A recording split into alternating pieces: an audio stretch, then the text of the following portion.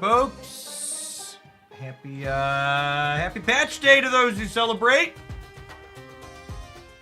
Coped up, ready to go.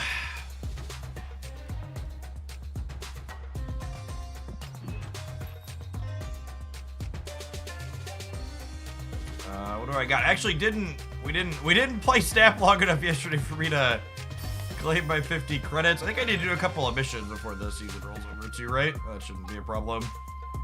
Gotta get 2 of these done.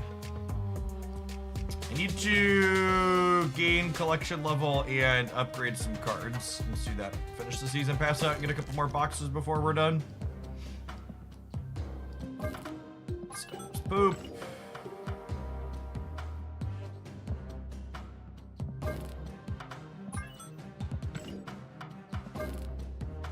Yeah, we'll leave Agatha. So.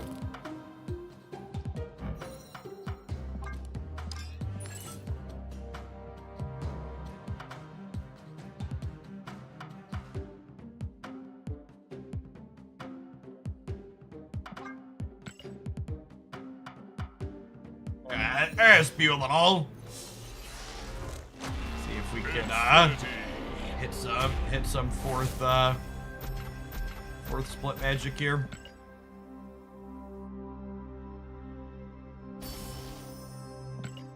A little bit of contemplation before the spear. I was gonna end up like playing a lot of Wolf at some point. I need to upgrade a card for the mission.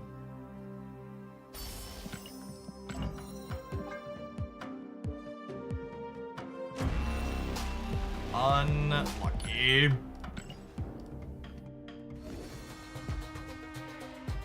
I think that's what we were looking for, though.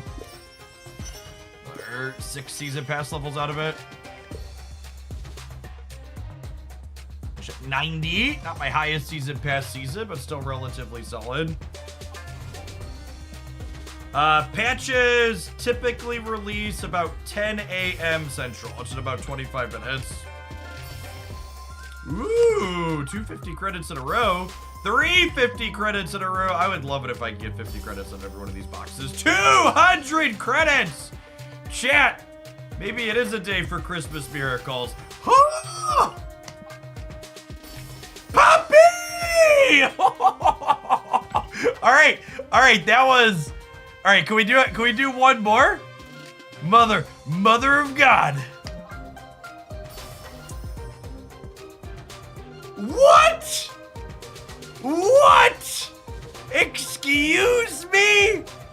What an absolutely insane end to our season pass cash. What was that? Was that 200 credits, 450 credits, and 100 gold? Holy shoot. I feel like I need to go look up what the loot box table is on these, because that is incredibly unlikely. Holy.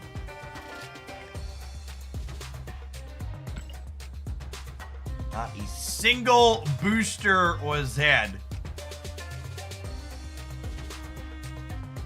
Aquarius, thank you for the 13 months. I appreciate that. Welcome back. It's Broad saying sorry for all the Eliath games.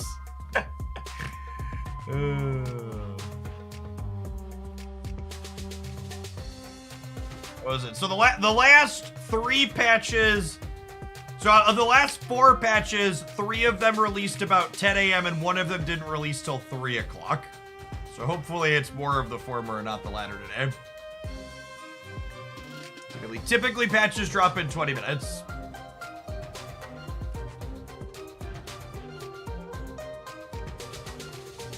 Haha! I do have a sword for you, Poseidon.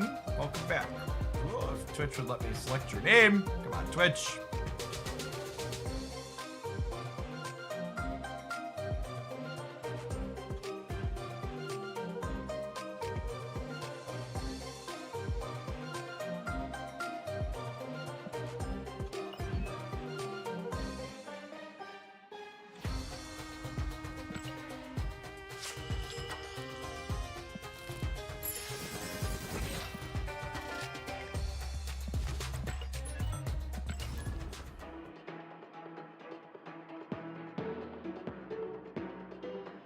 Happy patch day, Avi. Thank you for the 41 months.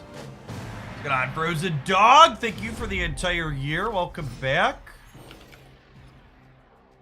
McDougal, thanks for the half a year. Moot, thank you for the 7 months.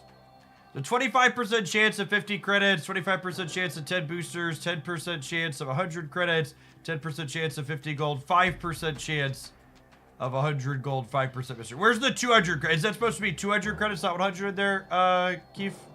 Keith? Hey, Guard, thanks for the raid. Hope you had a good stream this morning. Good on, Francisco. Thank you for the 9 months. Appreciate that. Ooh. Piece of candy. Ho, ho, ho. Merry Patchmas. I guess Sinistr Run is also good for their Destroy deck, but... The season 4 or 5 weeks? Season's done this afternoon. 4-week season. 4-week season, 4-week season this season, 4-week season next season, 5 weeks in January. We're about to get Killmongered, gamers.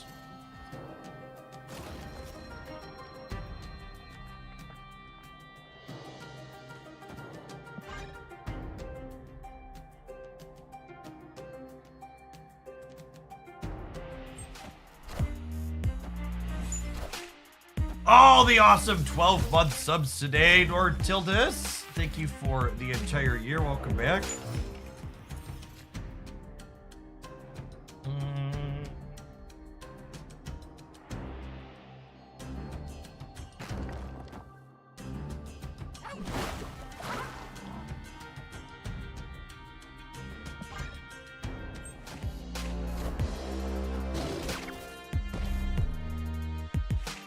Going on, Storm Raven. Thank you for the 3rd of a year. Welcome back.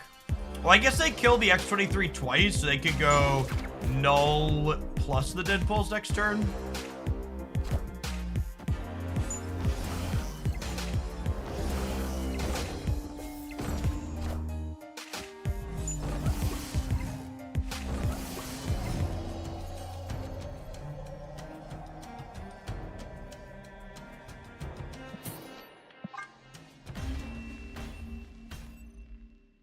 Escaped.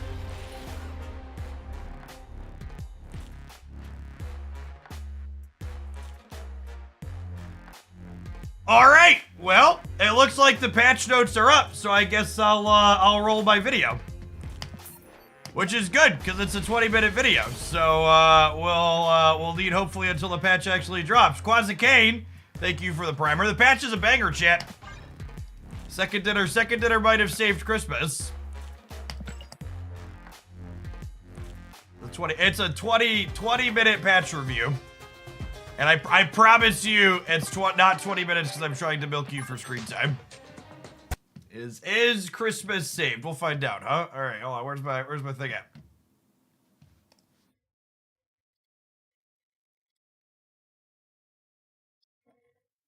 Downloads, patch review. There is a lot going on in the Marvel Snap patch today, from an Alioth nerf to a Chavez rework to a whole bunch of new features coming. Let's go ahead and dive right on into the details and let you know my thoughts on where all of these things leave Marvel Snap headed. I've never won to bury a lead, so let's talk about the card that I've cared the most about changing, been very vocal about up until this point, and that's Alioth.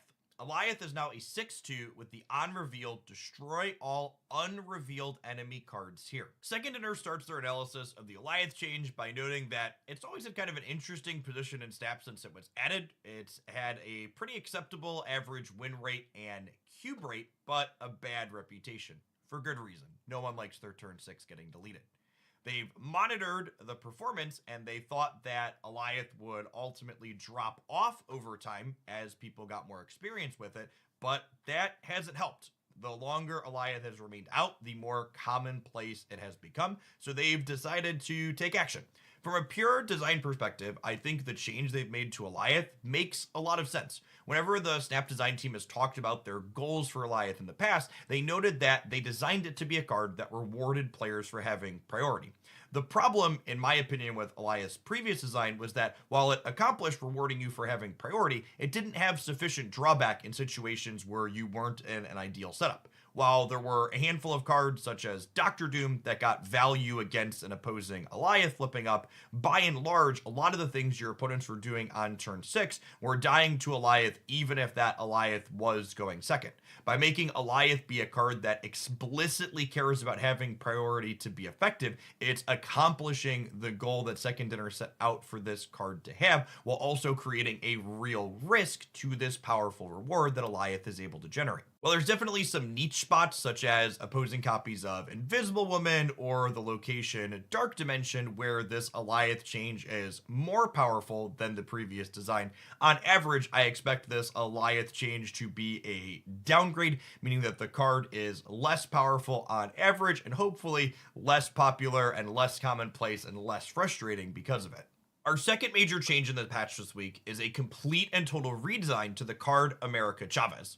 She is now a 2/3 with the on reveal effect. The top card of your deck gets +2 power. Seconder notes that they redesigned Chavez because from a philosophical perspective, she wasn't functioning how they want people to have game pieces function in Marvel Snap.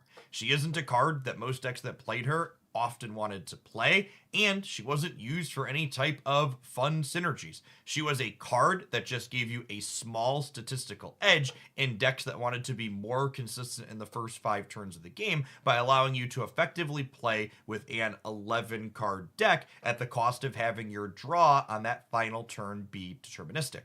While there were some small exceptions to this rule, such as discard decks playing Dracula or lockjaw decks that occasionally like flipping the 9 power body into play, by and large, most decks playing Chavez were just using her to thin their deck and not as a functional game piece. Seconder notes that decks that were previously playing Chavez are obviously going to be weakened by this change, and they're going to be keeping an eye on those to see if they need to perhaps buff their pieces or introduce new pieces to add consistency back into them.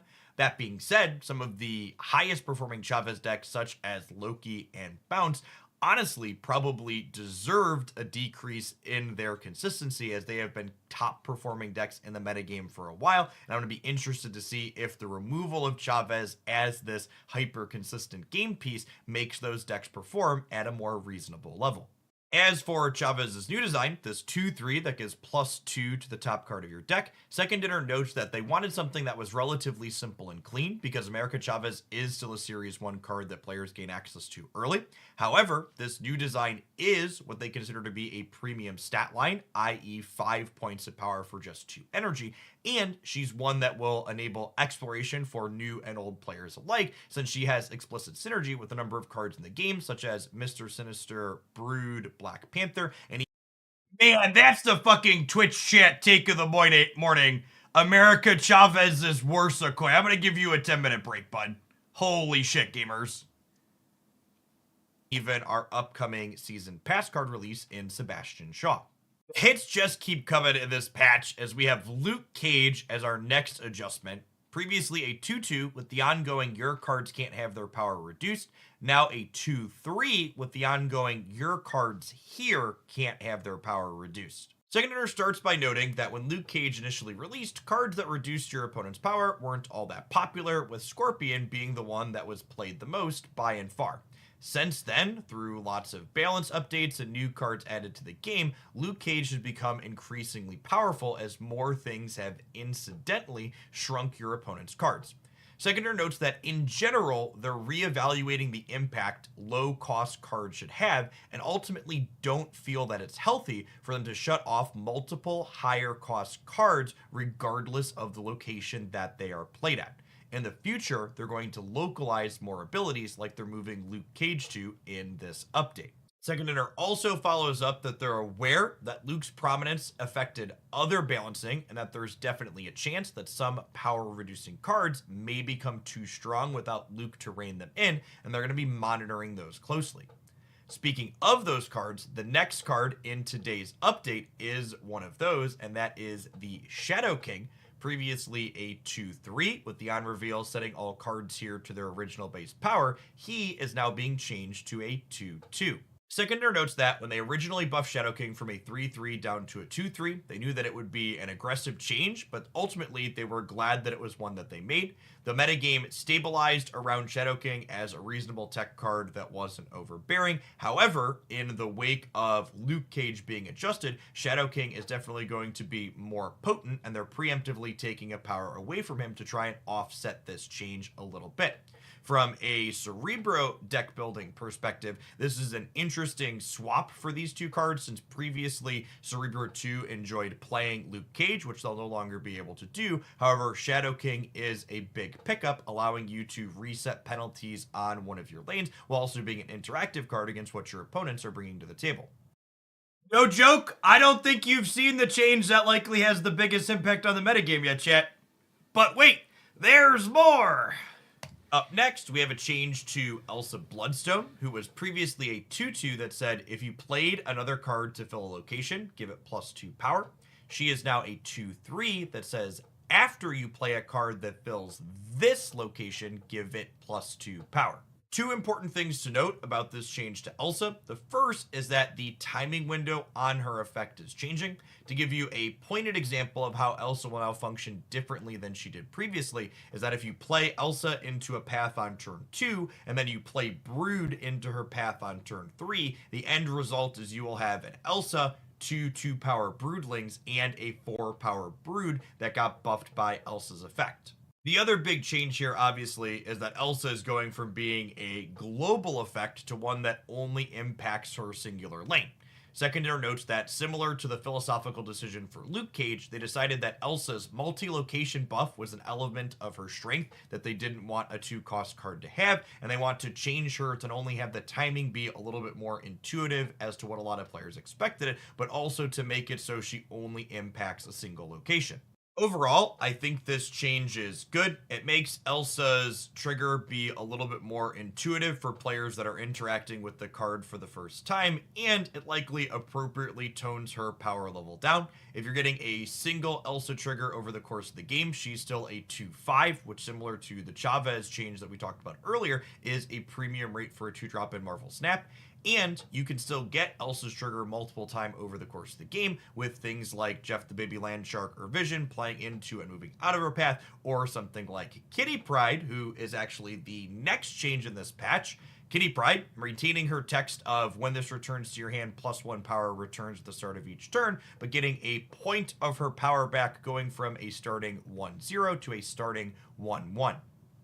Signature comments that whenever possible, they prefer cards have at least some amount of starting power, so they're happy to give 1 point of power back to Kitty. They also mentioned that overall, they're not certain where the strength of Elsa and Kitty are going to end up at after this set of changes, but they're also confident that if they fall short or if they overestimate the impact, they can easily adjust one or both of these cards via a future over-the-air update.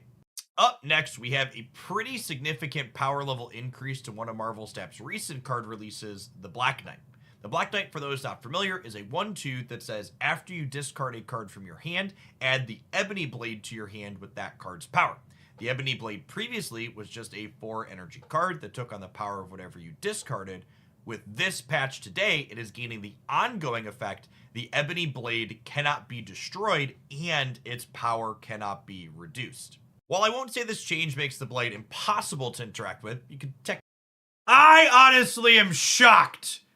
Second Dinner is buffing this card after it's left Spotlight caches, and it's completely unfair to everybody that skipped it. I mean, Black Knight is in an upcoming Spotlight cache later this month, and this is a blatant cash grab to make people get the upcoming card in the upcoming Spotlight. Wait, it can't be unacceptable in both ways. No, never mind. Logical inconsistency. Rage!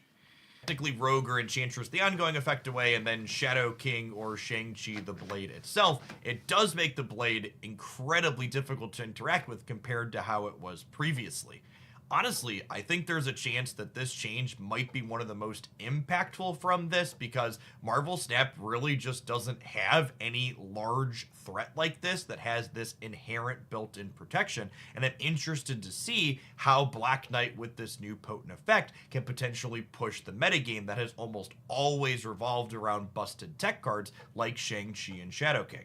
Up next, we have another buff to Ravonna Renslayer, keeping her same ongoing text that she's had since release, but this time she's going from a 2-1 up to a 2-3. Second Dinner acknowledges that their internal playtest team clearly missed low with this card, considering she originally released as a 3-3, and even after being buffed to a 2-1, she still has yet to find a home in the metagame. They then go on to muse that the addition of Miss Marvel as a metagame staple increased the amount of ongoing hate that the format sees as a whole, which has hurt cards like Renslayer in terms of their playability. They're hoping that by pushing her power up, she can both become more efficient and perhaps potentially find a home in a Cerebro 3 style deck, which is one of the better performing archetypes that have leveraged her so far. Our next change is one that feels kind of out of left field, but has a really interesting and kind of sweet, honestly, justification for it. Thanos' Mind Stone is going from a 1-1 with the on-reveal of drawing 2 stones from your deck to a 1-1 with the on-reveal of drawing 2 1-cost cards from your deck. Second Dinner notes that they're making this change because they've been working on designing future in-game effects that will grant a player a random Infinity Stone.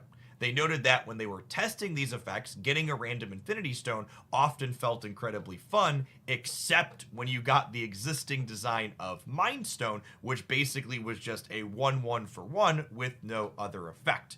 They're making this change now ahead of adding those effects to the game to see how it impacts Thanos overall. And honestly, I don't blame them for just making this change and not doing anything else to Thanos' kit. I think there's going to be some situations where you play like a utility 1-drop or 2 in the Thanos deck, and now this Mind Stone change helps you find them more consistently, and it ends up being an upside. That being said, there's definitely going to be other spots where it's a net negative, so I personally am going to be interested to see where Thanos' kit ends up overall, if it'll end up getting a buff in some manner as a fallout from this change. We're into the home stretch of this patch review now. We've got 4 more cards left to cover that are having some functionality changes, but they're all pretty closely related to each other because they're all kind of covered under this update that Second Dinner is doing to unrevealed cards, mostly. It just keeps going, chat. I just want you to know, And Past Jeff is technically a liar here. There's gonna be 5 more cards. Fuck Past Jeff. No longer being moved. Second Dinner notes that one of the default rules in Marvel Snap is that unrevealed cards tend to be immune to things like being destroyed, bounced, or referenced for other effects because, in general, they're not considered to be in play. This, however, wasn't true for movement effects because the more prominent movement effects at the time, Arrow and Juggernaut, both necessitated them being able to move unrevealed cards for their effect. This meant that newer content they added to the game also followed a similar rule. However, they've since decided that this largely feels like an inconsistency that adds more confusion than it's worth, so moving forward, they are standardizing move effects to only affect revealed cards by default, with anything that impacts unrevealed cards explicitly saying so. So what does this mean in practice? Well, the 2 more recent card designs that are known for moving face-down cards that will be changing with this in terms of functionality are Spider-Man as well as Stegron. The text won't change on either of these cards, but their functionality is that they will no longer be moving cards that are face-down with them. Stegron is also getting an update to be a 4/6 because he, generally speaking, is an underperformer, and they want to add a point of power to him to see if they can help make up for that fact. Moving along to a card that's getting a more substantial change with this consistency update, Arrow is getting a fresh text box. Previously, Arrow was a 5/8 with the on-reveal, move the last enemy card played this turn to this location. Arrow will now be a 5/9 that says on-reveal, move the last enemy card played anywhere to this location.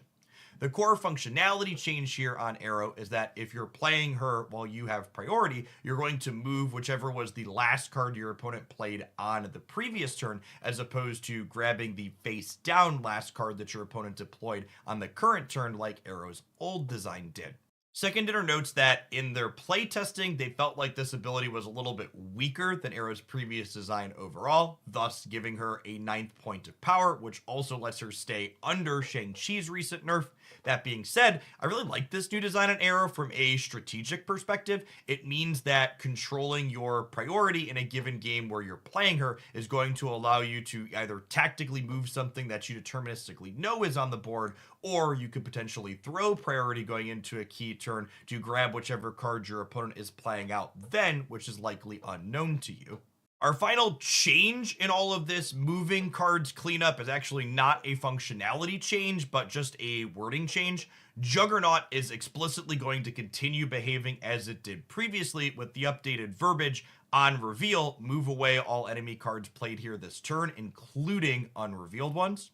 This is the exception to the moving rule that Second Dinner talked about at the start of this section, where if something can move the unrevealed cards, it's going to explicitly call it out. I think Juggernaut being the exception to this rule makes a lot of sense, because at a core design perspective, this card just doesn't really function if you have to be going second in order for it to move things around. All right. I know I said the movement cards being tuned up was the last change for cards in this patch, but this next one technically is a bug fix and not a rework. The long-standing bug with the Phoenix Force is finally being addressed in this patch, which some of you at home might not even realize was a bug. That bug is that copied Phoenix Forces lost the ability to move around the board, which they will now have. This means if your Phoenix Force gets duplicated on Sinister London or Bar Sinister, or if you're copying a multiple man, every single one of those instances of the Phoenix Force is going to be able to freely move around the board every single turn. This is honestly a pretty sizable power level upgrade in this fix to the Phoenix Force. That, combined with the fact that perhaps we'll see less Professor X with the Alioth change, could mean that this card could be a metagame force to be reckoned with.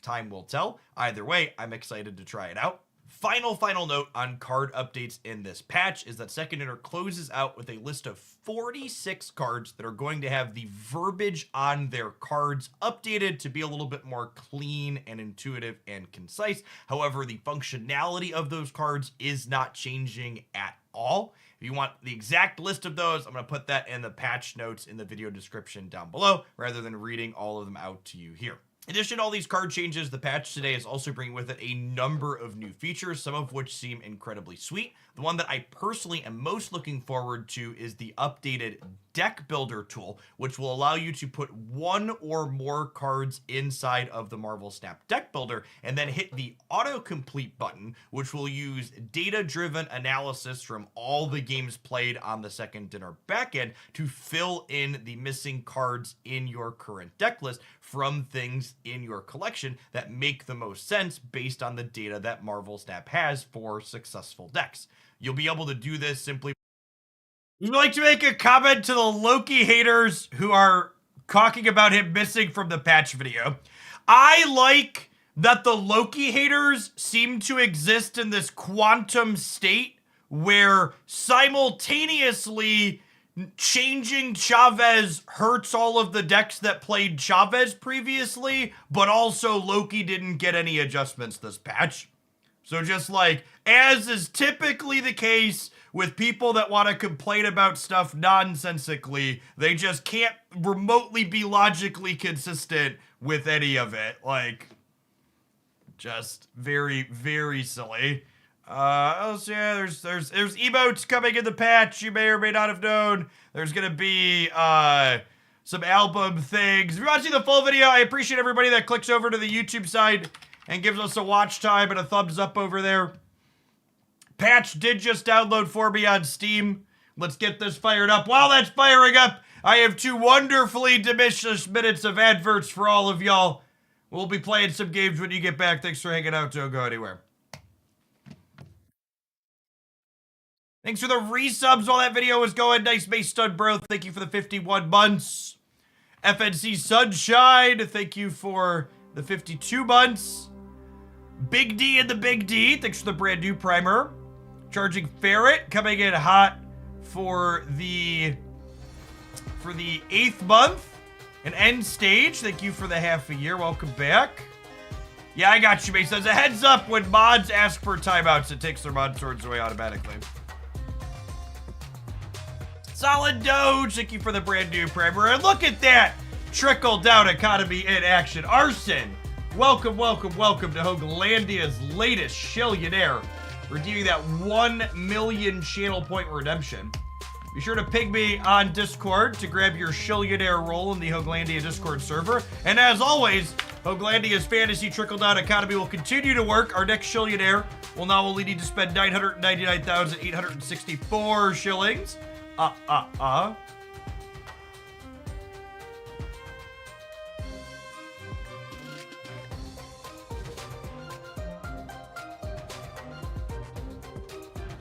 What do you think is going to be the most impactful change? Honestly, I think the Black Knight has the potential to be the most impactful change. You know what else is pretty impactful? The 29 people that pressed the like button on the YouTube stream without me asking for it. The other 170 of you have a chance to make that impact too still low as well. Be sure to be a button presser over on that platform.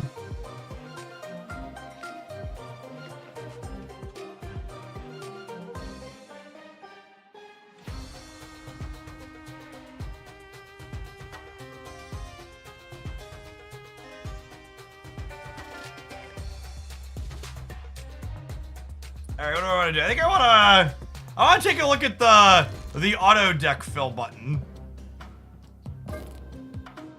What happens when I press this button, chat?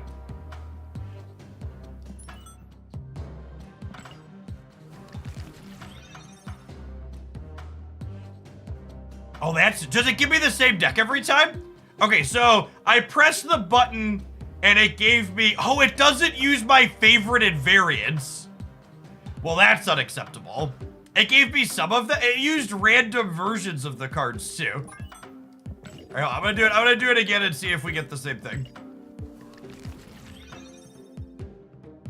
Okay, so it assembles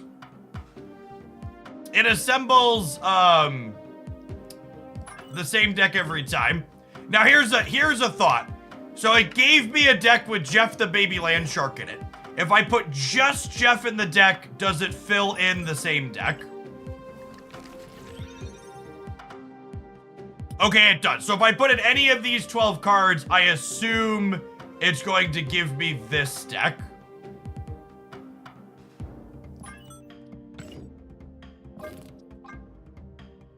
Okay, here's a true question. If I put in new Chavez, what does it give me?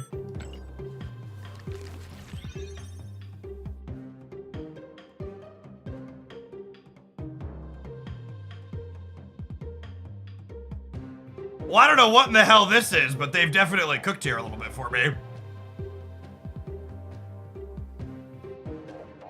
But we should obviously play this at some point, right? The algorithm loves movement decks. It certainly seems like it. Albums, like, oh, we have albums. I have albums. Venomized variant. Oh! There's a key inside of albums. Oh, that's interesting.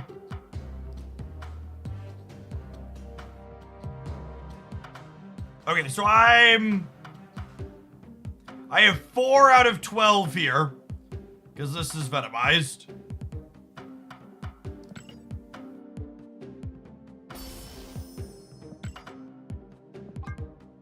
I have a singular Jim Lee X-Men. Never completing this album. I have most of the, oh, the albums are different. The prizes are different. So this one has a key in it. This one just has credits. This one has collector's tokens. Interesting.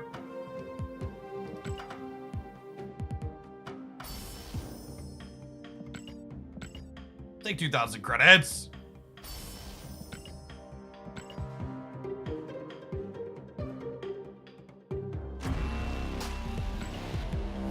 I'm missing Dan Hip Claw for finishing this one. Oh my god, they're gonna sell so many cosmetics with this system, chat.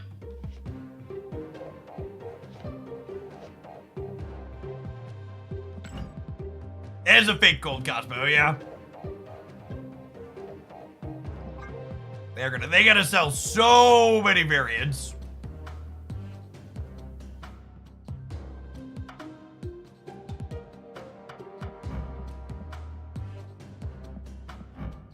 Baron Mordor stonks through the roof, chat. Get you a Baron Mordor. The most useful he's ever been. Oh, that's a good question. Someone said when you autofill Cerebro, it gives you Cerebro 3.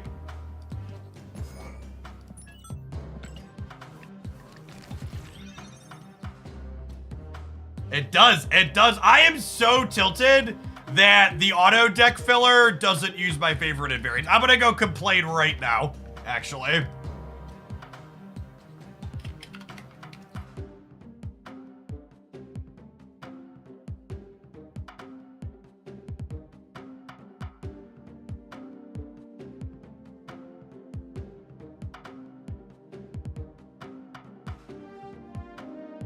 Oh, the secret 2099 deck. That's the real question. What's cooking here?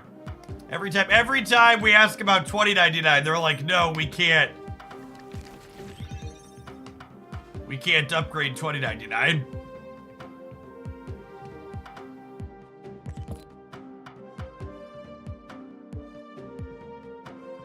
There's the deep tech.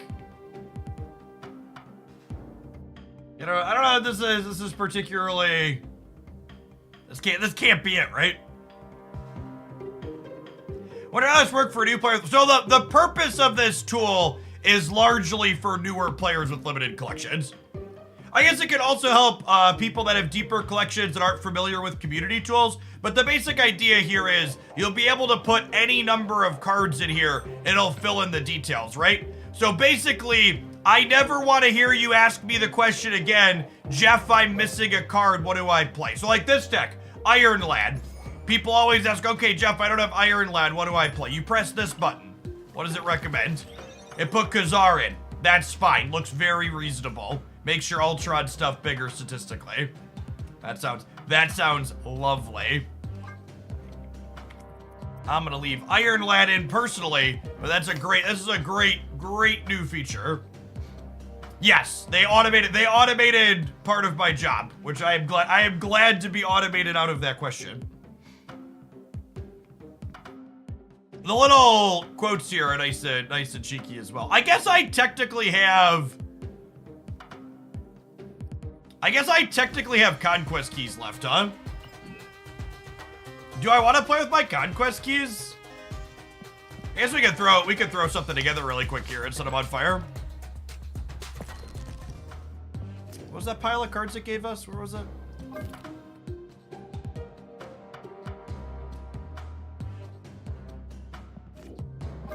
Oh wait, Stegron. Stegron got a buff. What was the best Stegron deck?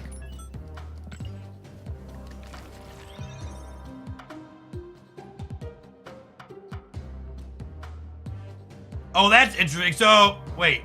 Is it interesting? Why is there a brood in here? Okay, sometimes this is some hot fucking nonsense.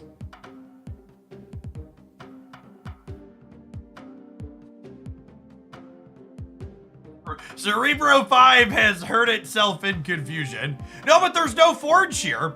Someone's like, it's pre-forge nerf Cerebro 5, but there's no forge in this deck.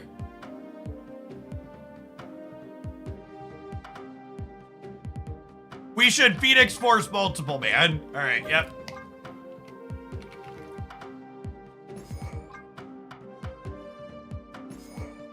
All right, hit me, Brood.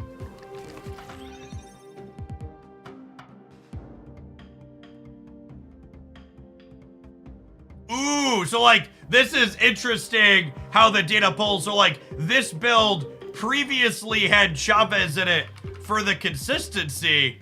But honestly, do I cut her? She's kind of okay. She's kind of okay with Shuri and Nimrod and Human Torch and even Phoenix Force to a degree, right?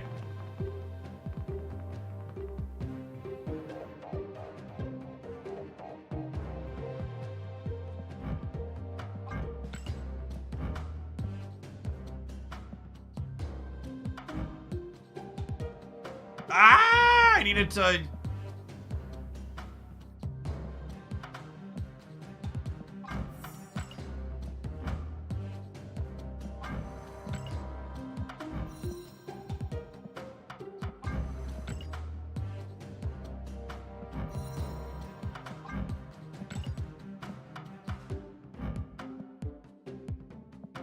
Oh, I hope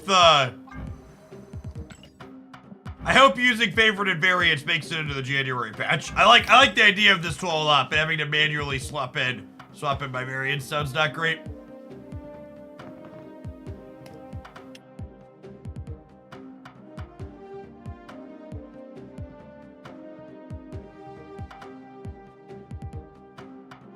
But have you put Mr. Negative in? That's a good question. Let's do that really quick, and then I'm gonna burn some Infinity tickets.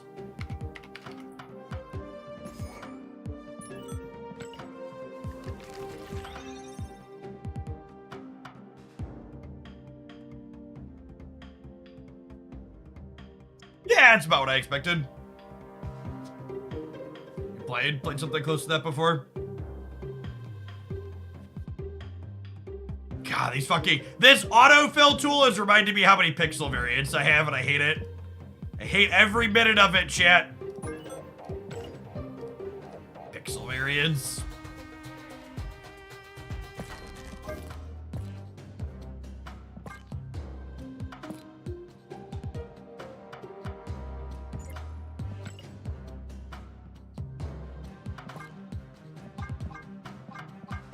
Oh, these are, you can favorite the emotes, huh? They're your first strings. Eventually you'll have a bunch of emotes, right? Got it, that makes sense.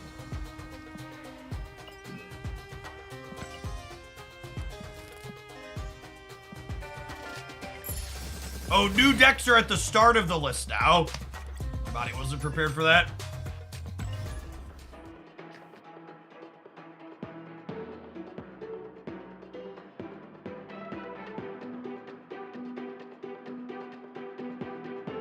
Hey, glad you enjoyed the patch breakdown video, Delpho.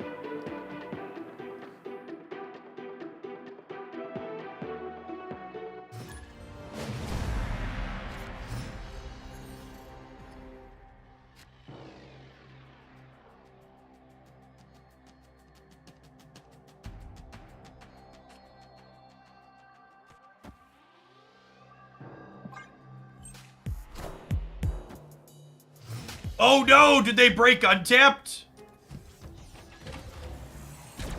Are we in a Untapped needs a patch type situation?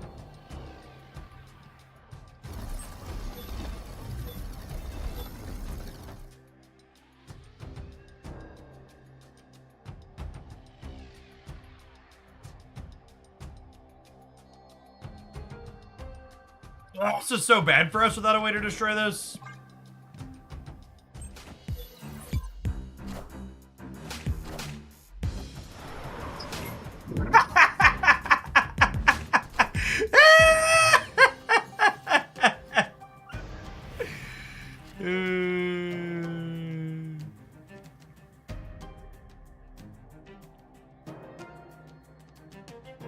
When you make a deck, avatar, card back, and title are automatically chosen from among your favorites. Sick.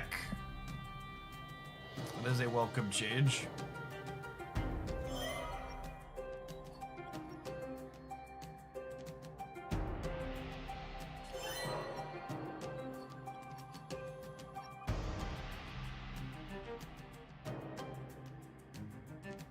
Uriel, thank you for the 2/3 of a year. Welcome back. I mean, I guess we'll pull this. No, I'm gonna wait a turn. We can draw a destroy card next turn and blow this up into Phoenix Force plus Ghost Spider. Thanks, I think. Whoa, what a rip. What a rip. That's fine. We drew Deathlock at least. Am I gonna snap them? I think I'm gonna snap them.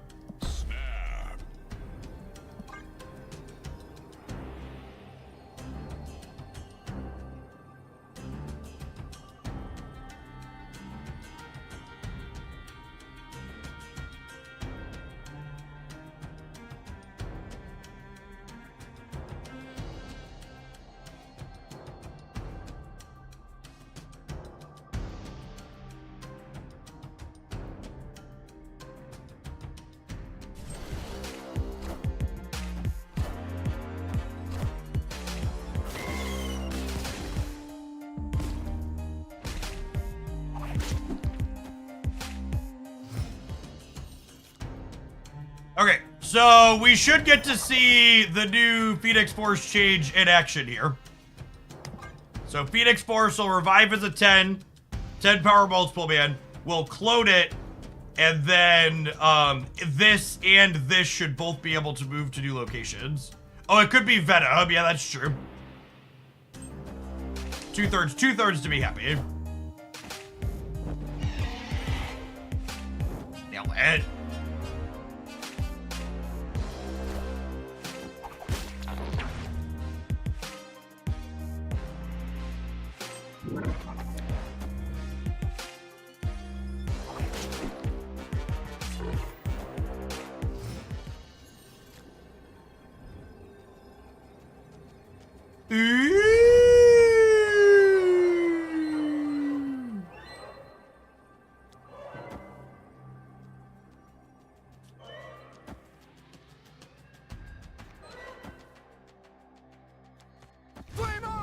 Do this so Silk ends up not middle.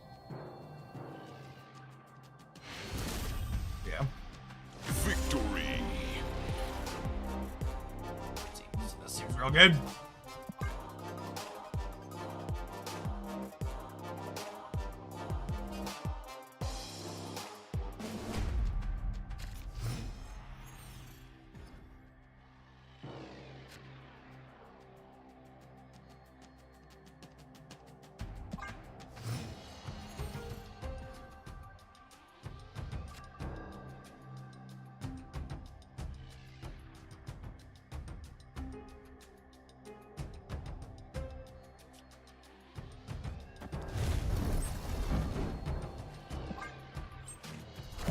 Yeah, 2-3 Chavez is gonna take some getting used to.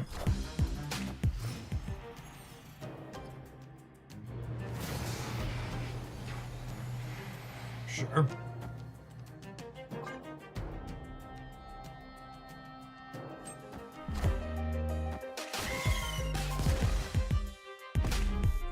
Chaos Gregor, thank you for the 6 months in advance. I plan to be here. Thanks for keeping me around. Morning, good morning. Well, golly.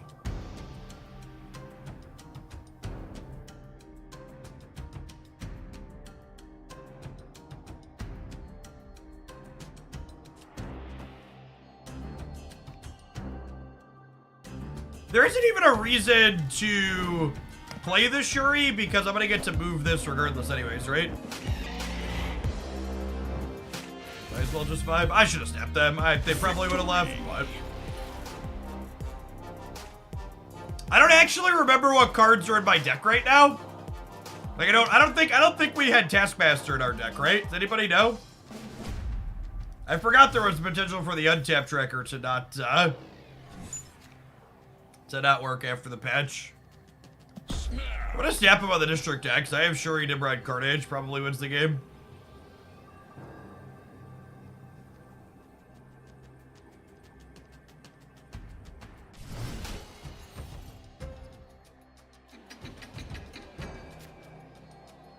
Oh, that's a great shout. If you autofill a deck and then you copy it and paste it, you'll get your favorited versions of variants in it. That's a good workaround in the short term.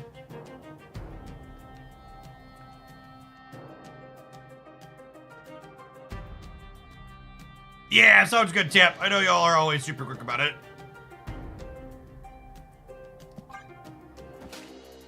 Friendly neighborhood Spider-Man here. It is a chonky patch update, Mason. Oh, it's so sad that we don't have time to do this. So Shuri and a Nimrod here.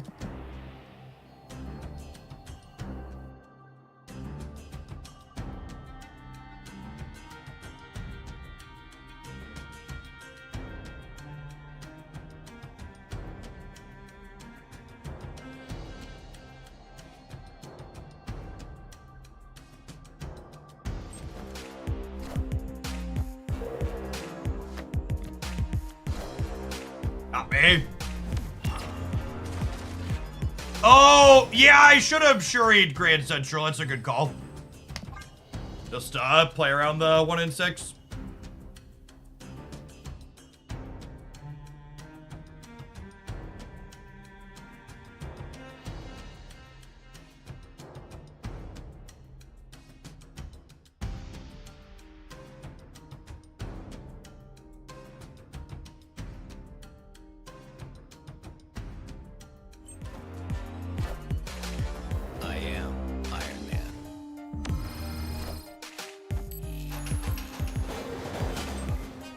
Oh, Wongers!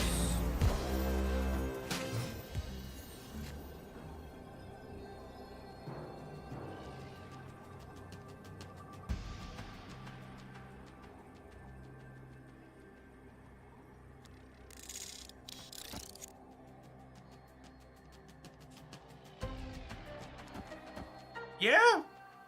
Yeah.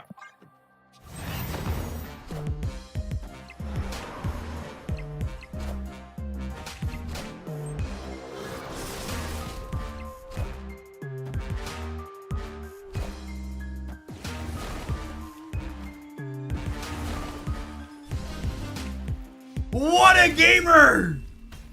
New Arrow absolutely shoved us in a trash can. She's back. What a neat. I really like the design direction they took with her. Feels like it was good. Yeah, grabs the last cards you played. Oh, snap.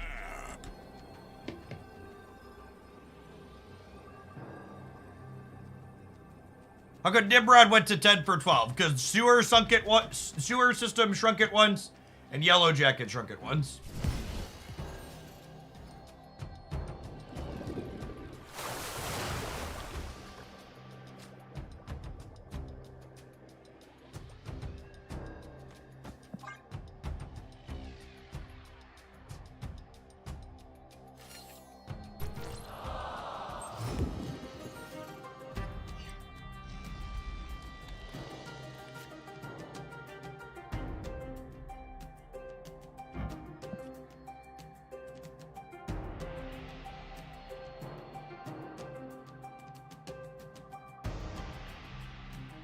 I'm going to play Ghost Spider here. Well, am I? But I guess I don't want to, or do I? Yeah, let's pull this over, and then I'll go Shuri into Nimrod, into Carnage, into Venom. Yes. Yes, final answer. Friendly neighborhood Spider-Man here. You ain't moving shit, Spider-Man!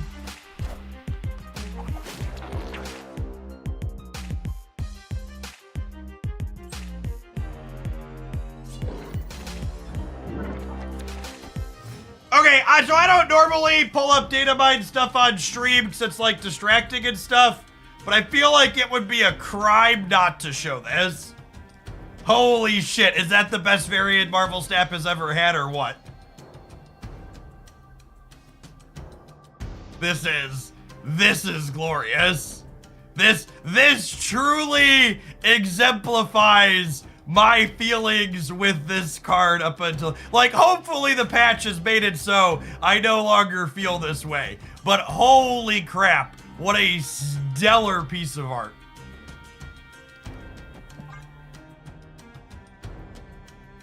Yes, that is a Rion.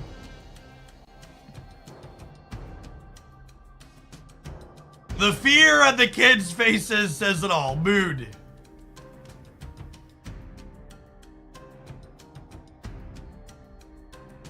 The people who are complaining that the auto deck feature isn't giving them new updated deck ideas for cards that were just changed in the patch are the biggest fucking idiots in this game.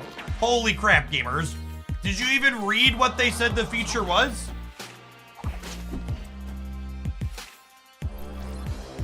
Like, the fact that it's giving you existing old decks is very much a feature, not a bug.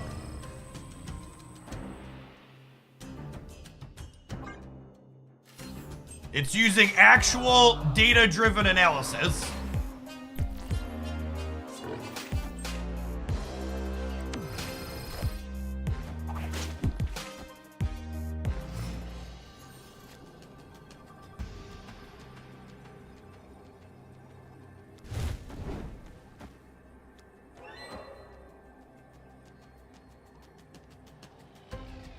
This has me losing the left still is the problem, right? Oh my god, am I about to get a Goliath? I think I'm about to get a Goliath, chat.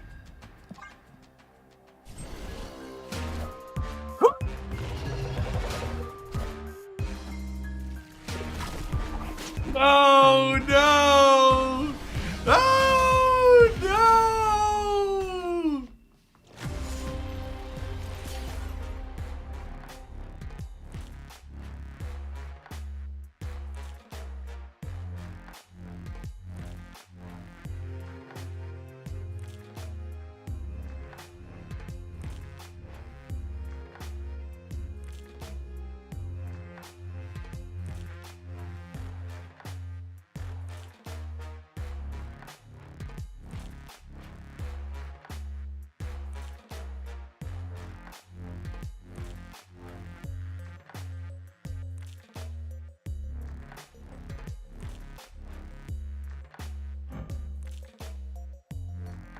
Where was my artwork? Did I close the tab? I closed the tab. Sedge.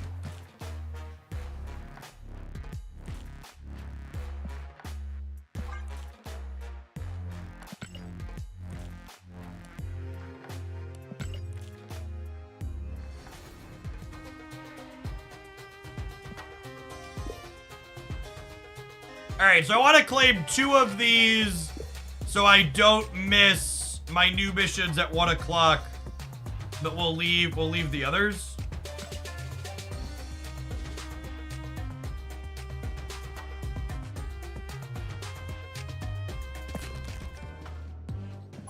I think Phoenix Force probably still sucks shit, chat.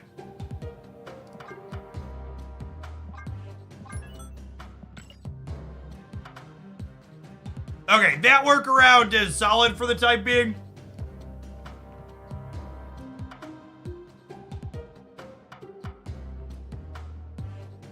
You just copy and then repaste it.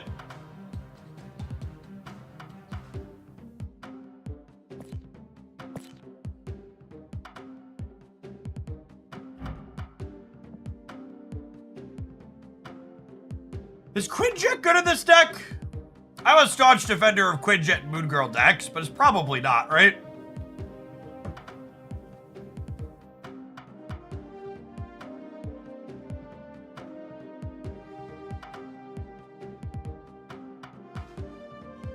I mean, this deck gave us, was from the autofill, so if I cut the Quinjet, it should put it back in, right? Yeah.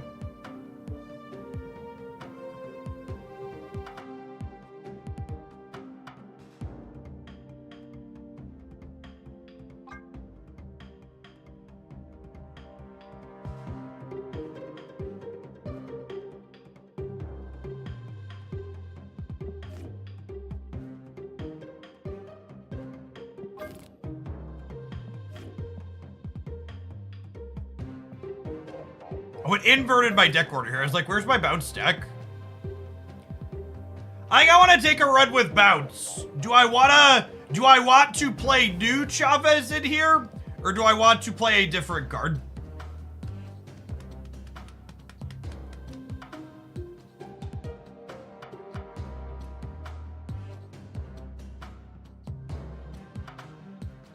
She could be okay.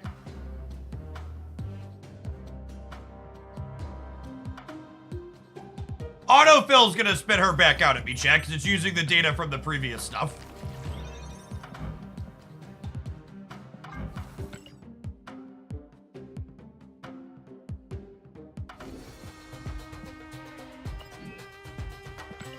I got 5 tickets to burn. Let's burn them.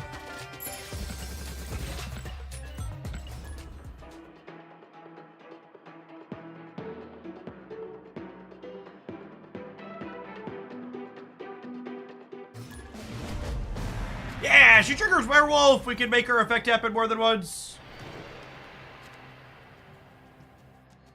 I'm so excited for all of the people to call new Chavez bad Okoye for them to tell on themselves that they don't get it.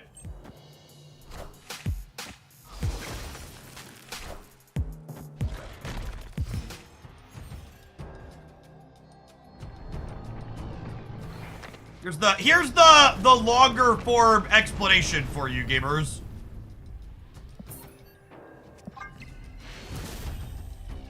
Okoye requires you to draw and play 3 cards to get 5 points of power out of your 2-drop.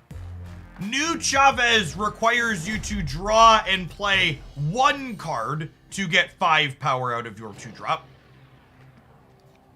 This is an incredibly large difference between the two.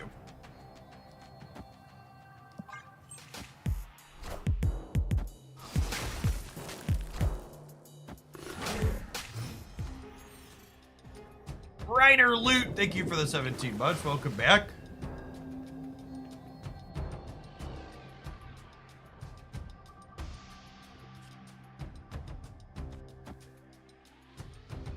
What you're saying is Chavez is bad, Iron Lad. Ooh, that was a fun animation.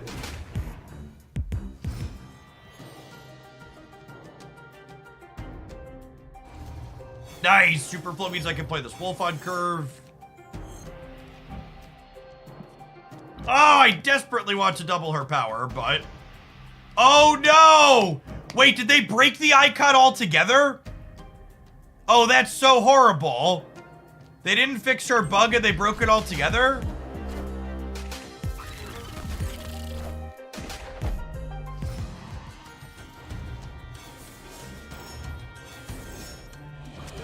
Okay, it takes effect the next turn at least. Okay. At least we have that going for us.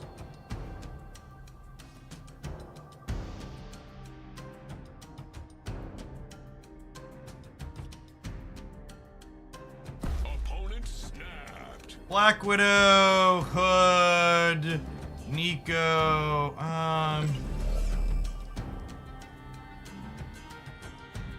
Black Widow, Hood, Nico, Forge. Let's go Nico, Forge. Yeah. I think I'm staying for the snap.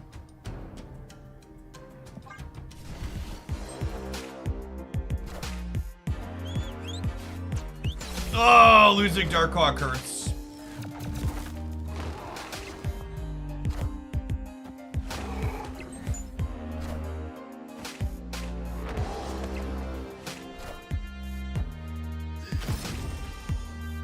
Clear for takeoff.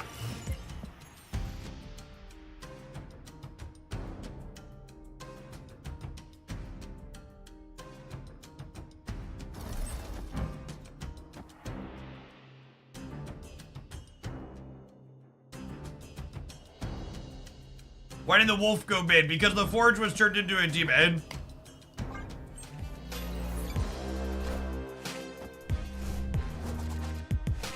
Demon doesn't have an auto reveal.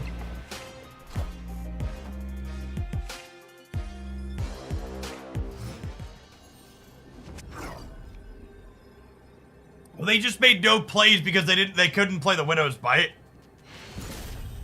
Nice. Victory.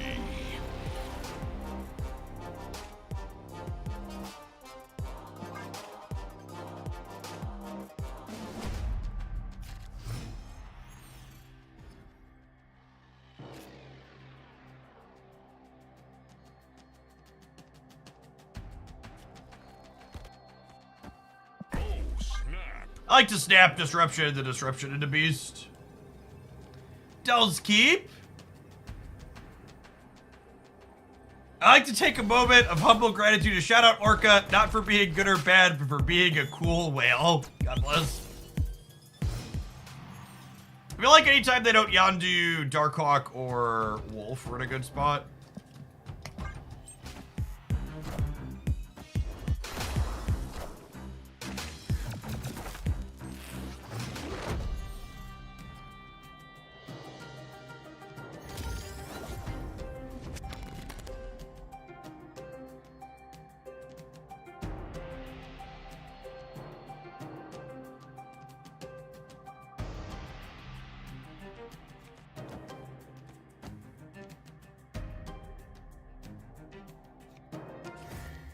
Almost made Noopsie.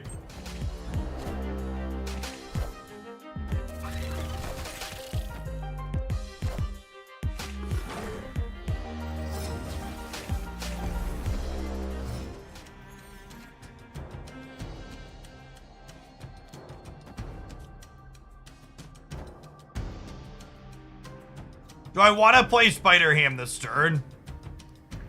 I'm returning all of these to my hand, which means next turn, this is 1, 0, 0, 1, 3.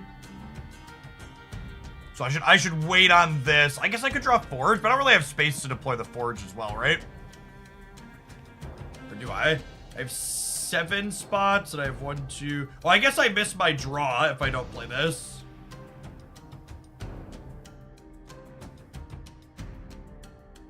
Okay, else is.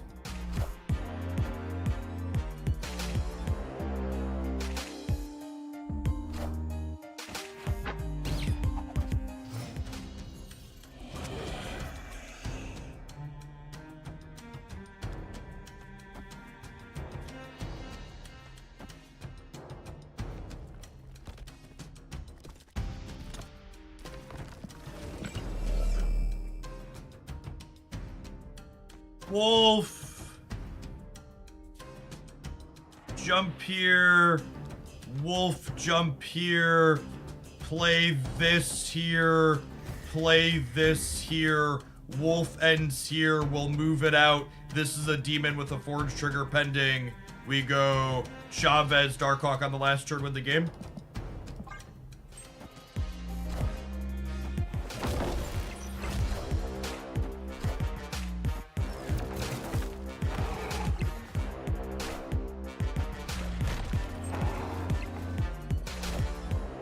We got rid of their Mystique, but they can still Cerebro us.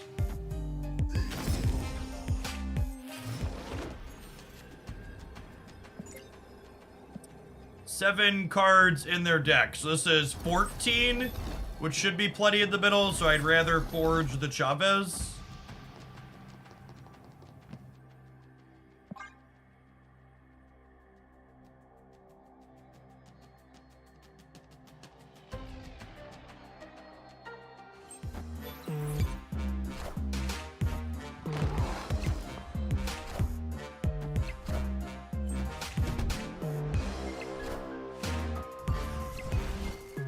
Oh my gosh, chat!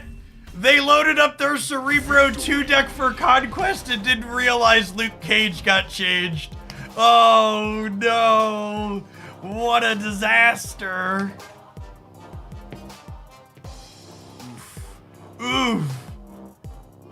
Look at the patch notes when you download, chat. Don't get caught, especially if you're a Cerebro gamer. Gotta look at those patch notes.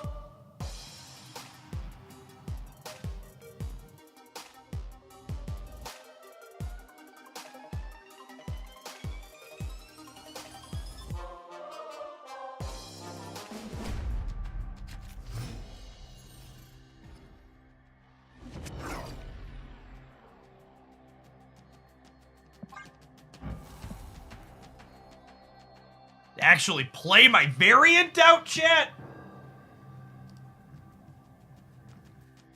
Neil before Galactus, thank you for the 13 months. Welcome back. I appreciate it.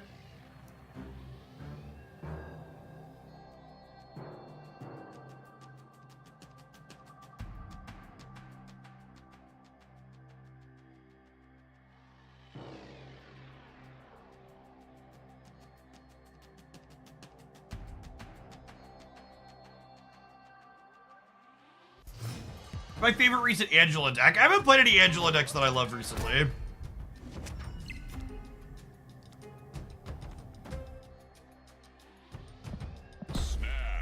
Snap the wolf draw. Hand's pretty good.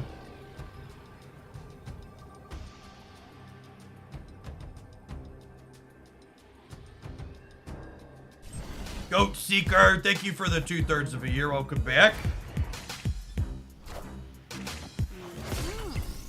God, her animation is so good. He certainly nailed that aspect.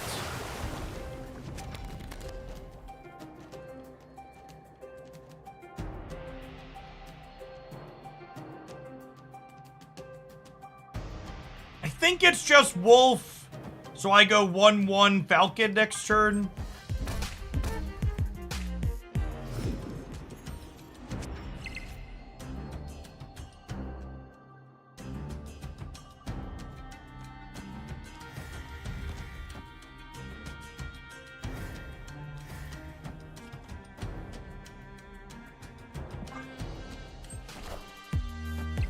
wind, aid my hand.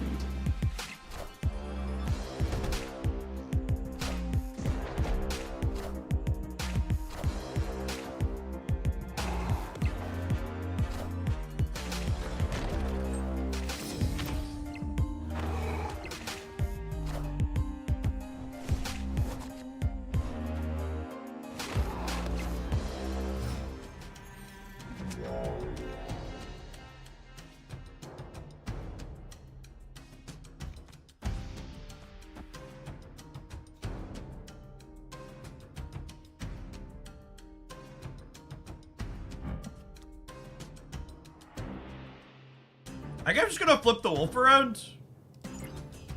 I mean, I guess my deck doesn't have a lot of good cards in it. It's got like Beast, Black Widow, Hood.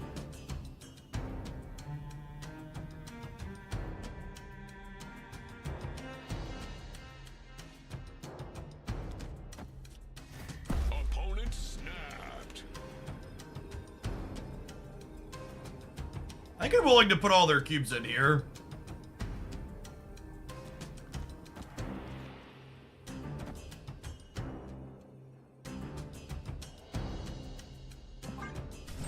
Hey, Streak!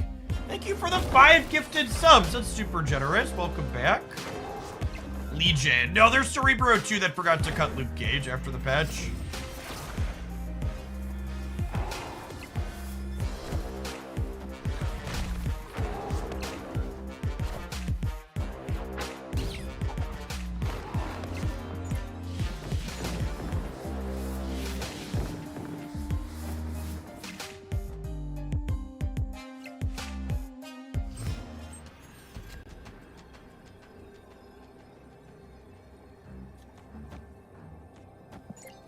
Deck has 5 cards in it. So this will be 15, so we're losing 2 here, which sounds great. And then Forge plus this is 20 on the left.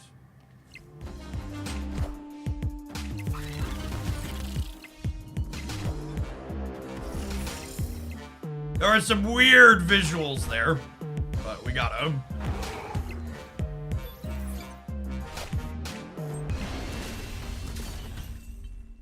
Victory. Chavez felt okay in that. Can I get some wolf boosters? Never. My 2569th Chavez booster. Nice. Alright, gamers, you know what else is really nice? These 2 minutes of adverts. They'll get you in 120 seconds. Thanks for hanging out. Don't go anywhere. If you're watching on the YouTube side, consider tapping the like button. 260 viewers, only 80 like button pressers so far.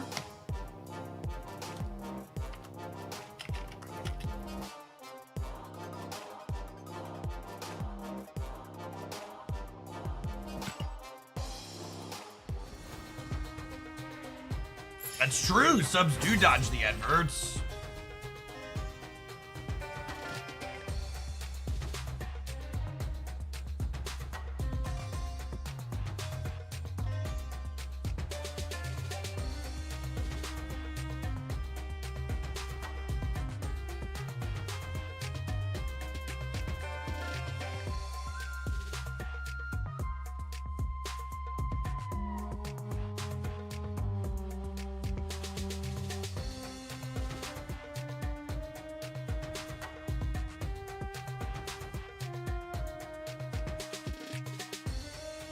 Hey, No Wheels McGee. Thanks for the 2/3 of the year. Welcome back.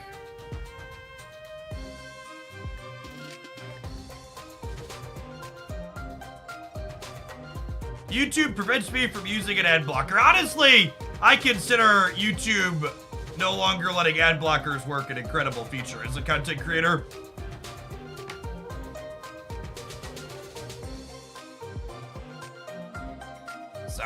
That sounds like the opposite of something that I don't want to happen.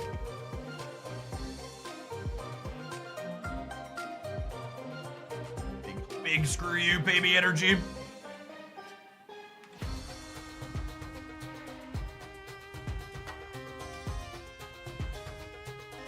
It was funny to me because I heard people saying things with YouTube cracking down on ad blockers that YouTube was unwatchable. but very similar to Twitch, identical to Twitch, creators on YouTube have full control over their ad placement and density on the YouTube side. So if you're trying to watch a creator without ad block and you think the video is unwatchable because of the ad density, that creator chose to make their video have that many adverts in it. What's going on, Radicus? Thanks for the entire year. Welcome back.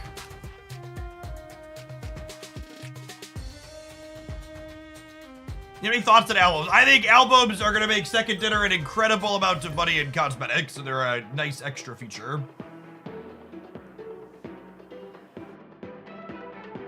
Right in thinking people are complaining about YouTube because if you subscribe, you mean like become a member? You're correct that YouTube doesn't have the option to disable ads for members. But also, speaking as someone who has memberships enabled on his YouTube channel, memberships on YouTube are not a feature most people use. Unlike Twitch, where the largest portion of my income comes from direct support and Prime subscriptions, on YouTube, most people just contribute via ad revenue. I really like snapping Korg into Widow and the Beast. It's my favorite. I am like an hour and a half through H-Bomber Guy's latest video. And yeah, it's great.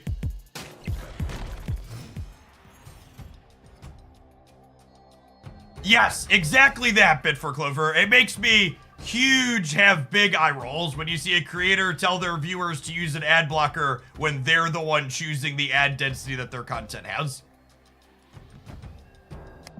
It's big gaslighting.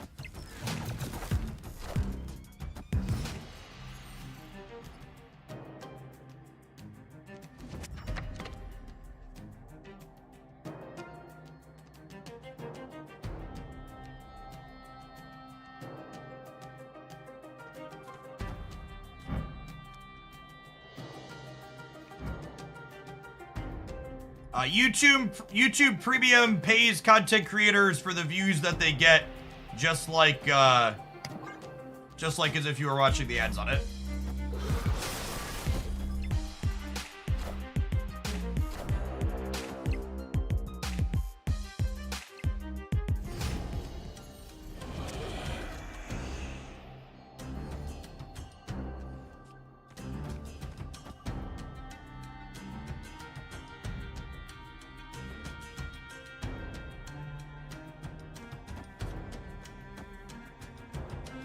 I think it's just this.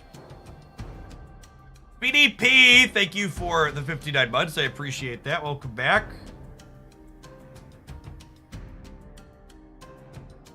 Maybe I put Falcon over here. If they already have their combo, we're probably dead. Yeah.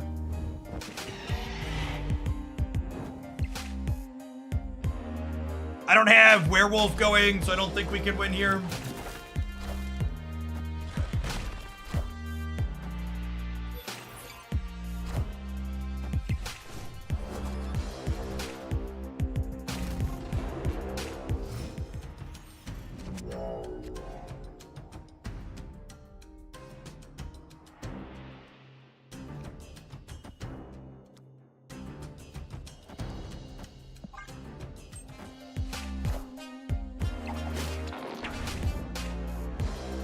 Wait, did they not move their Phoenix Force? Why didn't they move their Phoenix Force?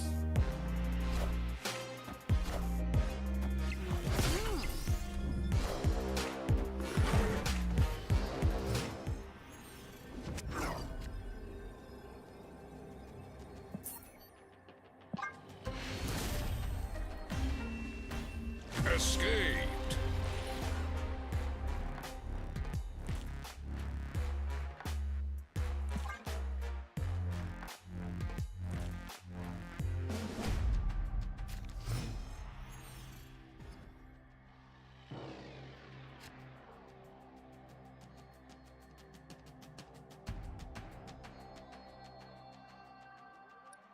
I think this is a matchup where I want to Spider Ham proactively because tagging multiple man, a destroy piece, or Phoenix are all very good. And I'm going to snap them before I do it, I think.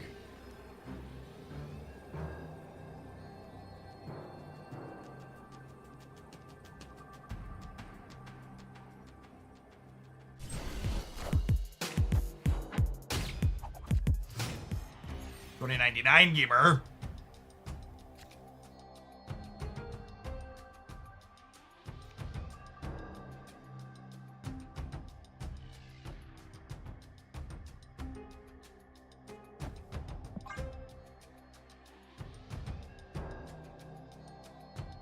Medic Butters, thank you for the 2 months of Prime. I appreciate that. Welcome back.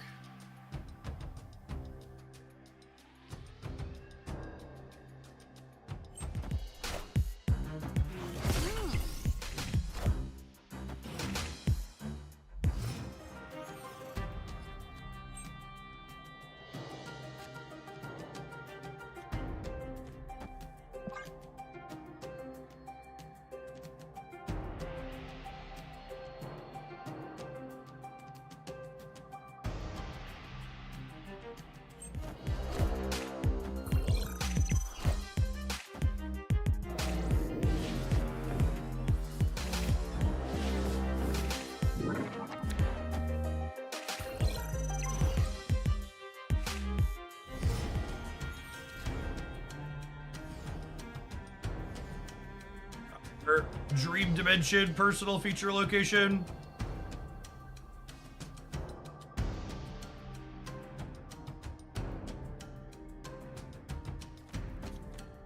Is this crazy? Call me, baby. I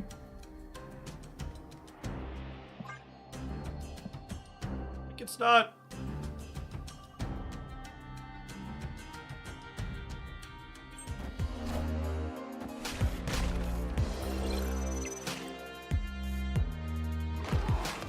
I was told by second dinner people that the Daredevil bug should be fixed.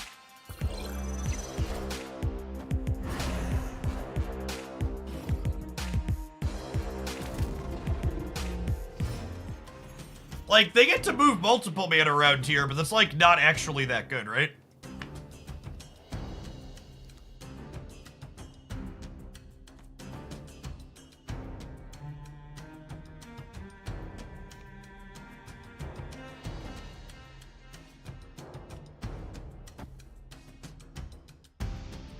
I think we do this, and then next turn, this is 0, this is 1, Demon is 1, Hawk is 4.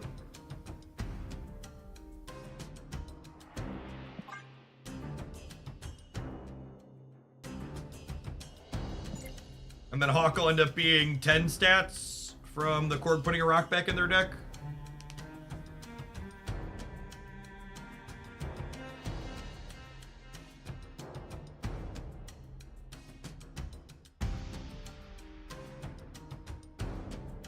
Yeah, after we finish this run with the bounce stack, I want to play some Ebony Blade for sure.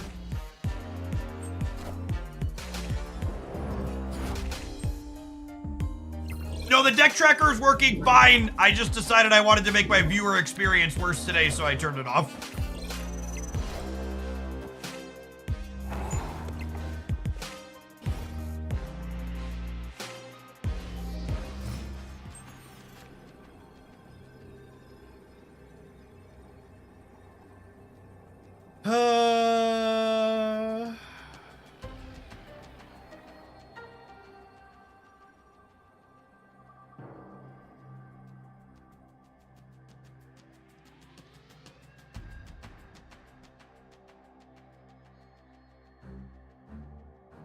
Great Web might beat us.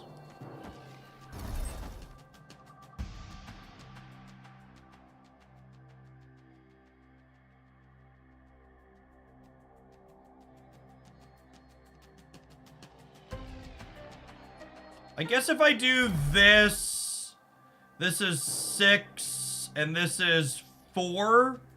So that's actually plus 10, right? Right? Yeah. Plus 4, plus 6. I think this is good. This wins the center and probably on the left or the right. That actually doesn't matter.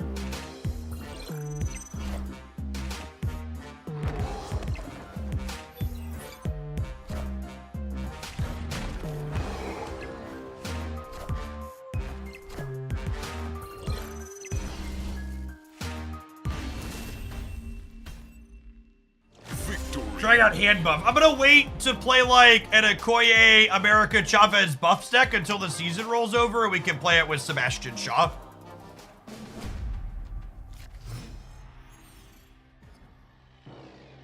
Casual 22 power werewolf. To be fair, I triggered Shuri's lab on that werewolf twice.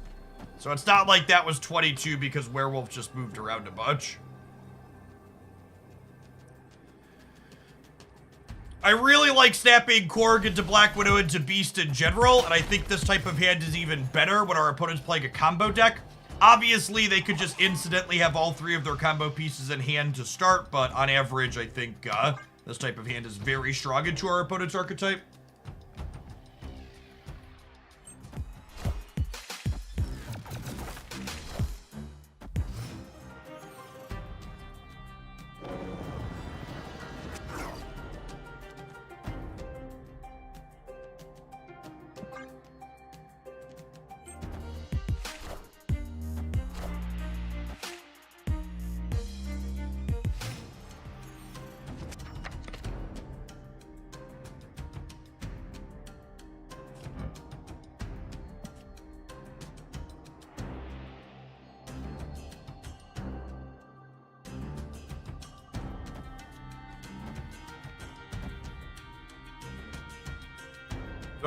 Do I just keep Black Widowing them? I think I just keep Black Widowing them.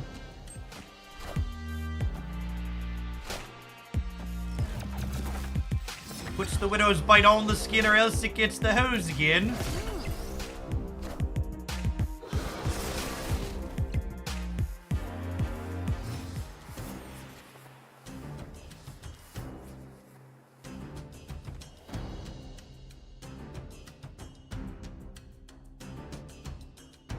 Unfortunately, this Strange Academy might mean that I'm screwed here.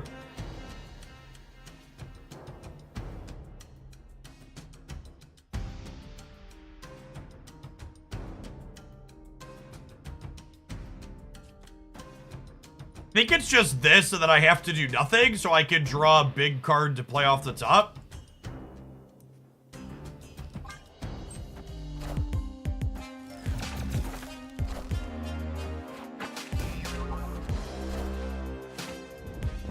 This is unfortunate. Our opponent has really not snapped appropriately in these sets. Their hands have been very good, and they have just let us limp into them and then leave for 2 cubes both times. So we'll leave for 2 here again because they were lucky. Very happy to be able to leave for 2. Escape. I don't know if Chavez is still a bounce card long term. She smells okay. She triggers werewolf.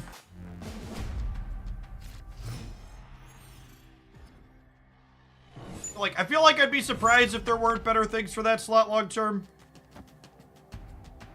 Snap. Hey, welcome back, Vita B.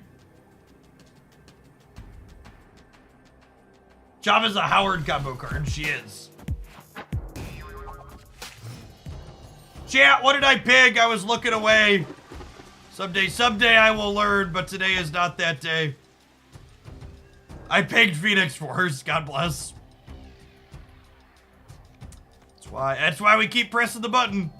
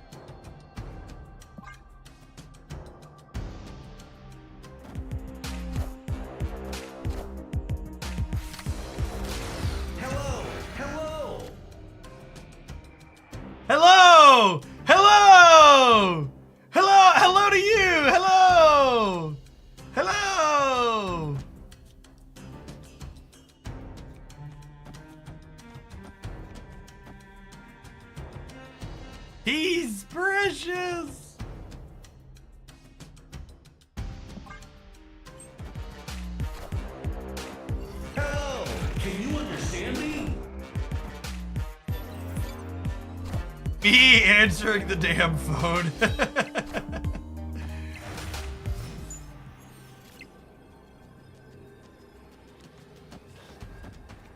I don't know if my body is ready for this Triskelion to turn into something that fills my hands. They're on a Zoom call.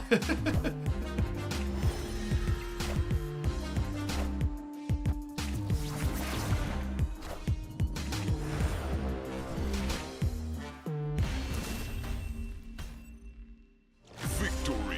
Does this mean we need to play more Infant on decks? Asking the real questions.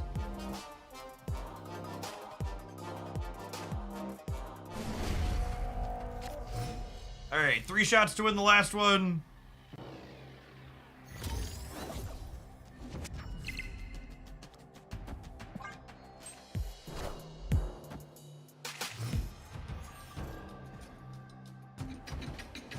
Wait, does this new voice line mean the Infidon is from a place called Vertigo?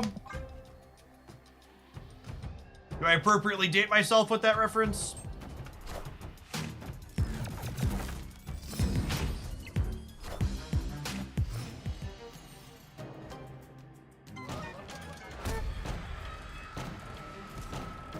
Chat, if you understood that reference, I just want you to make sure you check out our standing desk sponsor, because you're fucking old enough that your body definitely needs one. Alright, so do I want to deploy some extra 1-drops? I guess just Beast, right? Just cut him off with another Widow's Bite again.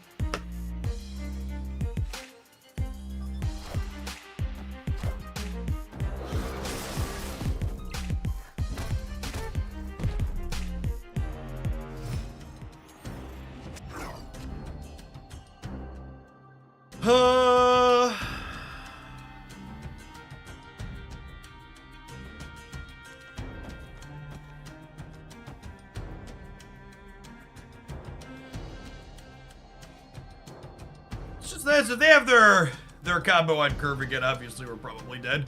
I think our good werewolf draws could probably keep up with their combo, but without that. I do, that was a fully sponsored plug. Yeah, the links in chat there for US and Canada are for the company that makes my desk. They make great, good stuff. 10 out of 10 would recommend.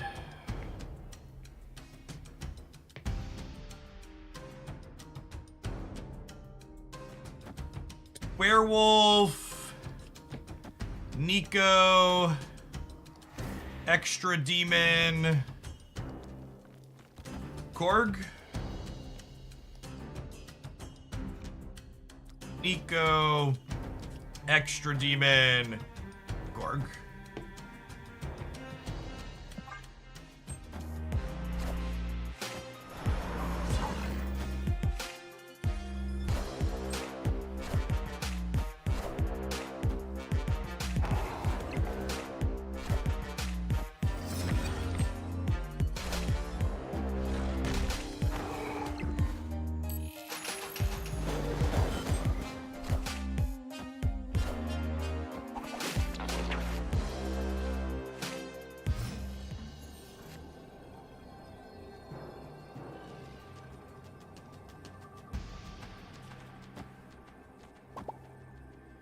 So if they have Chavez here, we're dead, but otherwise I think we're good.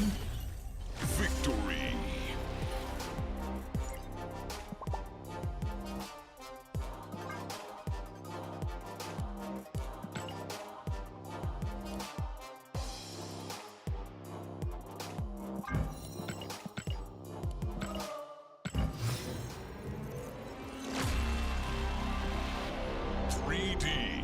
Greedy.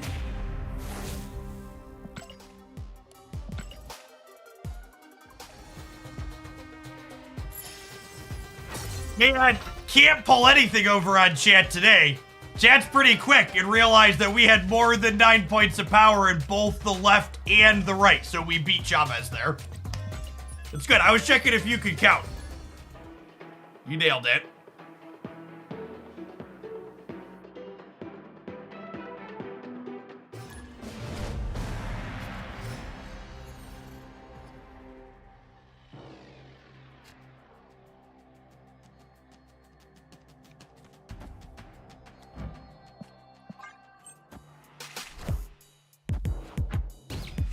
Rude. Rude.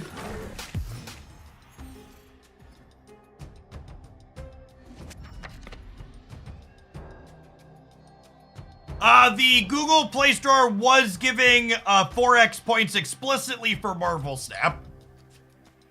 They don't do uniform extra points for all games all the time.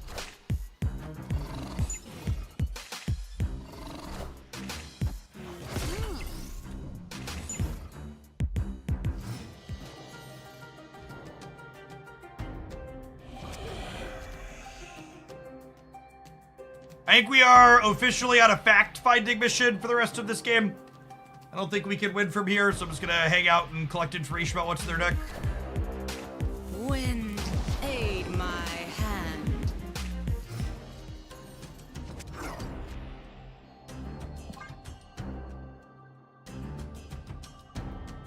Are they playing Magneto Control?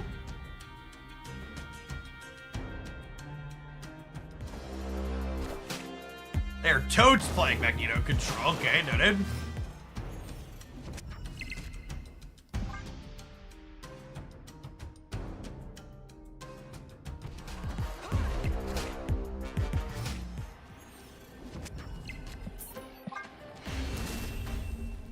Zero retreat here. Fact-finding message successful.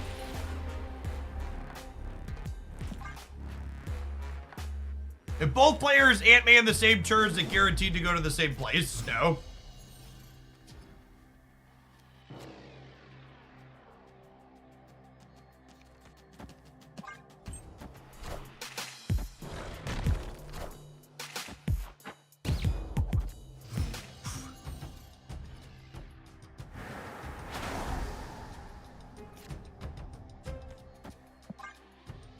What's going on, Unreal Me? Thank you for the 30 months.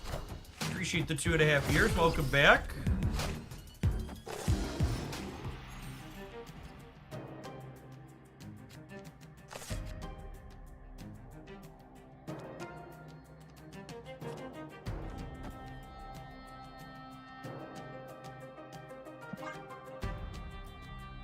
This location's gotta suck for us.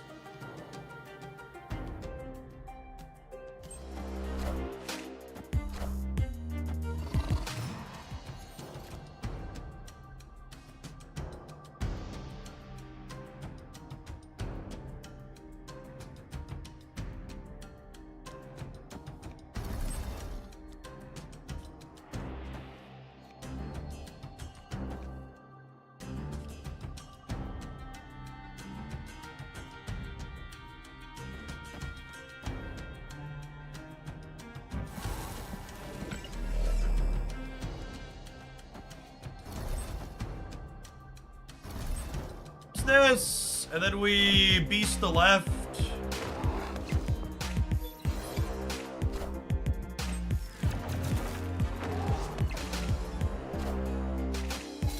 Cleared for takeoff.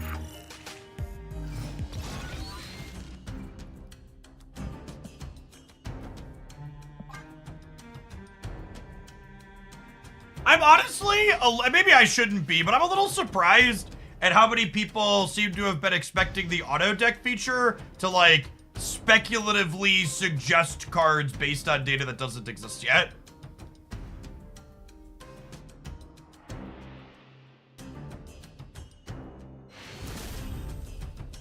Wow, they're leaving?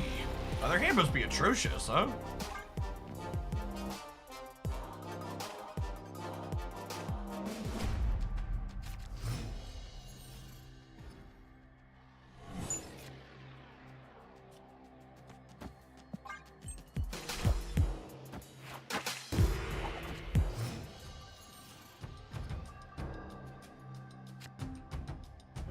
All right, RN Jesus, you ready to take the wheel for me, bud? Oh, snap.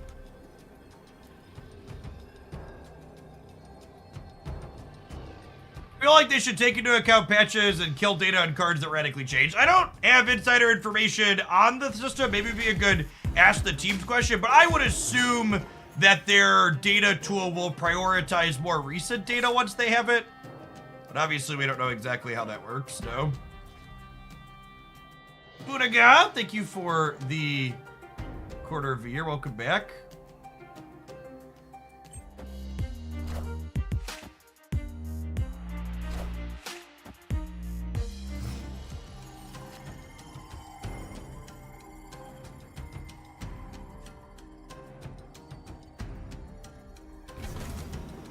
All right, Jesus, take the wheel.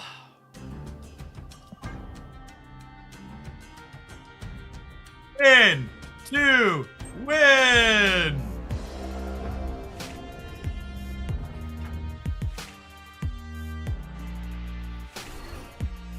Okay, that's perfect. Less perfect.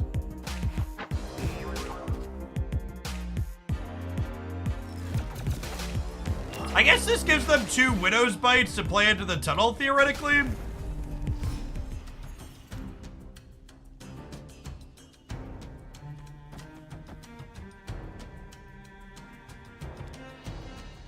So I think I'd rather just play Darkhawk here, right?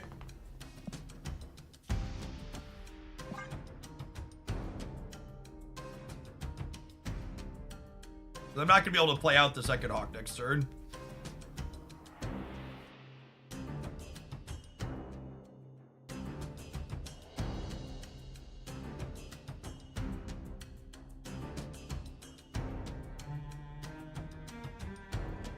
I mean, double tunnel for them means they have the odds of flipping the Widow's Bites back out.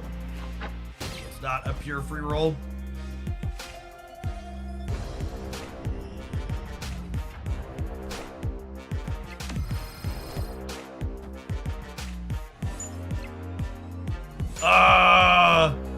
Thanks? I guess I can't win on the left though, huh?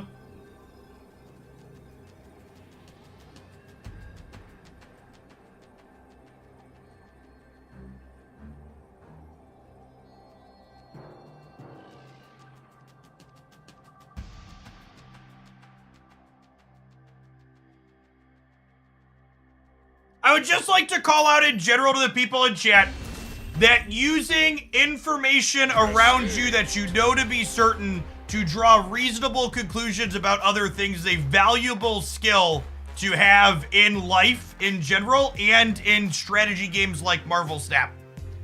Ergo, you know it's patch day and there's no tracker visible on my screen. A reasonable conclusion is that the patch broke the third-party tracker. There is a tracker command, but people that don't make reasonable conclusions also don't think to use commands typically.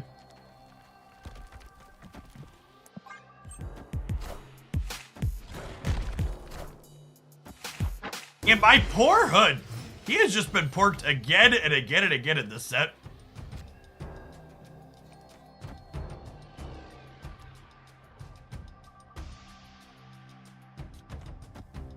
No use for him now.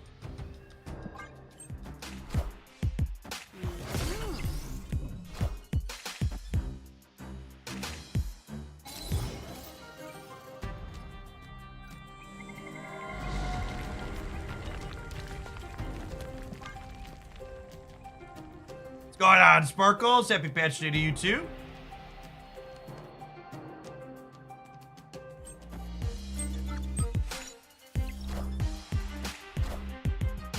Wind, aid my hand.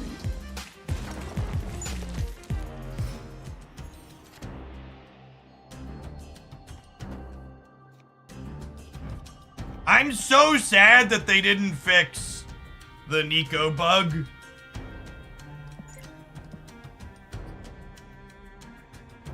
There is new rock art for Christmas, yeah. It's a visual bug where she doesn't show her icon right away. It's minimal, but it's annoying.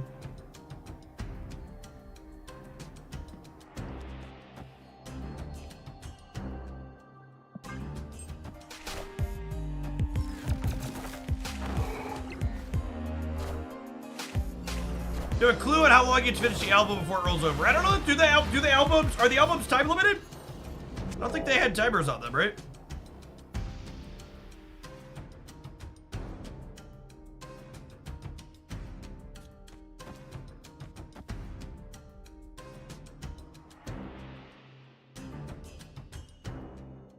They said they'd be releasing more albums over time.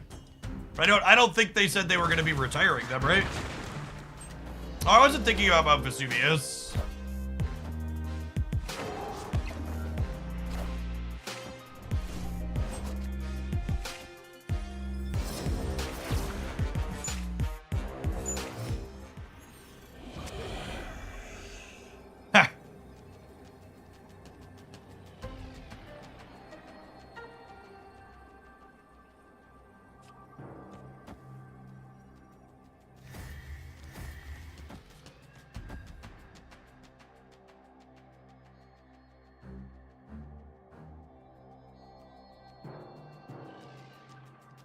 This gives me plus 11 on the left. Deck has 6 cards in it.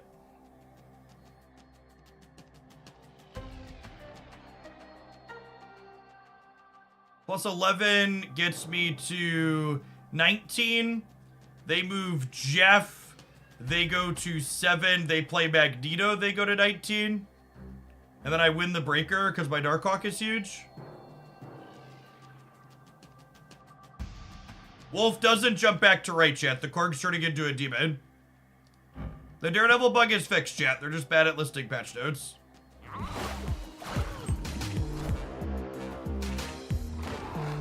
Maybe I should have snapped them because we're beating Magneto. Wait, did I miscount? Oh, I miscounted. I'm glad we didn't snap them. Oh, wait, just Blue Marvel? Deal. Did I miscount that? Victory is bad.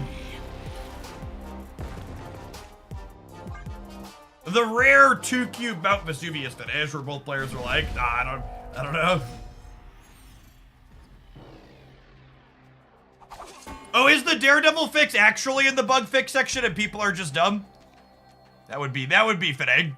I just assumed that they missed it because they typically miss bug fixes. God, Twitch chat.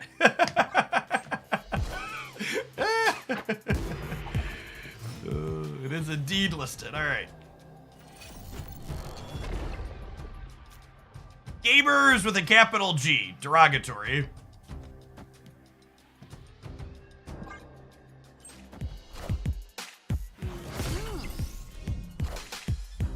And thanks for the 39 months, Forever Elk. Working your way on up to a solidly nice amount of months. If I do this, 4 cards come back to my hand. Alternatively, I could do this, and then next turn I could go this demon.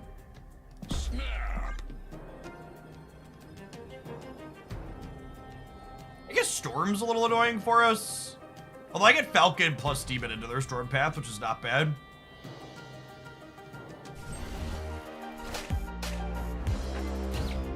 Yeah, losing Forge is a little sad, but our curve still maintains, so that's nice.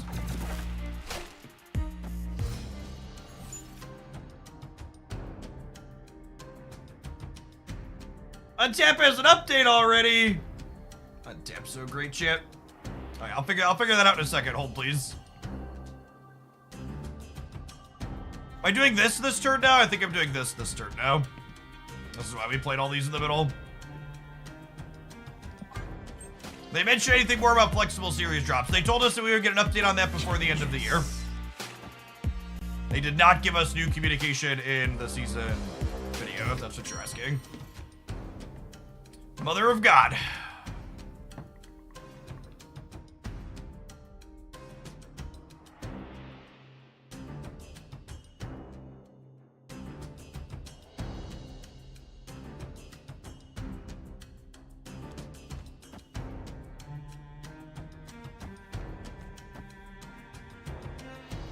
The problem with doing this is I don't get the Chavez bonus this turn. If I do this, do I miss my draw? This puts this back in my hand plus a demon.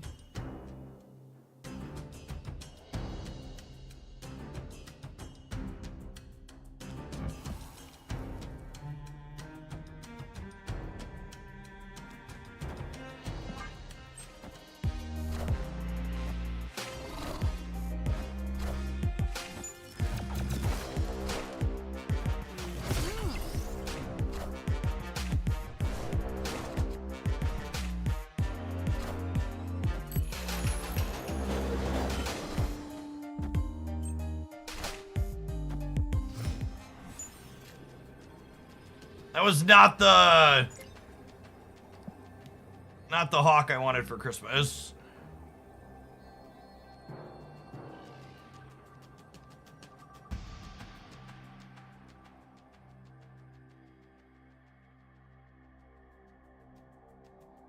I have to play for all 3 because they have Magneto. I think I have to play for all three because they have Magneto.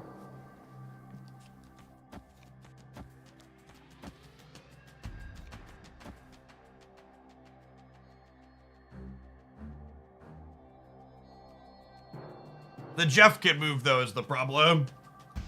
I can't cover the Jeff on both sides is the issue. Hood coming into play and then not drawing Darkhawk is just an absolute worst case scenario.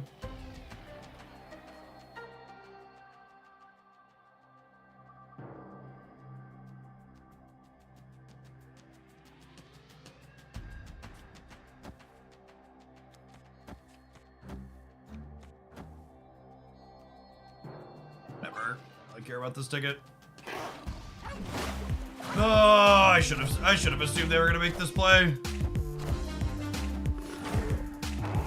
Should have played to the left.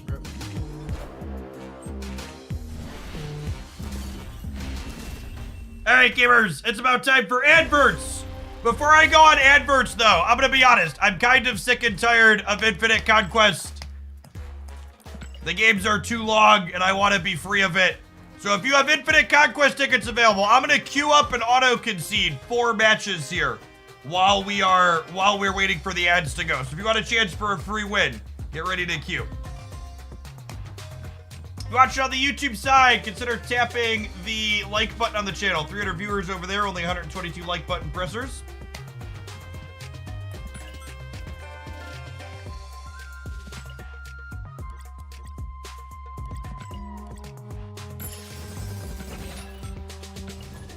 I just got a warning that it ends in 1:33. If you don't do that, how does it cash it out for you? It converts them into tickets or into boosters at an abysmal rate. You hit the question mark in the upper right and forfeit the run. Yeah, but then I don't give 4 people free wins, Marty.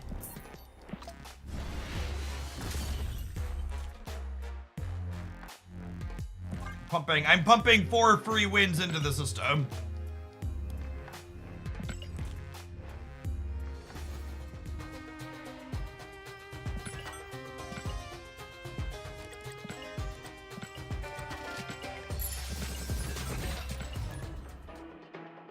Yeah, we played Black Knight Shuri, felt good before the changes. Post changes, it's probably absurd, Kraken. Debris, thank you for the quarter of a year. I appreciate that. Welcome back. We're filthy communist. Yeah, I'm just trying to help people hit their goals here. Escaped.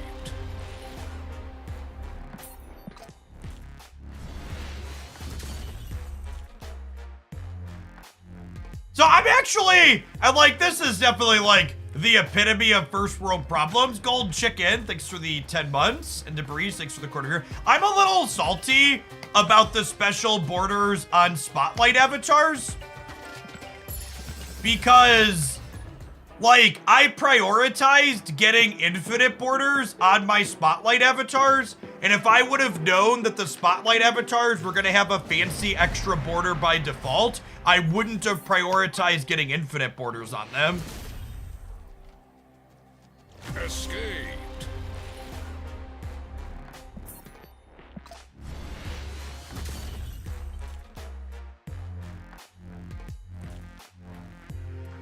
The infinite border looks better. I guess it's just about having something special, not even strictly about the appearance of it. And like if they're already special by default.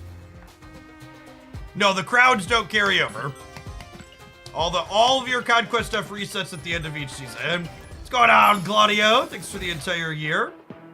Good to have you back. Let's get you a sword to go with that shield.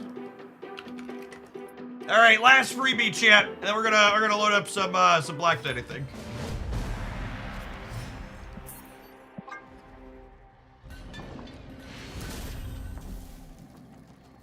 Escaped. As Eliath disappeared, the one and only Eliath deck I've played against so far post-patch stomped my shit firmly into the ground.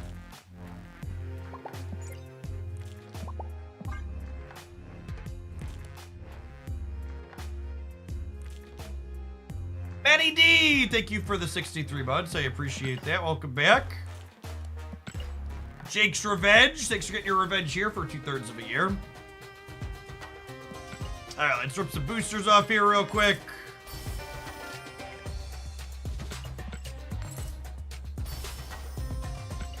Magic. Abomination are ones I technically need. Do not need Ant-Man. Yeah, I wish, if I would have known that we were gonna get special borders for these avatars by default, like, this is sufficiently special enough that I'm not going to farm an infinite border on this one. Is like the TLDR. I don't think I will likely ever prioritize getting an infinite border on one of these ever again, and I'm a little salty about the ones that I already have it on. It feels like I wasted one of my infinite runs because they're already special.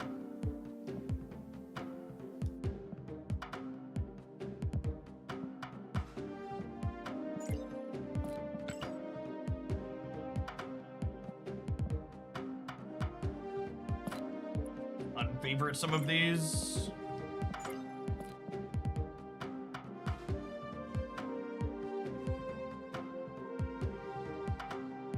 Yeah, that's actually true. I'm a little surprised they don't stack, like they don't get an extra thing. Maybe the infinite frame they thought didn't look good with this. I can see that being the case. But yeah, I mean, like, if you look at the ones that I have prioritized borders on, a lot of them are my spotlights, right? Because I wanted to prioritize my more elusive ones. Teenage Warhead, Gladiator, Snow Guard, Silk, Kitty, Mirage. Like half of the ones I have fancy borders on are from spotlights.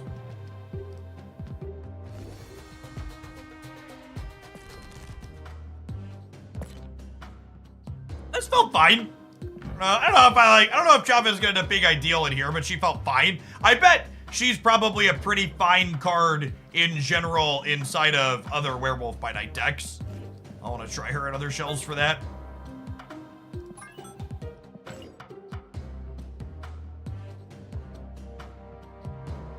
Someone said Untapped had an update, but my app update on there is not finding me anything.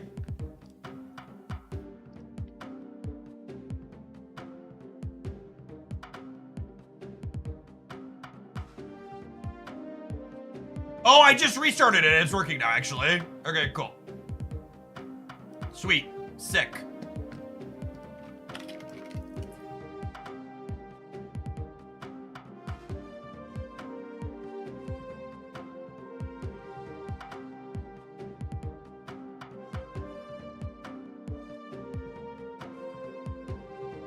I'll stand up for a little bit, huh? And sit on the pedal bike. My legs are tired from pedaling. Let's do some Black Knight. I think he's probably like the biggest winner from this batch.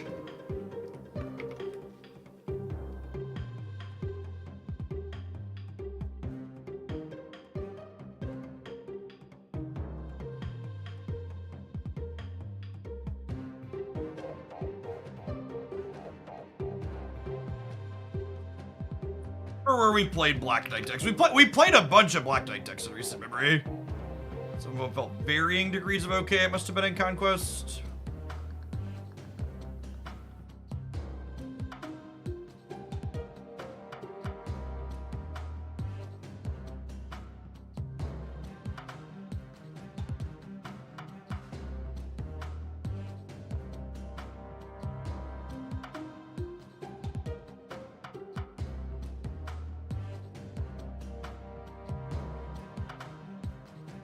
I think in theory I like this one the best.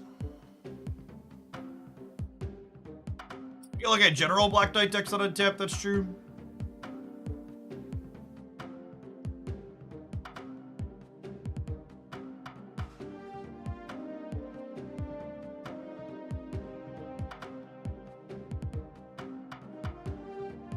This is the Shuri list we had.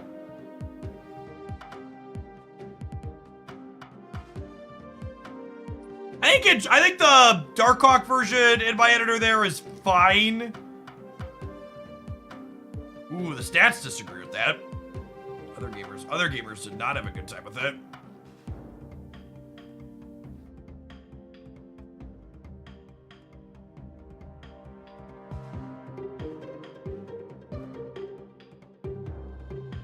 Let's do Wait, this build's playing Infinite? The build I was playing was that. How was it? Oh yeah, I guess that makes sense because you're Black Knighting it.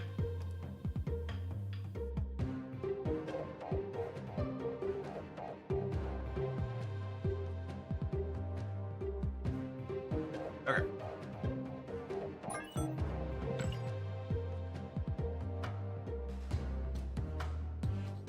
Alright, this is a deck that obviously does not want Chavez anymore. I mean, killing people with the Moon Girl build for a while back. Yeah, I'll have to dip back and grab that one. Hey, DG, thank you for the third of a year. Welcome back.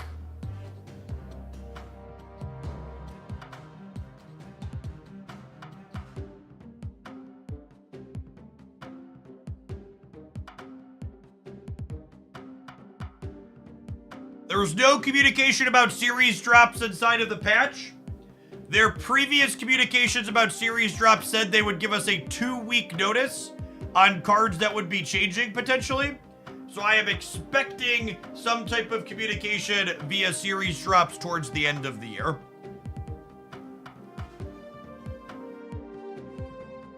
The Moon Girl list feels really good. I'm gonna start with the Moon Girl deck actually. Sure, he's just so fucking boring.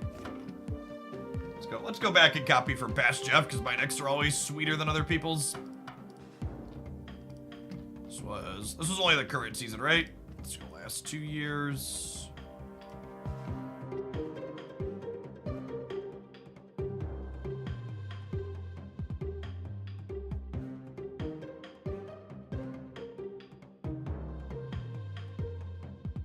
Yeah, this was relatively fine.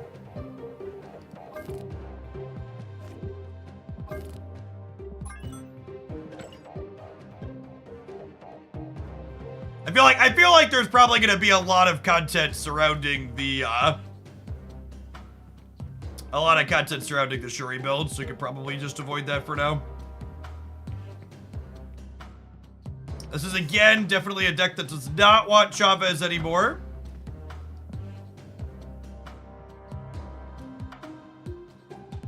Not quite enough Giganto boosters to go for Ink. We're getting close though.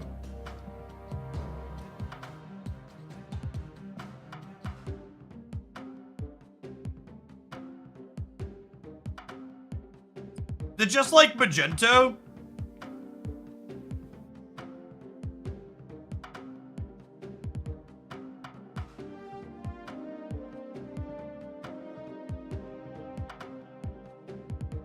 Could just be Magento. You play Jubilee. Playing Jubilee in this deck sounds like some hot nonsense. You have 2 good hits and then a bunch of hits that you really need specific sequencing with. Ooh, I like the idea of Taskmaster. That could maybe. I guess Taskmaster's only good with Black Knight though, right?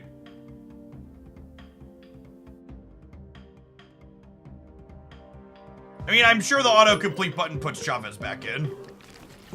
Oh, it actually did complete Jubilee. That's funny. Alright, I'm just gonna pick a card because chat's making a lot of really terrible suggestions. Chat, you desperately need the autocomplete button. Jubilee. Jubilee was significantly better than most of your suggestions.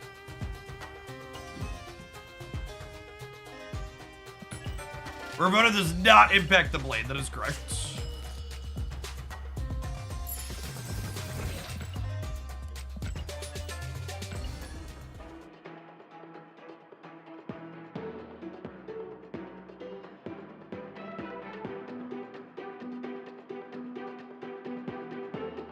Stofers, thank you for the 26 months. I appreciate that. Welcome back.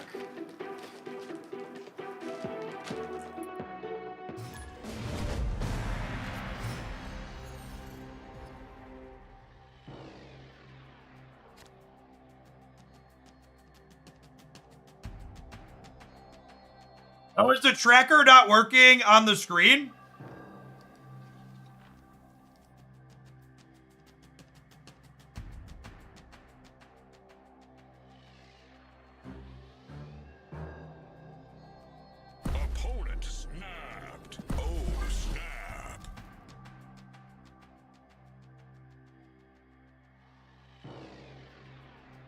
All right, I have a workaround. I almost deleted these the other day too. I'm glad I didn't.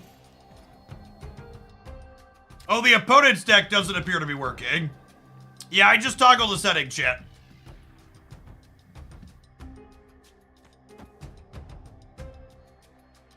The vertical untapped ones isn't working on either side, but I can cut up the manual one.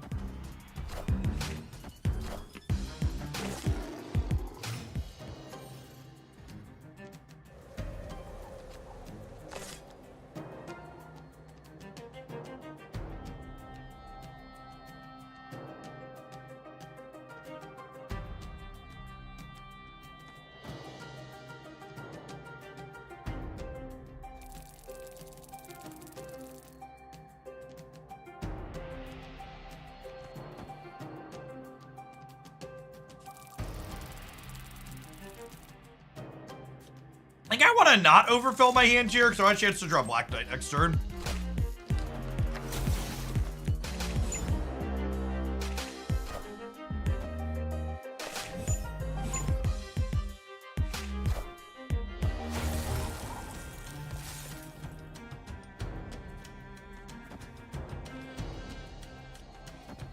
This Twitch stream is pre-recorded, etc., etc.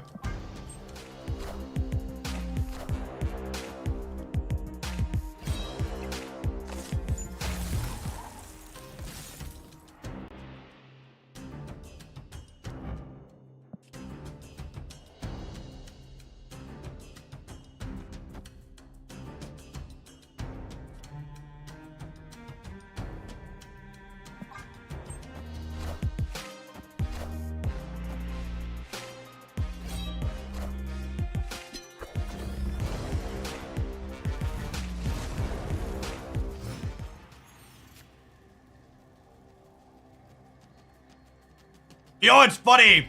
There was a different build of this deck I had put together that had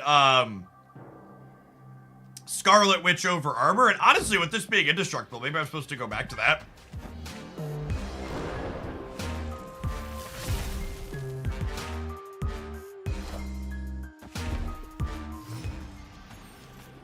Hello, hello. Hello, hello. Do. Hello, hello. Am I supposed to play him rather than... I don't know. It doesn't matter. It's just a silver conquest.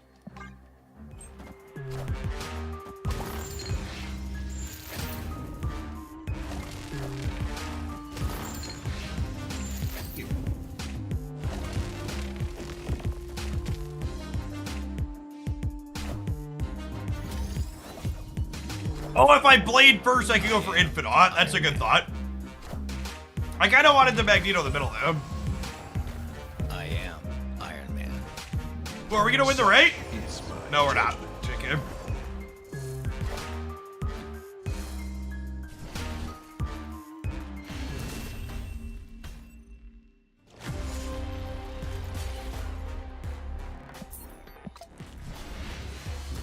Honestly, with the Ebony Blade being indestructible again. Oh, I'm sorry, opponent. I'm sorry. I'm sorry. I didn't mean to thumbs up you. Oh no, my emote location's moved. No, no, not the accidental BM. Oh no, accidental toxicity. No. It's not my fault! Second dinner made me be toxic! Please, forgive me!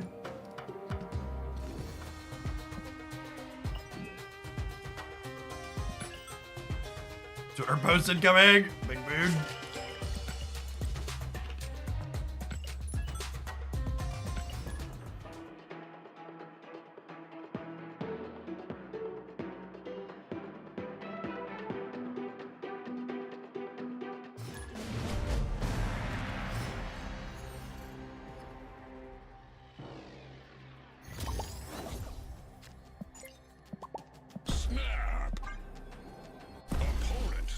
Someone call Wendy's, chat. We found the beef. It's right here. It's in my hand.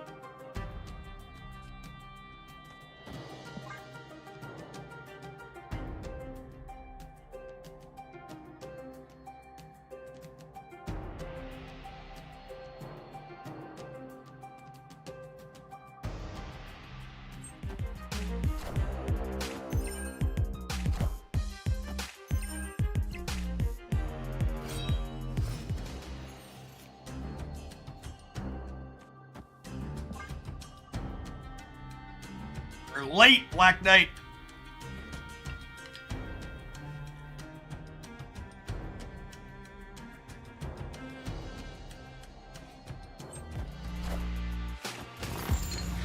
Yeah, Blade would be a great drop.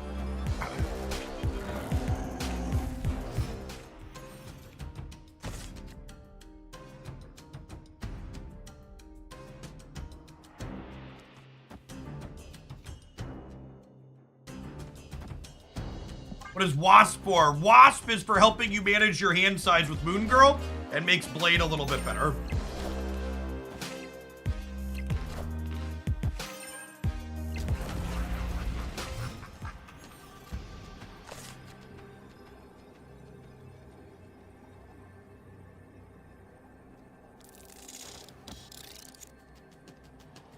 I think it's just this, right? Or do I put it here just in case? Yeah, probably this.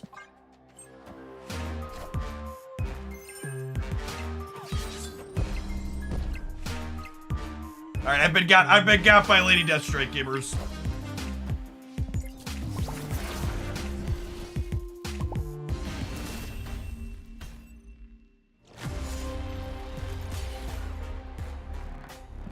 Mother of God.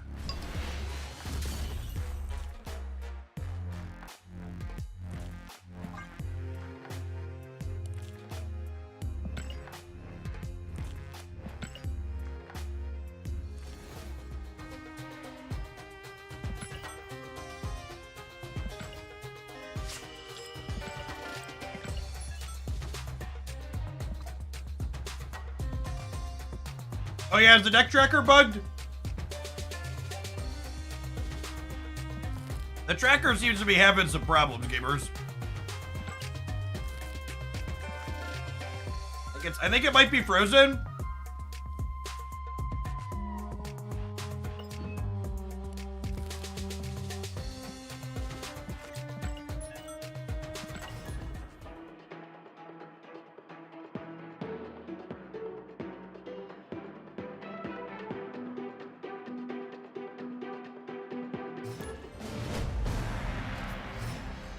The December menu music is really good, by the way, chat.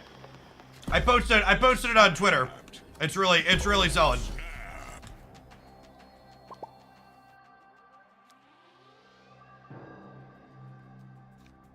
So I don't want to play Wasp this turn, because if I play Wasp, I'll draw a card, and then we might bleed the wrong thing.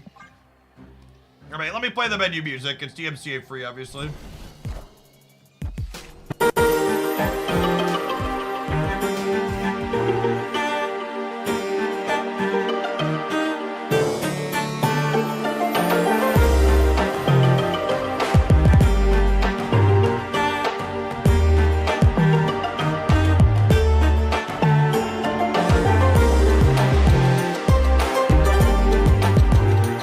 Probably a little on the loud side because my video was quiet.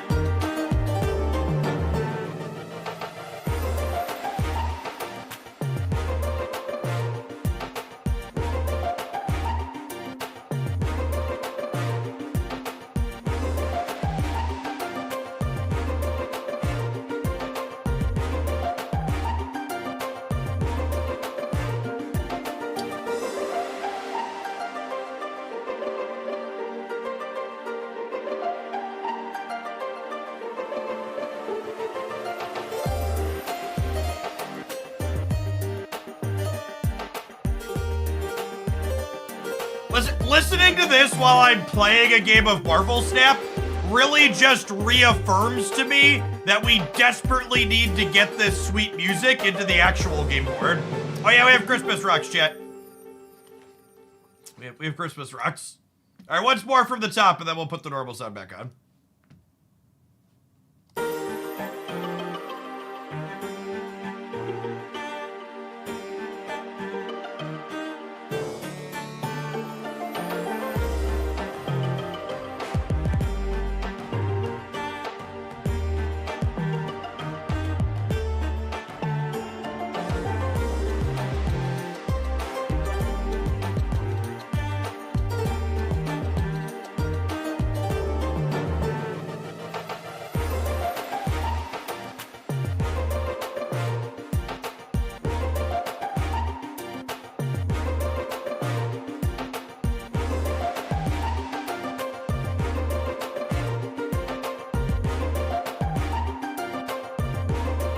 honestly doesn't matter, right?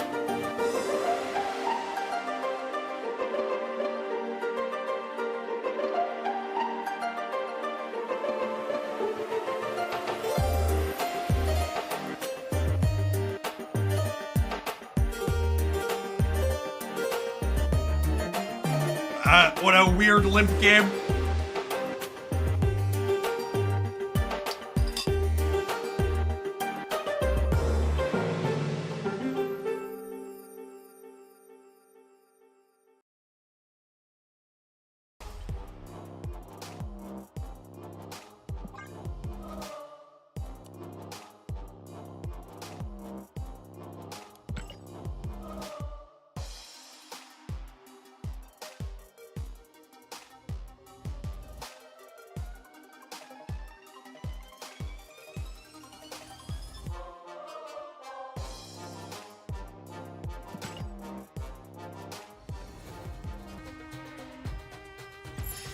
If you want to listen to that track on repeat, I retweeted it on my Twitter from the Second Dinner Music person.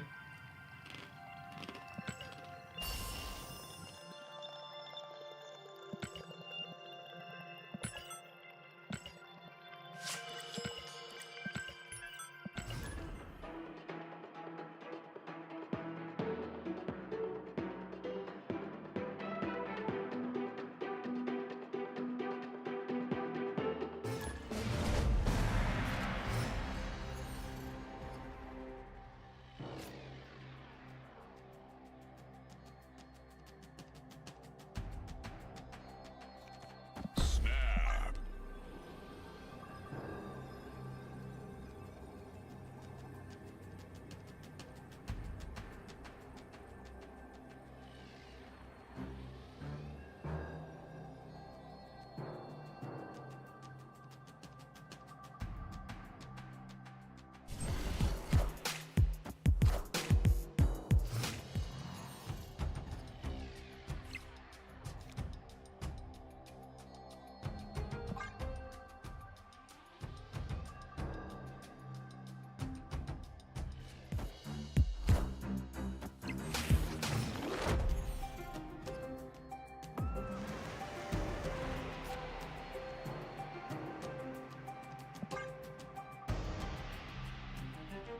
The number of people calling the Mind Stone change a nerf is astounding. Listen, if you don't call the Mind Stone change a nerf, there isn't really much in the patch to get mad about. So if you're someone who's not really enjoying Marvel Snap because you're burned out, you gotta find something to be pissed off about.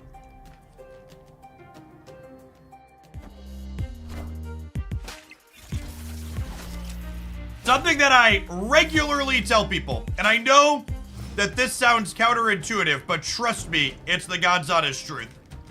The number one thing you can do to enjoy playing Marvel Snap more is play other games. I don't care how consistently good any lifestyle game is, any live service game is. There's always gonna be points where there's a patch that you don't like, or they do something that's unfortunate, and having all of your joy tied up in a single activity is a great way to wind up in a joyless position with some frequency.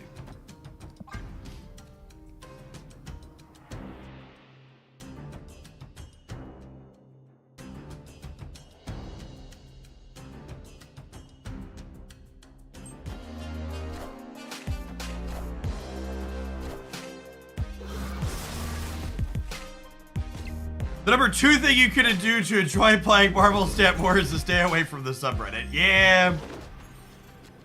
Cutting groups that are gonna be deeply negative out of your circle is also a good change for sure.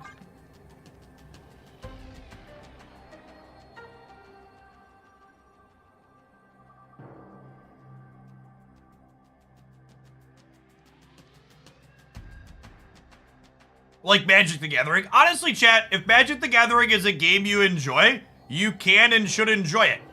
Magic the Gathering evolved into something that I personally wasn't having a ton of fun with. so I no longer play it because it wasn't sparking joy for me any longer. But just because it's something that I no longer enjoy doesn't mean it's something that you personally can't enjoy.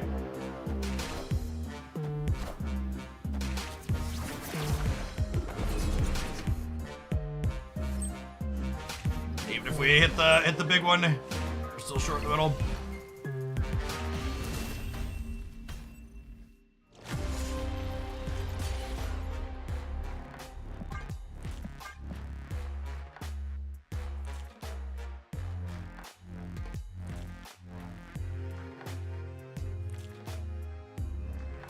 Accidentally clicked ready instead of leaving.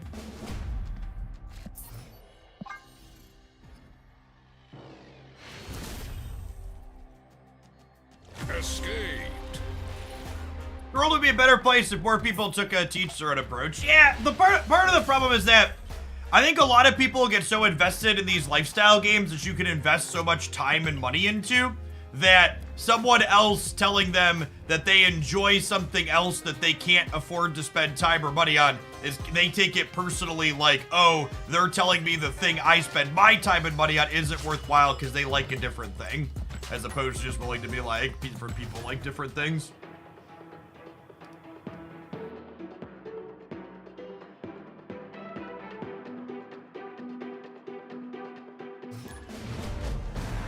Capitalism leaves us so little free time, a lot of people can't enjoy a second hobby. I don't even know that that's strictly capitalism to blame, so much as it's how people with addictive personalities with games that are designed to lean into those addictive tendencies function. Which I guess the leaning into addictive tendencies is a little bit of late stage capitalism. But like, if you've never been around someone that like really played Magic the Gathering, chat, there are a lot of people that don't just play that game. They eat, sleep, and breathe fucking Magic the Gathering. It consumes basically every waking moment of their lives. And sometimes the non-waking moments as well.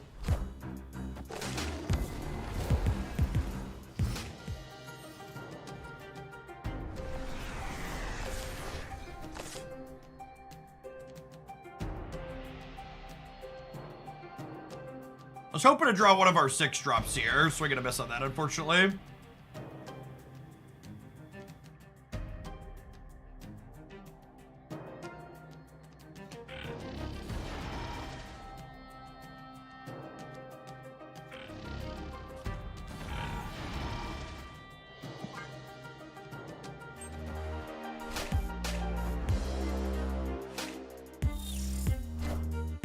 I still believe in heroes.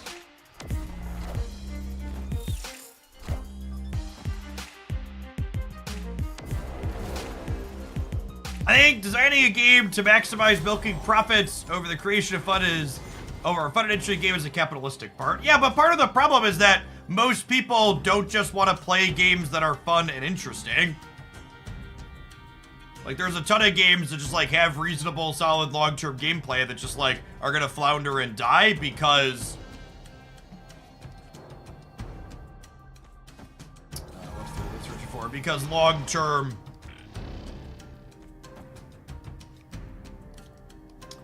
I guess I'll play this here. I want to play this in the middle. Like I'm doing this, and we're, like, moon-girling the blade.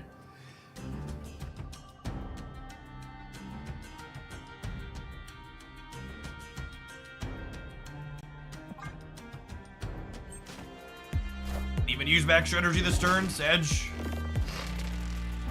Oh, that's extra Sedge. Rip.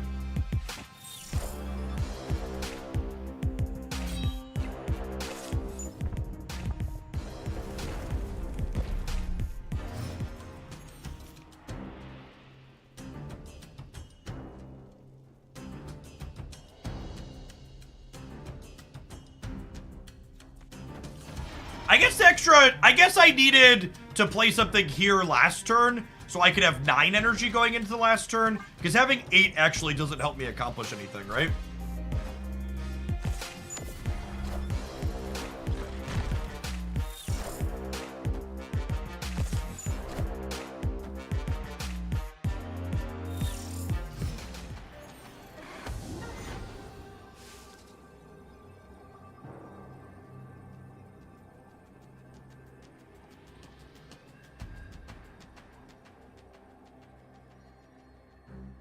I feel like I'm having to explain how the internet works to my grandma again and again and again as we go through this constantly on stream.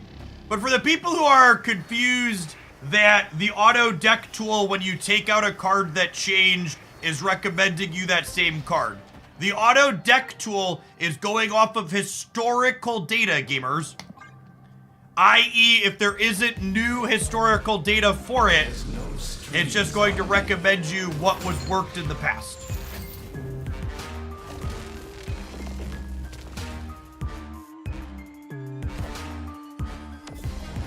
Was it you or was the patch super early today? No, it's just you. The patches almost always come out about 10 a.m. Central. You might be confusing them with over-the-air updates. Over-the-air updates typically come out in the afternoon on Thursdays. Victory.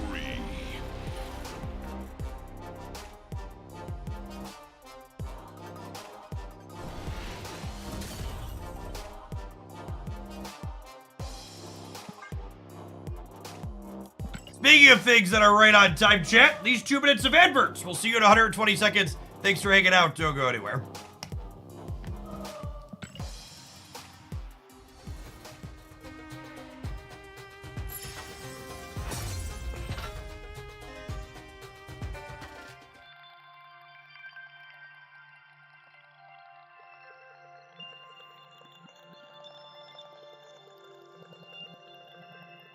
Lightning Bolt! Thank you for my Prime. I appreciate that. Welcome back.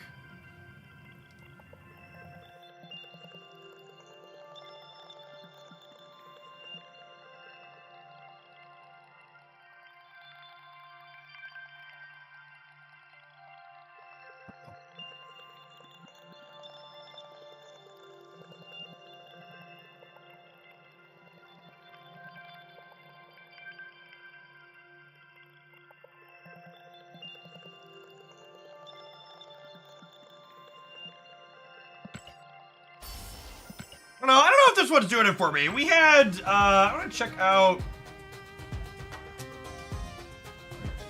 Where's my untapped? The overlay is still haven't fits. It worked for half a second.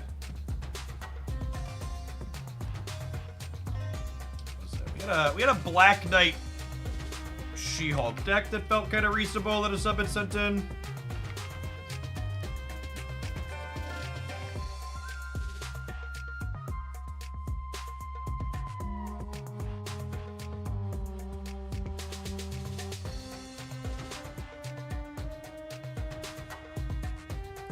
Is relatively close to what we're playing right now. It's the best way for copying decks that I've been playing while the deck tracker's down, pausing the stream and manually copying it. The new deck button being at the top is going to take me some getting used to.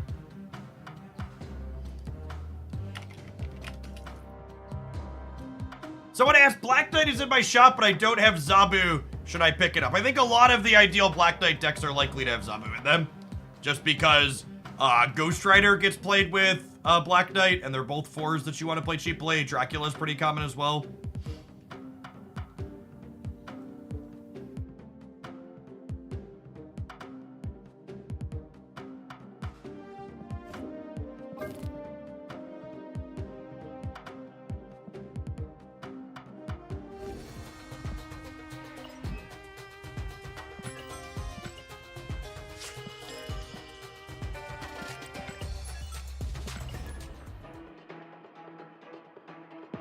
So the blue and gold avatar border that was added in this patch, it is the new Spotlight variant avatar border.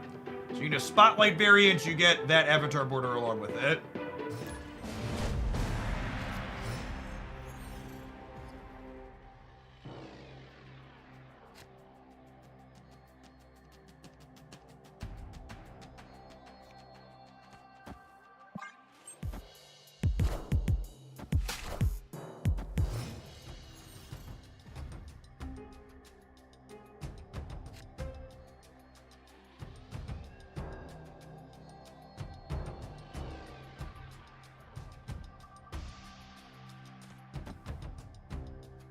Another one of those things that's confusing to me for the perspective that a lot of people have had on it with this patch is a lot of people were really expecting series drop news with the patch, but generally speaking, companies like to eke out good/big news over the course of several whatevers. So, not stacking it all at the same time was my expectation. But a lot of people seem to have been expecting it all to happen right away. Hey, bud. I'm out. Enjoy your ticket. Merch God, thank you for the half a year. Welcome back.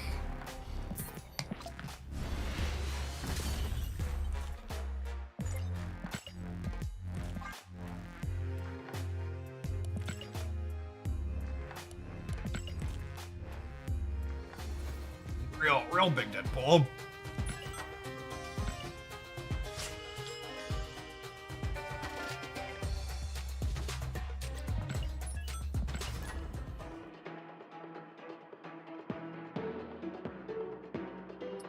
There isn't really another card that fills that role, Tans. The goal there is to prevent counterplay against Enchantress and Rogue. The season does end today. It ends in about an hour, about 50 minutes.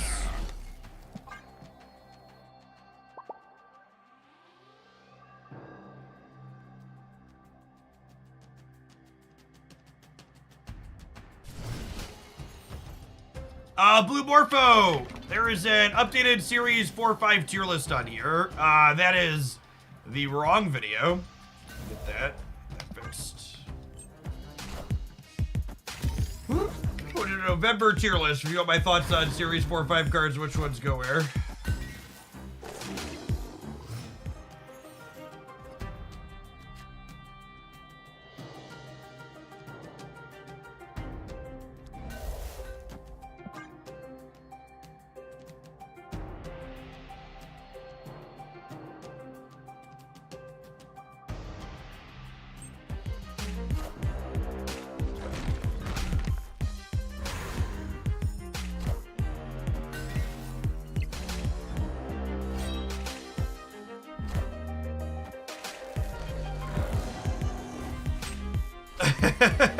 That's less awkward than it could be, just because what's it called, lets them kick it over.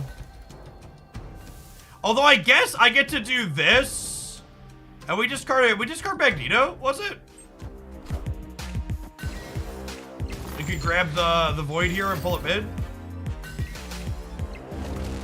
Right.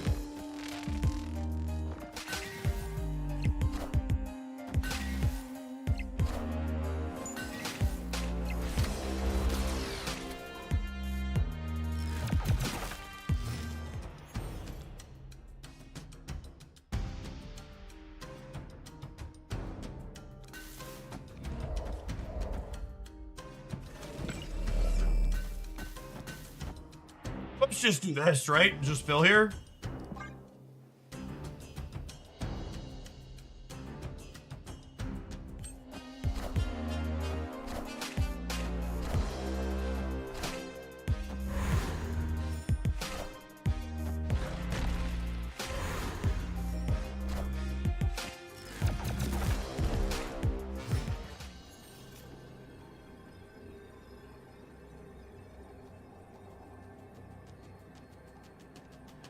You find Conquest more stressful than the Infinite Ladder? I don't know that I really find any of it stressful.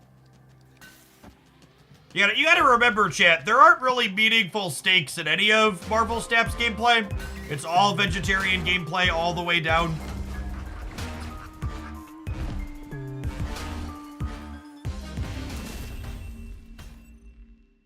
I tend to play a little bit more Conquest than Ladder, just because where I'm at towards the top 300 or 500 or whatever, I tend to queue into like the same group of like 10 people or so, which doesn't result in a lot of matchup variation.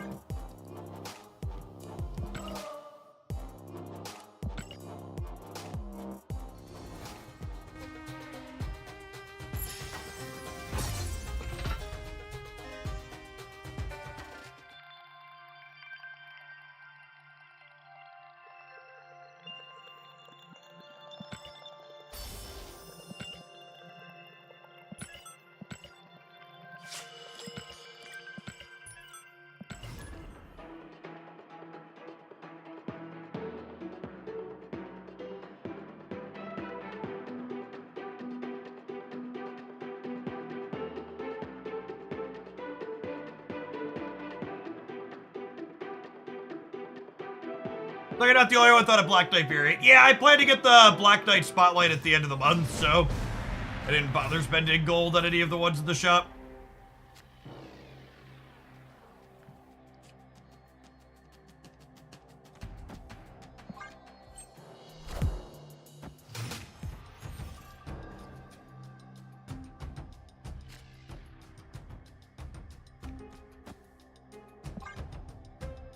Oh, snap. Opponent snapped.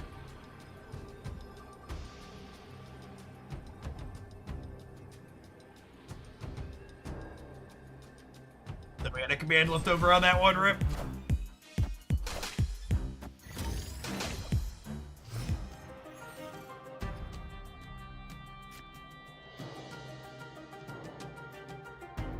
I think we'll soak 3 and then play She-Hulk here. Yeah, Wasp helps you get your hand empty for Dracula. Wasp also helps you manage your hand position with Blade to discard your big cards more consistently and conveniently.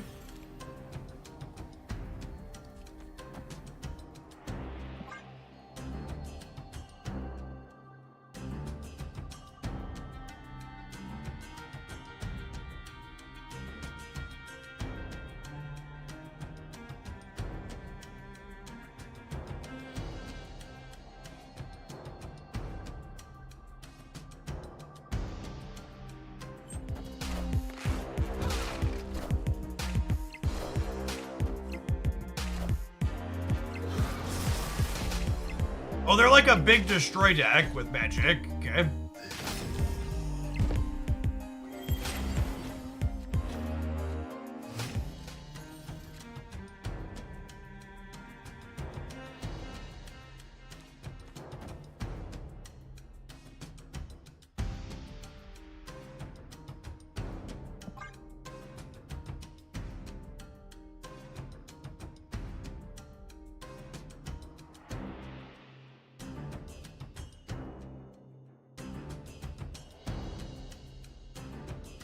Why not play Black Knight here? Because they're a Killmonger deck. I guess they have priority, but I want to wait until I'm gonna have 1 energy to spare, so I get Black Knight and Blade in the same turn if I draw Infinite or Giganto here or whatever.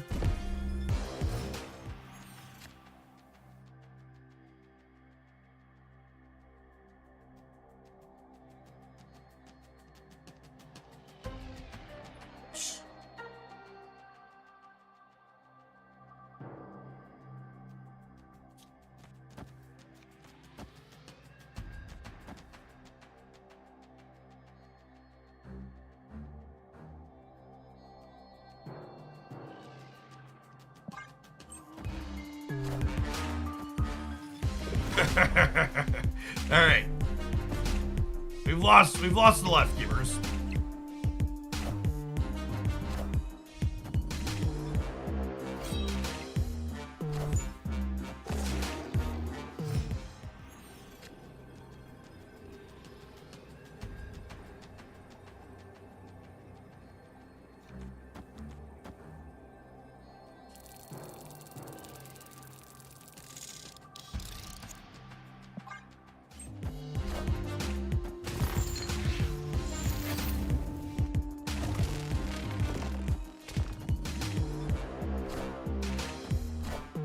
You know what?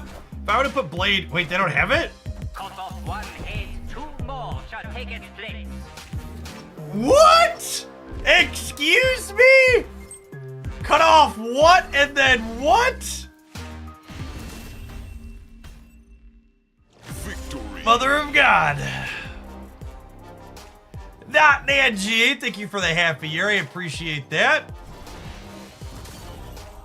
Arch God, thank you for the half a year.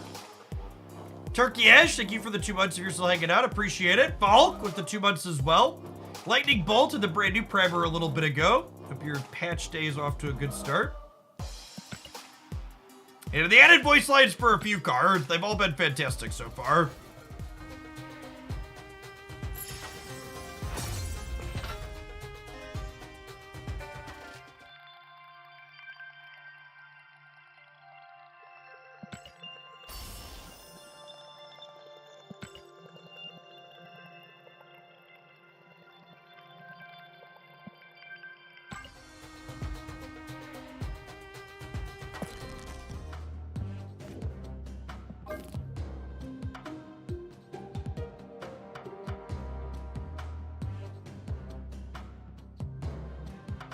Yes, Goliath kills invisible woman cards. They're face down.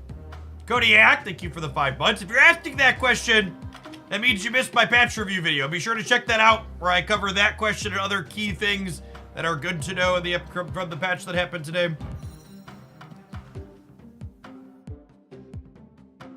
Yes, that voice line was Zola.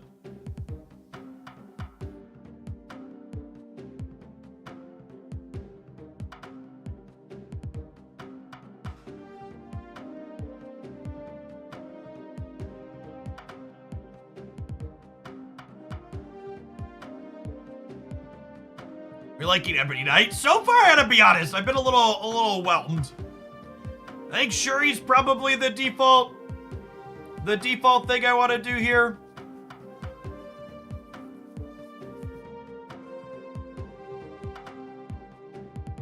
Hey, glad it worked out for you, Howizard.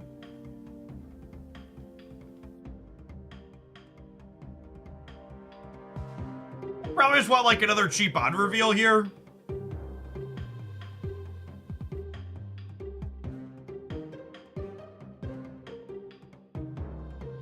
Maybe I want another bomb. This deck had previously had Chavez in it. Maybe it's just like Giganto for consistency.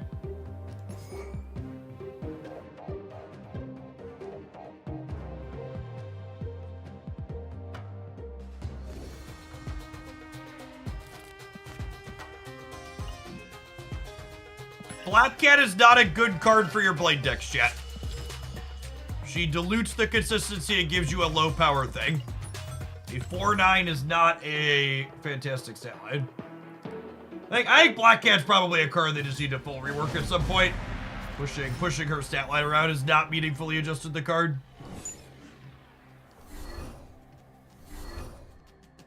Snap. Did I queue up with the wrong deck? I think I queued up with the wrong deck.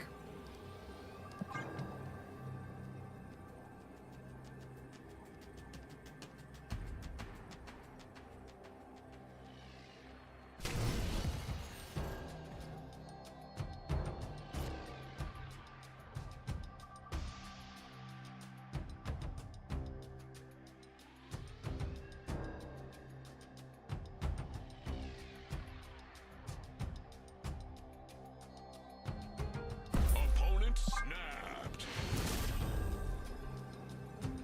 Escaped. Isn't 18 after doubling from Shuri good? Yeah, but doubling a card that's much bigger than that is much better.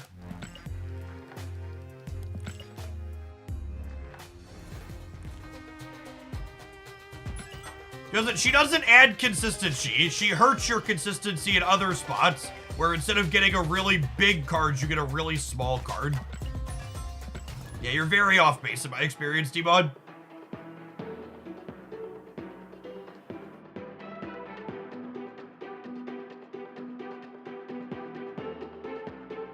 Dactyus Rex, thank you for the 7 months. I appreciate that. Welcome back.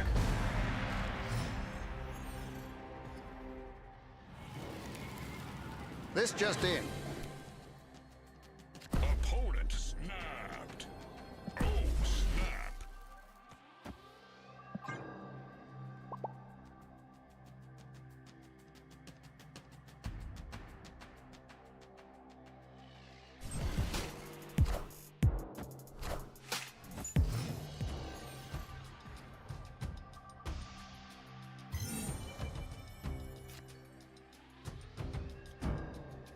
Probably the Dr. Octopus, like Werewolf and Nihilist deck. With Hood and Doc Ock as cards we've seen.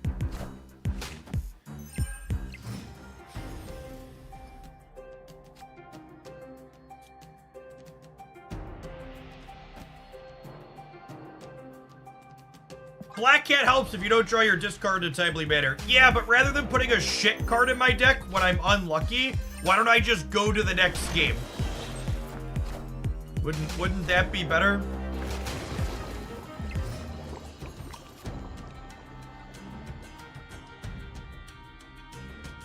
Why do I want to put a bad card in my deck?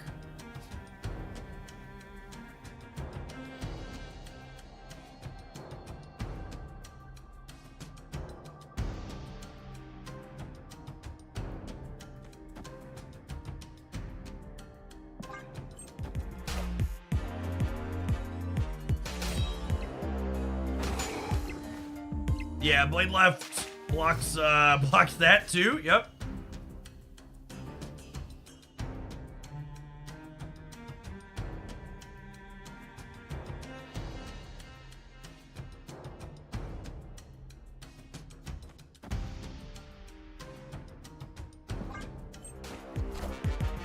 Block Annihilus shipping a rock here, ideally.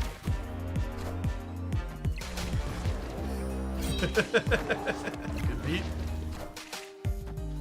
Also blocks that cleanly. Lovely.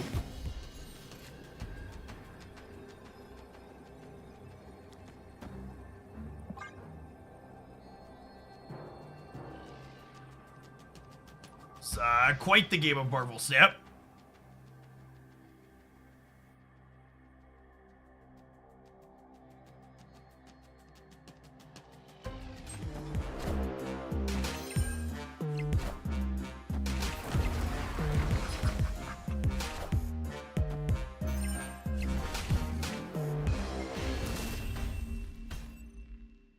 Victory.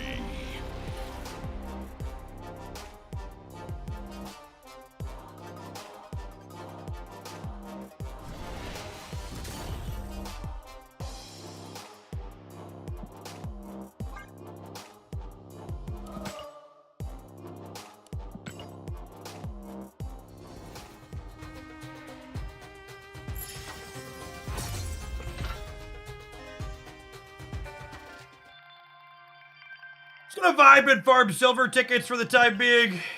Let the season reset here in 30 minutes. And then we'll climb our way back up the ladder. Thoughts of the upcoming Godzilla King Kong movie? I don't really keep up on cinema.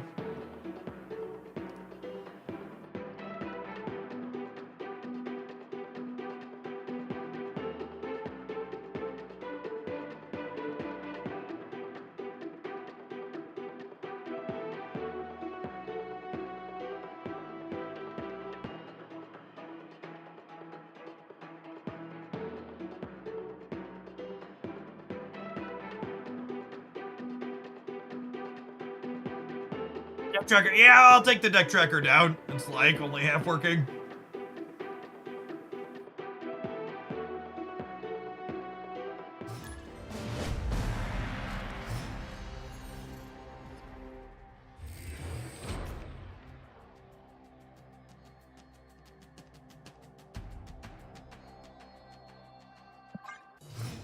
I finished below rank 5,000 this season because I was playing bad decks.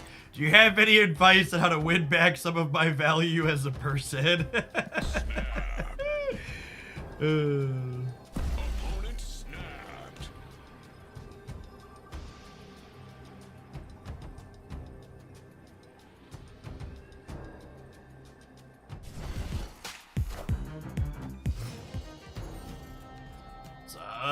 No, it's not a humbucky because it's a variant, right?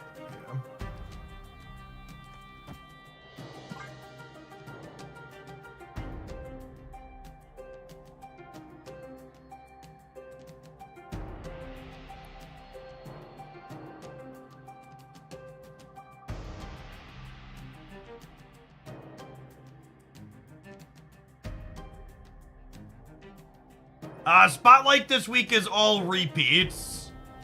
If I recall, it's Jeff the Baby Land Shark, Stegron, and something else. Man thing, yeah.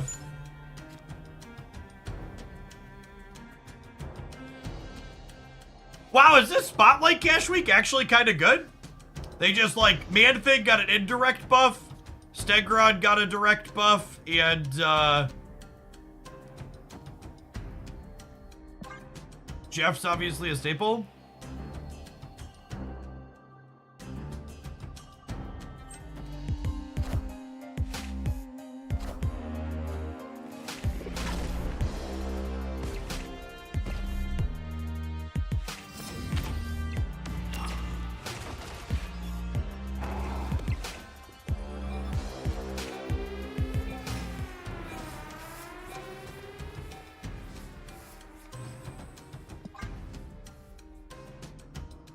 Going on, Ruleg? Thanks for the 10 months. I appreciate that. Welcome back.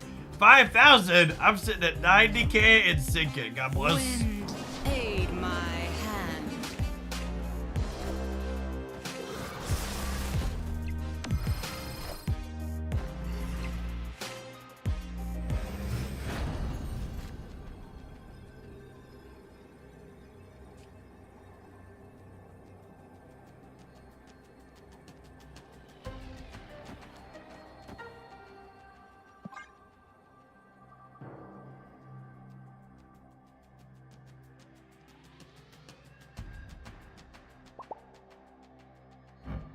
That was a hub storm, so.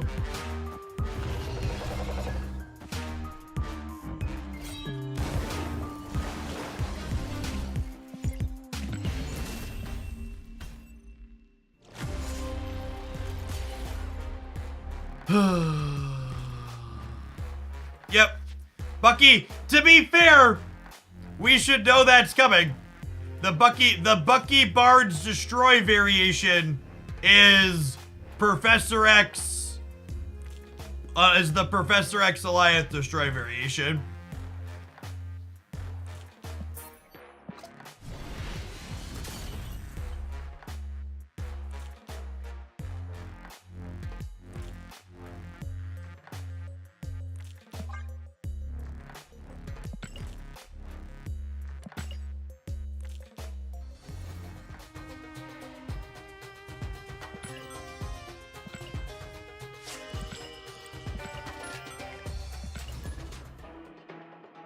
Please Galactus' telegraph, it requires deck building. Yeah. Yeah, I don't know that. We'll see how much of the alliance change actually ends up mattering. In the long term, the answer could end up being not a lot.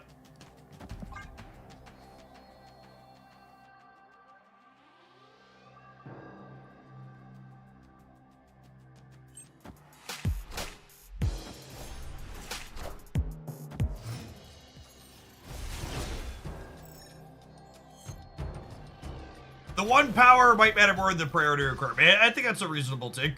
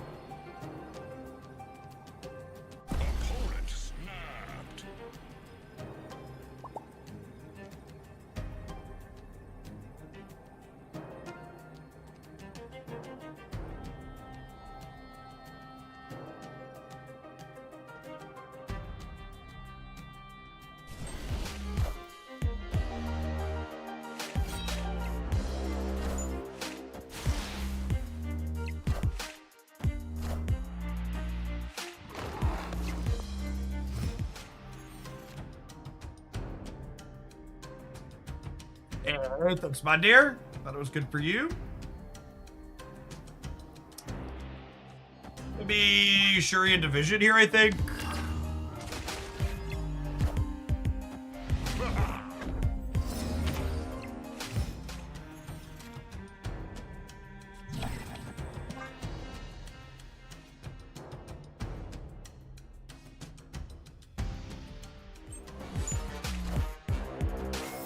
Correct, Tej.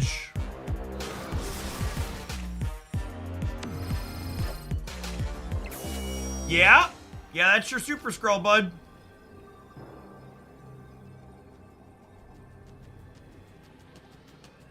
That'll do, pig. That'll do.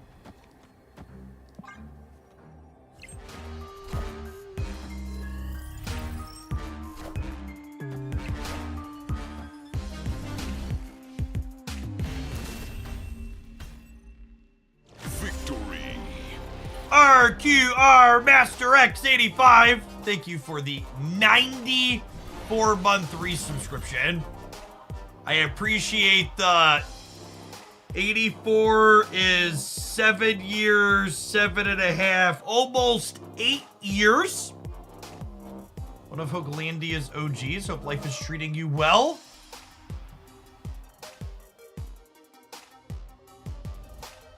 It's fair to say the auto deck builder is using stats from the last patch and not this one. What stats from this patch, chat?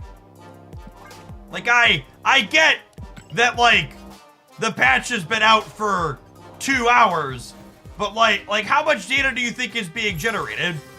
It's been out for an entire hour. What do you mean it's not giving me optimized decks from the last hour?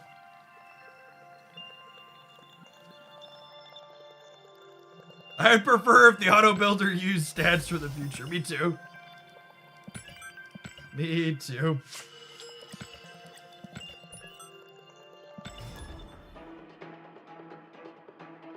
How much data can a new deck cost? Like 10 data, Michael?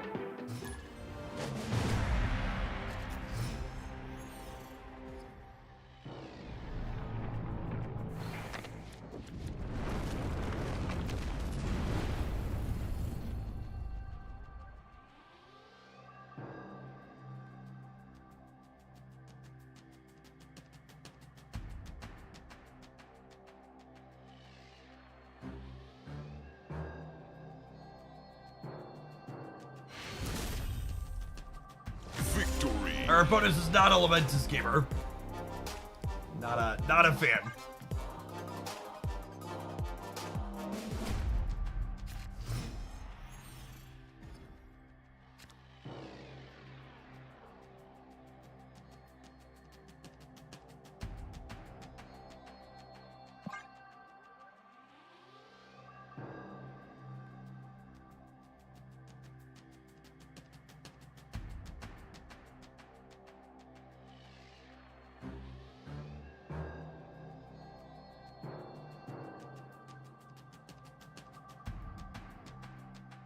How do the new albums work? The albums are literally just whale bait to encourage people to buy more variants, yes. It is their express and singular purpose.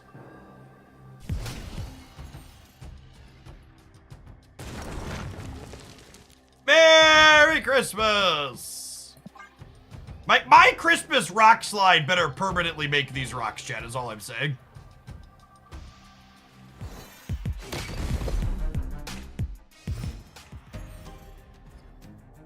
Opponent snapped.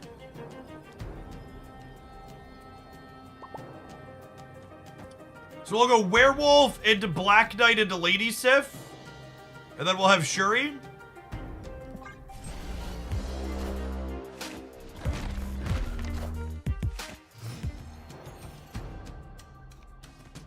Ooh, the Titan means we could swing and miss on this. Okay.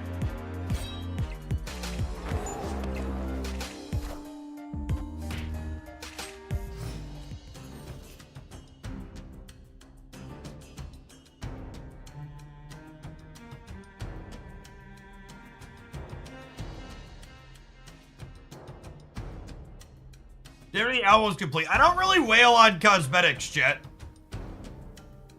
I like my splits on my cards, but I'm not like one of the whales that you hear about that like is buying every variant in the shop. I don't know that I expect to ever complete an album. Like maybe if it's like a variant to get like a solid reward, like some gold or some tokens, maybe once in a while, but the albums are them like Kraken hunting, basically. Looking for the real big spenders.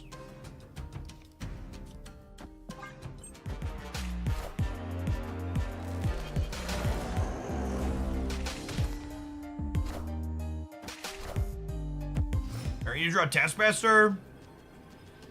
Another rock. I believe we have died.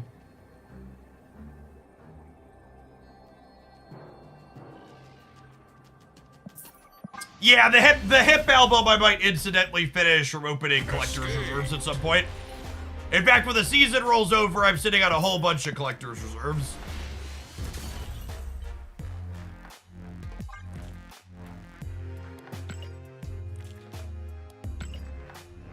I'm sitting on them because I don't want to open gold tickets on the last day of the season, last week of the season. Wait, 22 minutes.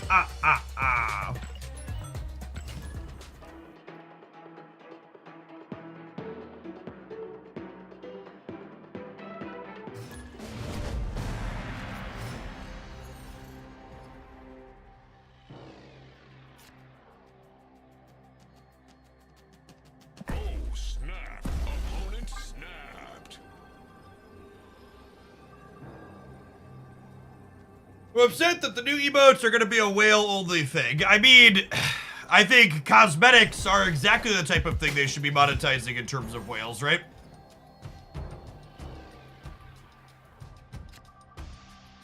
if there was anything that was going to be pay to play, variants like that are exactly the thing. Or cosmetics like that are exactly the thing. Yikes.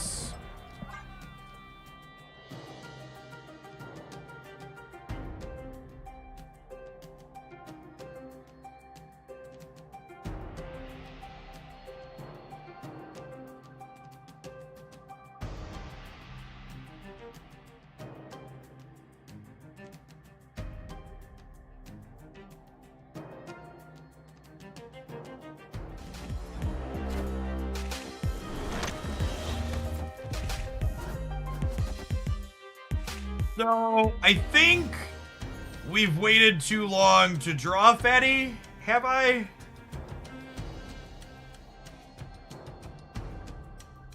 I guess I get to do this.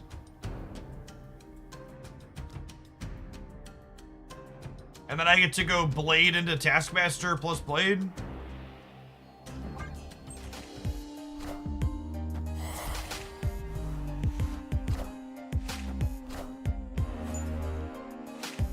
If albums allowed players to directly purchase featured variants, I think that would solve a lot of the complaints. I think you haven't looked at any of the actual complaints if you think that would solve them.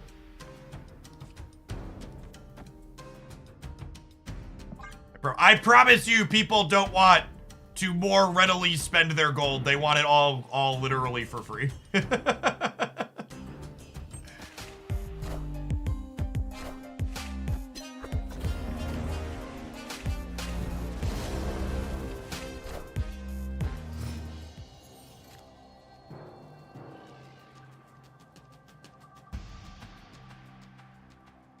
Yeah, are you new to the internet? Imagine thinking online complaints are solvable. It's a bold strategy, Cotton.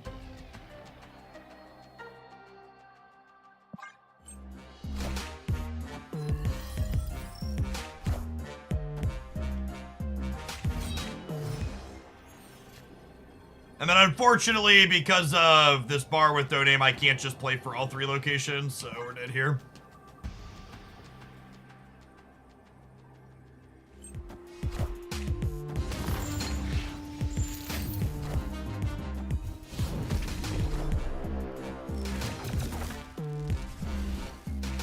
They don't have the Infinite! They have a Shang-Chi! Woohoo, gamers! Wowza! Wowza cannot be destroyed, and its power cannot be reduced. Exactly how Glenn Jones drew it up. LaCarp, thank you for the 4.5 years. Welcome back. Big blade buffs. Big blade buffs.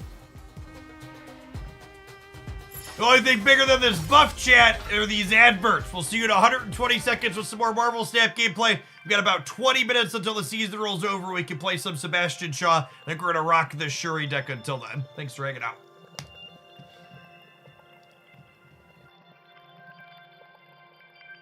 You're watching on the YouTube side. That video live stream is creeping up towards 200 likes. There's over 300 viewers. Consider finding that button if you haven't already.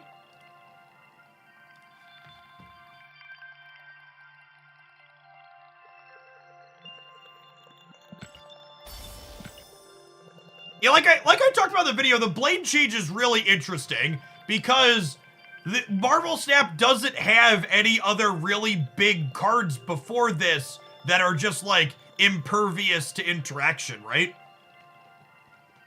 And while you can jump through some hoops,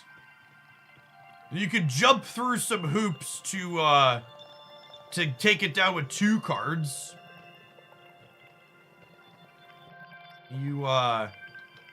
Still a lot of work. How's the YouTube streams growth been? It has stagnated in like the averaging 200 to 250 concurrent viewers range, which honestly is more than I expected, so no complaints there. I was gonna be quite surprised if the streaming on the YouTube side took off. YouTube streams are basically impossible to find if you don't already subscribe to the channel. There's no discoverability for streams on their platform. Is the uninteractable nature of the blade concerning for its strength? I think you have to jump through enough hoops to get the blade that it's probably fine. I would be surprised if the Black Knight ends up being problematic. I think there's enough moving parts that you're not gonna get big enough consistently enough for it to be problematic.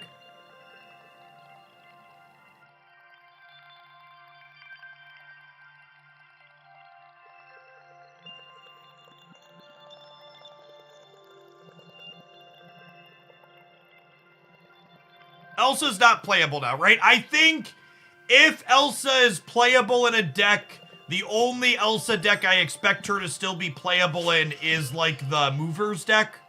Like the Angela, Elsa, Kitty Pryde, Jeff, Nightcrawler, Vision style stuff. And that's on my to-do list to try at some point. But outside of that, I think if that's not it, or even if it is, then I don't expect her to really be useful in others anymore.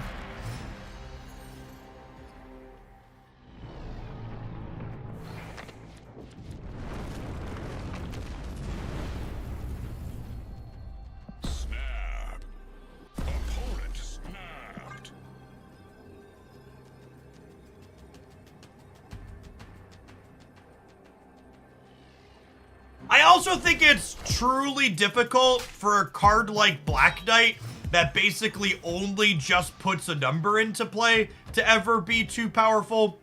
Like, there's a lot of strategies, and like you talk about the blade being uninteractable and it maybe being problematic. Like, sure, the blade is 14 or sometimes 20 power, but Darkhawk is also often 14 or 20 power, right?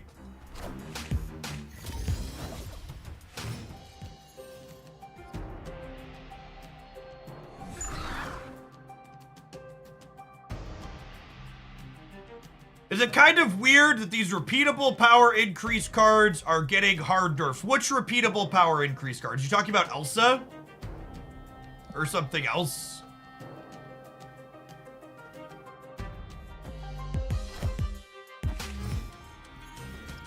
Oh yeah, Werewolf is also relatively recent, right?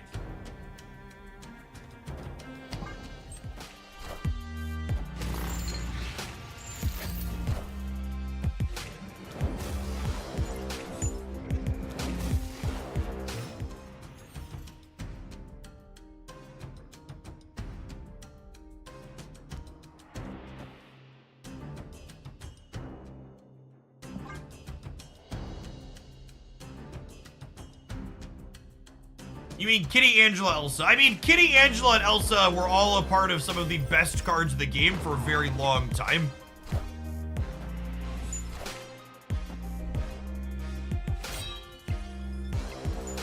They did not hit particularly exciting cards here from us.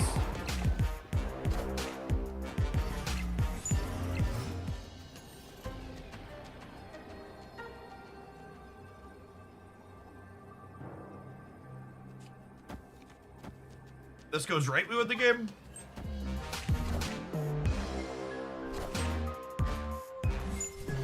Never lucky rubber ducky.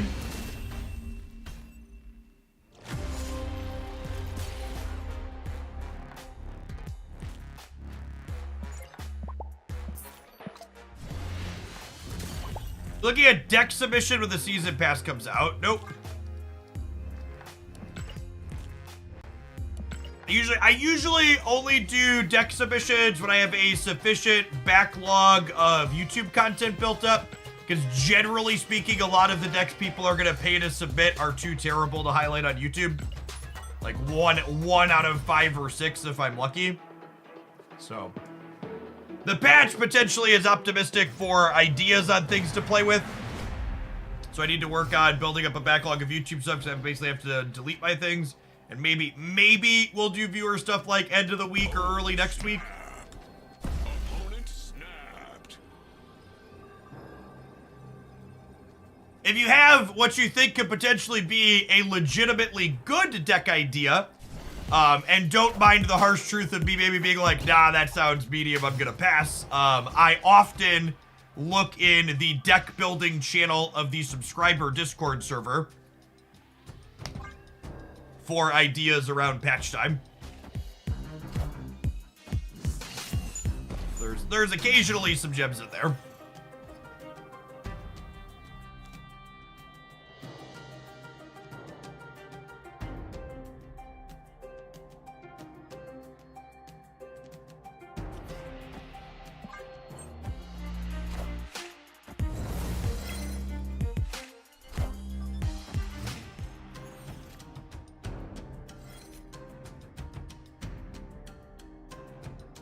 You're linked to the Discord server. There's not an official link. It's managed via automatic integrations.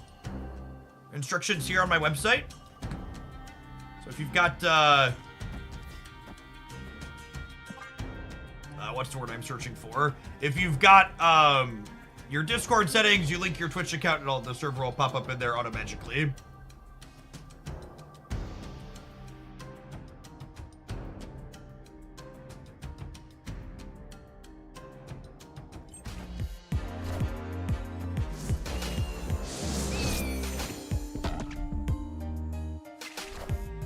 That's kind of sad. So I'm gonna play Giganto next turn. Blade? Aha! Alright, so I'm going to Blade in armor.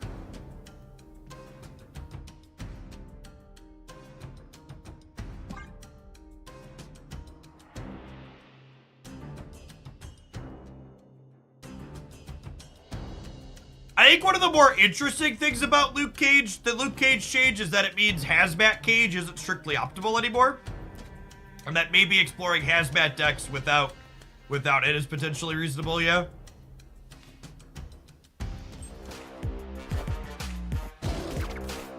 Definitely on my list of things to maybe do at some point.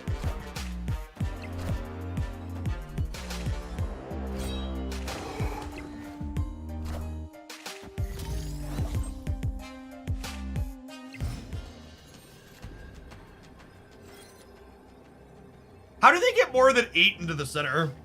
Dr. Doom?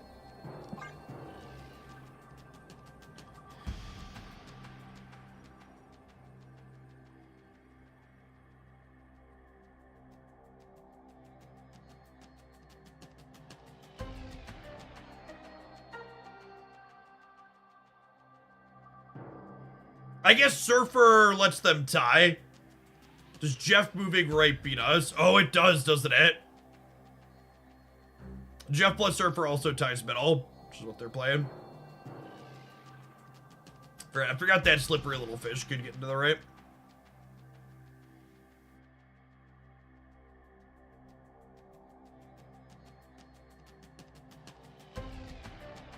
I wonder what happens if we're in a conquest match while the season rolls over.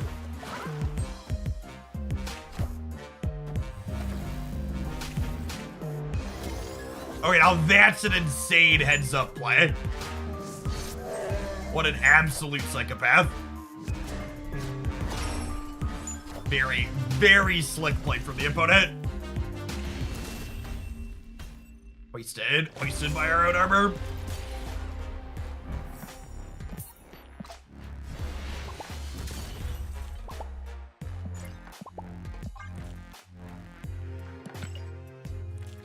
All right, let's do one more with this. If I'm being honest, I don't know. Maybe someone else is gonna break it. If you think you broke it with Black Knight chat, you should let me know and I'll take it under consideration. But so far, none of the Black Knight decks I have played have felt particularly compelling.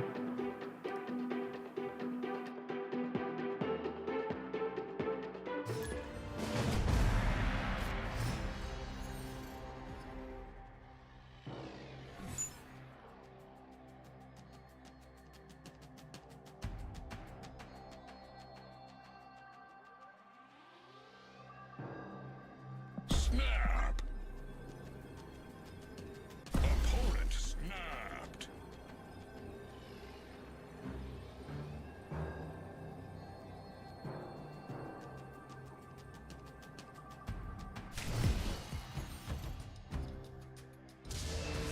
I've been playing a 2099 deck and it's currently crashed my game 3 times. This is the broken 2099 deck Glenn warned us about.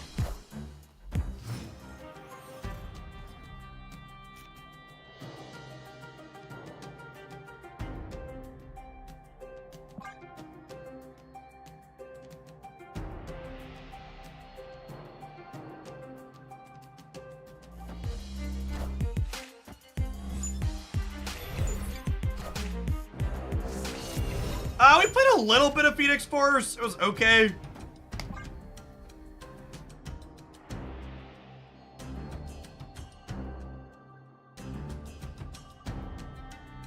I mean, the auto deck builder decks really confirmed to me how close untapped data is to Second Dinner's internal metrics.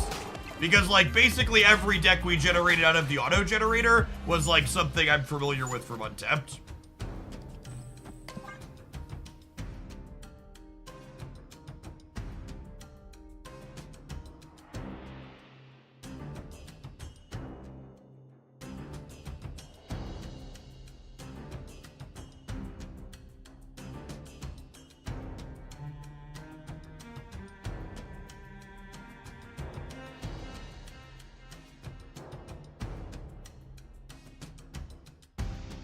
Alright, let's make an album command. Jeff isn't really a Kraken buying every variant. He does not have much album progress and does not expect to get harpooned collecting them.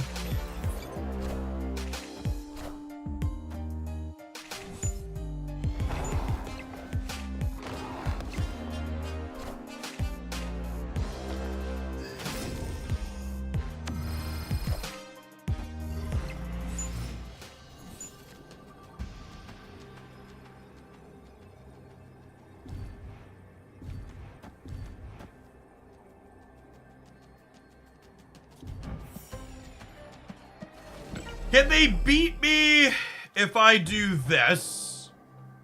This is 31. Let's say they jump the wolf center. That would be 24 plus 8. Yeah, I gotta hope Taskmaster Blade left is enough. Says local man dead to Eliath.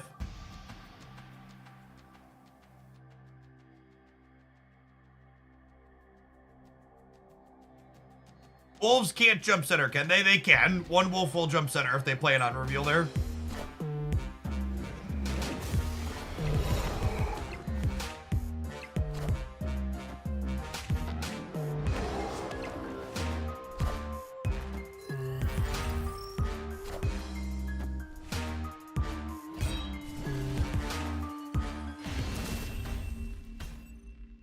Victory.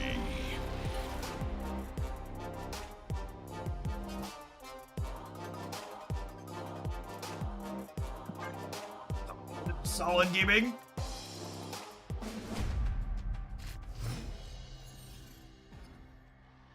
I also wouldn't be incredibly surprised if ultimately this deck we're playing is fine, but my brain just can't tolerate Shuri because it's kind of dry. I feel like I have a personal bias towards always underrating the Shuri decks, just because like it's not really.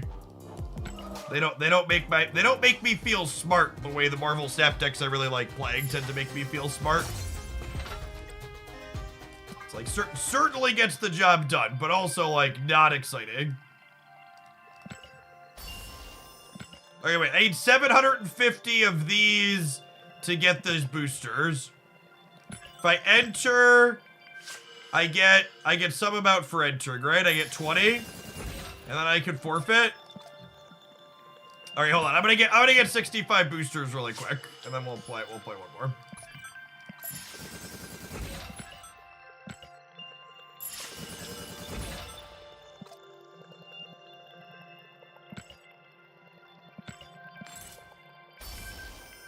Namor boosters!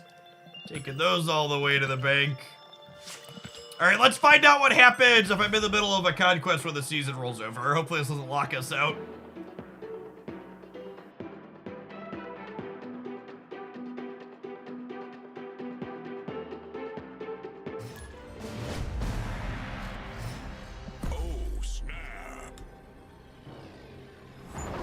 Ooh, piece of candy.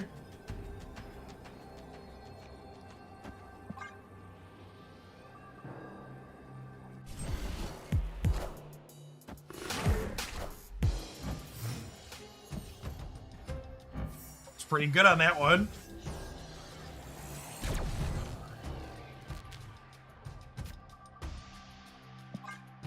I had some guy wrote me and spam fist bumps the last shoot on infinite tickets, so I couldn't progress people, man. I had one of those this morning. We muted someone because they Eliathed me. And then they went on Twitter to complain about the fact that I muted them after they Eliathed me.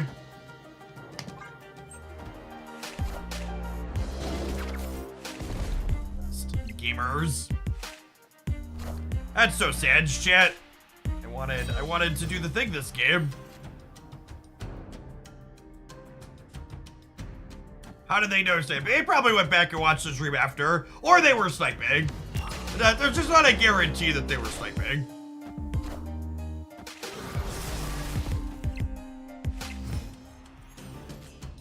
People going back to watch the stream after they play a creator that they're familiar with is normal. Their tweet also included they were upset because they were a big fan, but they also weren't following me on Twitter. So it's like big fan, but also not enough of a fan to follow the content. So it's like,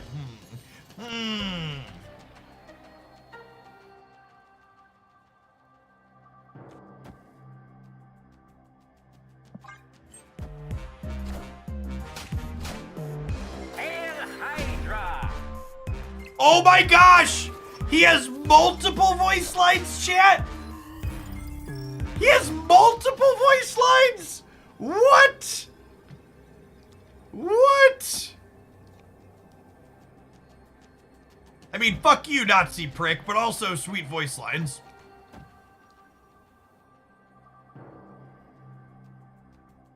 What a QOL increase. Oh no!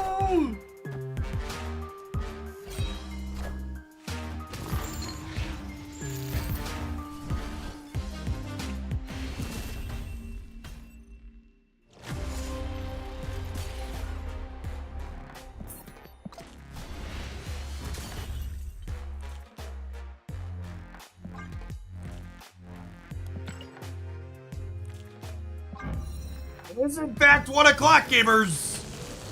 Is it time? Is it time? Oh shit, I didn't update my phone yet.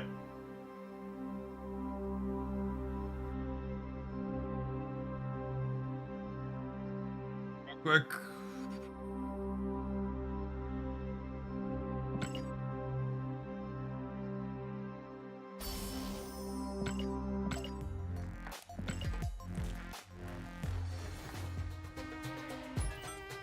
Arnim Zola isn't a Nazi, he's Hydra. Chat, that's like saying they're not a bigot, they're just a Republican that votes for people that pass bigoted laws. Come on now. You're like splitting hairs here. End of the season, 5 silver tickets. 9 Rocket Raccoon boosters. Lovely. There's a whale tracker on the store. I love to be tracked as a whale, chat. It's my favorite.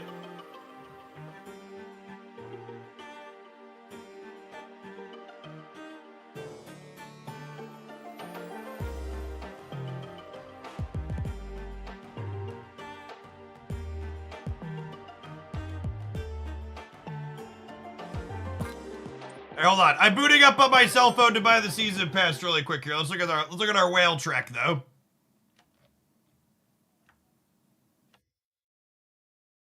Whoa! That's a sick Spider-Man.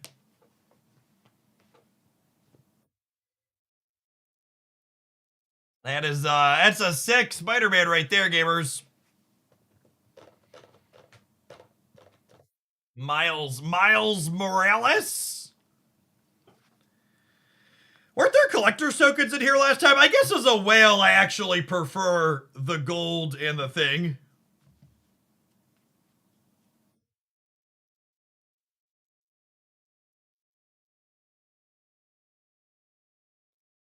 Time to buy $200 worth of gold. Maybe. I actually just bought $200 worth of gold, though, is the problem. I have 21,000 gold at the moment.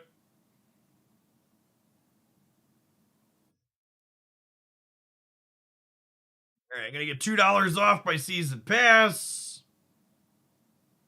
No, again, for people that aren't familiar with this, you do not have to spend the money through this site in order to get the stuff here. So let my purchase go through here on my phone, and then we can just say, look, it's actually already here. My purchase went through. I just spent money on my phone. So even if you're just buying the season pass, come here and get your extra 250 credits for free. So even if you're just a little tiny baby spender, there's goodies in here for you.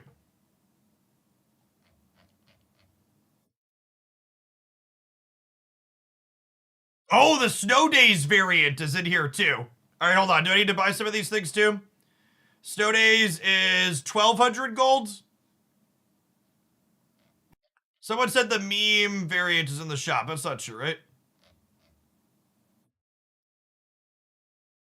Oh, it's a premium in the actual store. Okay, we'll boot that up.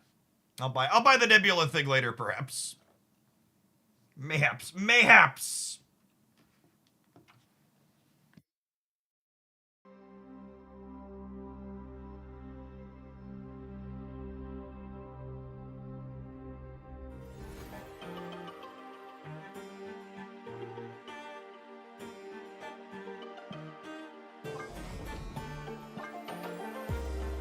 Oh!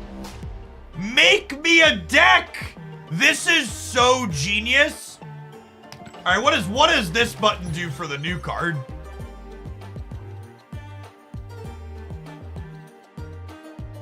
Is this cracked? We should start there, right? I'm obligated to start there.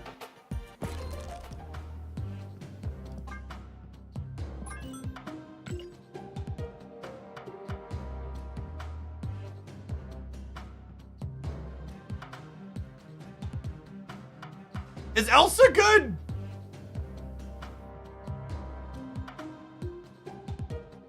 I guess Elsa works with Brood now. Can I link that in chat? Go to marvelsnap.com and click shop at the top.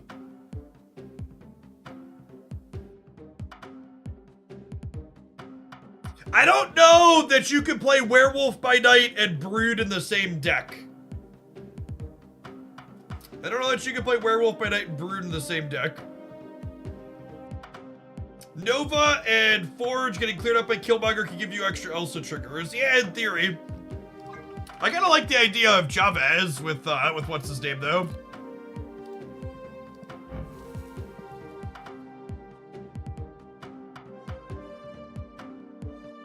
Chavez is good here with Brood. It's good with Dakin. It's good with Sebastian. Mexi, thank you for the entire year of support. I appreciate that. Welcome back.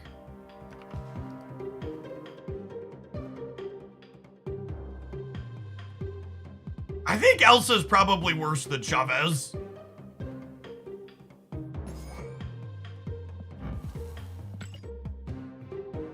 Do I want Elsa? I think I want Mr. Sinister, right?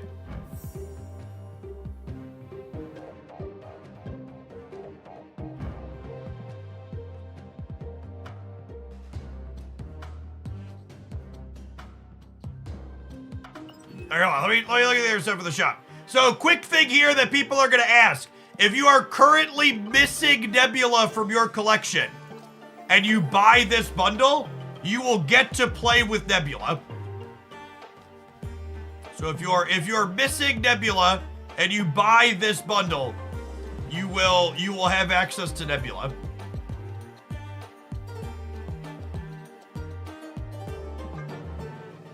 Featured mystery variant, increased chance to get venomized villains. Oh, we are just full gotcha loot box, huh?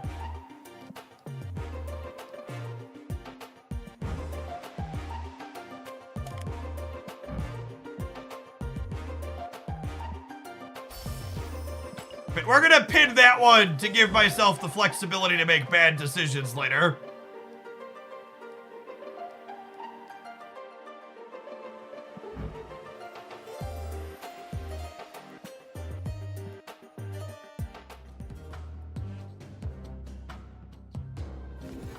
The music is very good. All right, let's claim our missions here real quick. Play 3 cost cards. Please play Silver Surfer mirrors, gamers.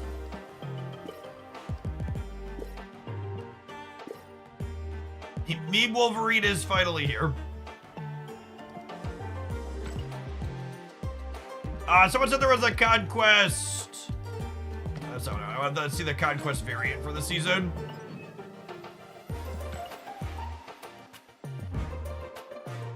Sure. It's a quality piece of art.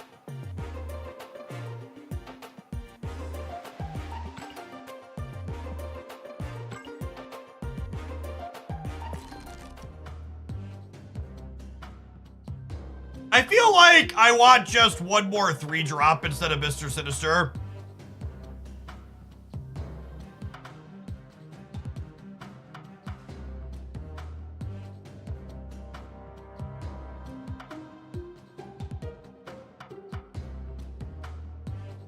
You want Deathlock for another way to blow up that. I can see that. It could also honestly, it could be like Gambit.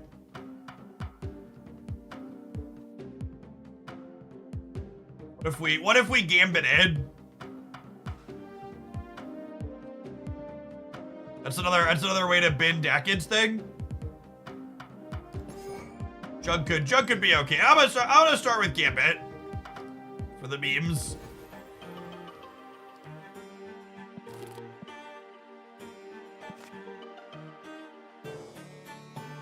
Check the card back. All right.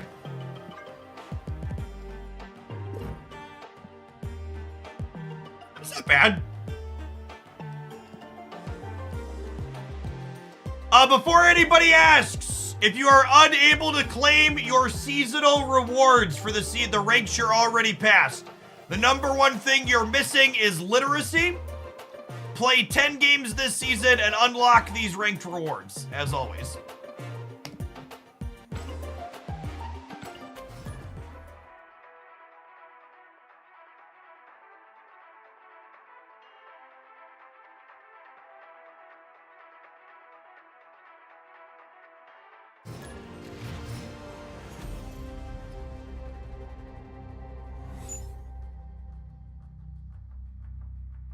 Ah, yes, a backup Gambit.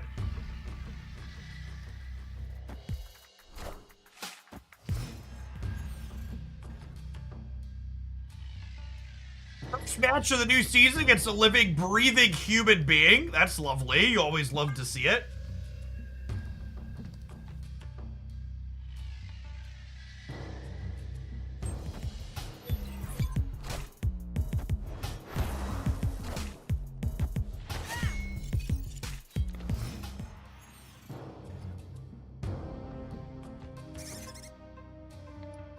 Let me just undo this scorpion here real quick.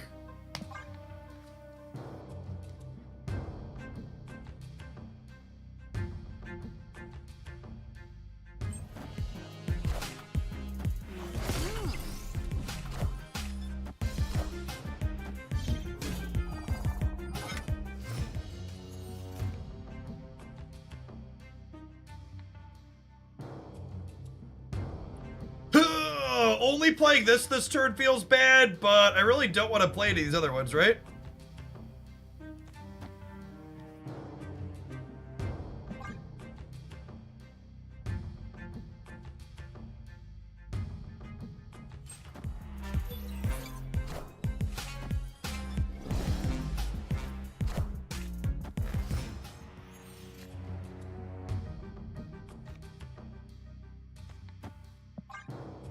All right, hoping to peel a Killmonger here.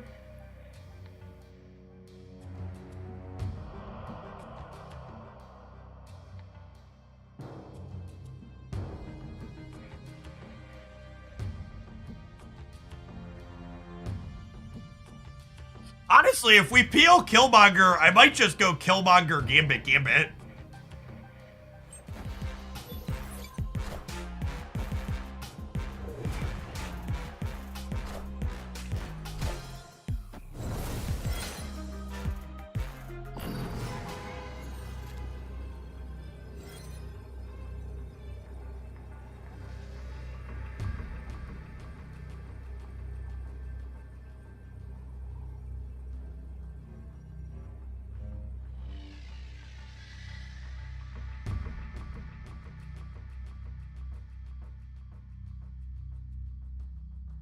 Do I need to retreat? Why do I need to retreat?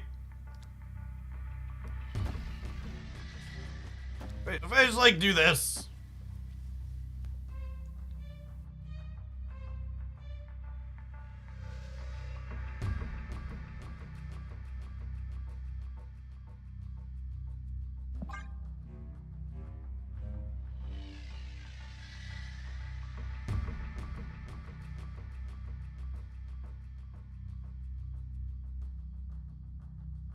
Yeah, there's a chance we lose this game, but I think there's a lot of permutations that we win here.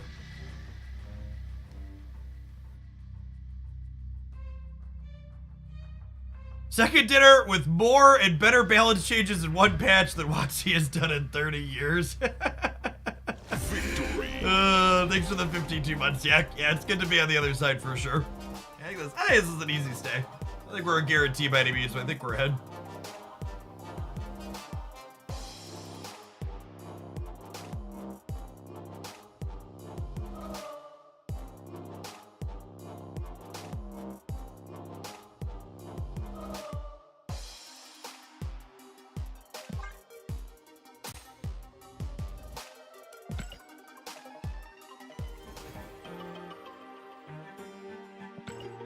Someone link the deck. No, the deck tracker is currently down because of the patch that happened today, so you're gonna have to manually import it like it's forever ago.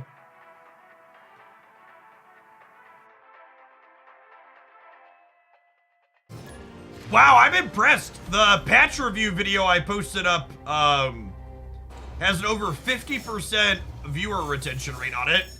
Thank you to everybody that checked that out. If you want some of the most engaging Marvel Snap content out there reviewing the patch changes, make sure you check that on the YouTube side. I was a little worried the viewer retention would be low because of how long it was, but there was just a lot to cover. I love getting to put my sweet variant actually on the board.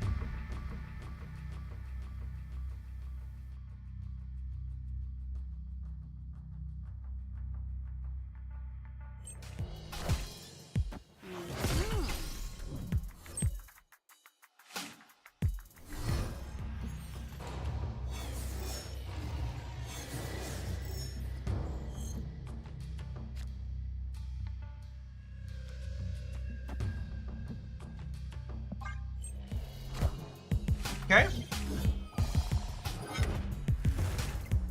Ooh, that's a slick animation, gamers. That's a good one, yeah? Looking good. I think we're just vibing for a turn.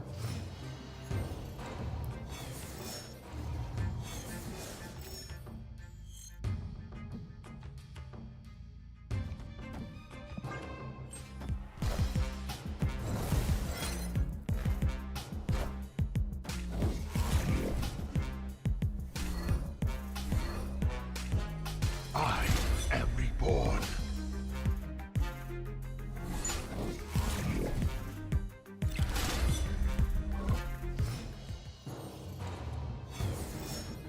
What a game, gamers! Okay, wait, this is fucking sick though, right? Is this insane? This is insane.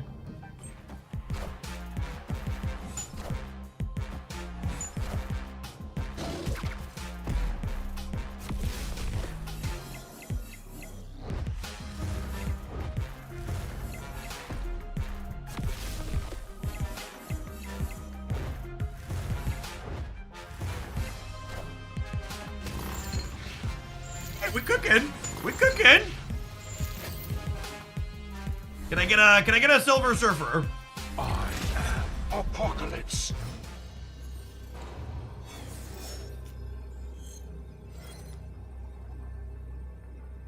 Wait, that's still great, right?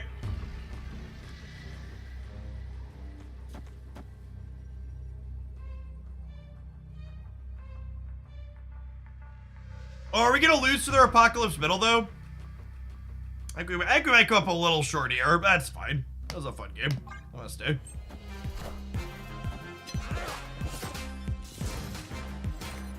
If we kill one of the things in the center, we're good, right? We get a Komoduck or a Black Cat in the middle.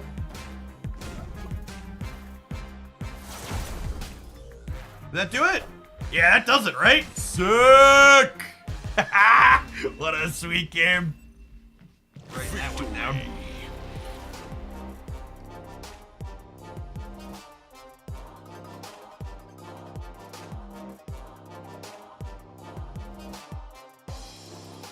It's nice to have tomorrow's deck highlight knocked out of the way early so we can spend more time playing terrible things. We'll jam with this for a little bit. We'll try some other stuff. I want to try something truly terrible, like probably Black Panther, Sebastian Shaw type stuff. Probably sounds like a vibe.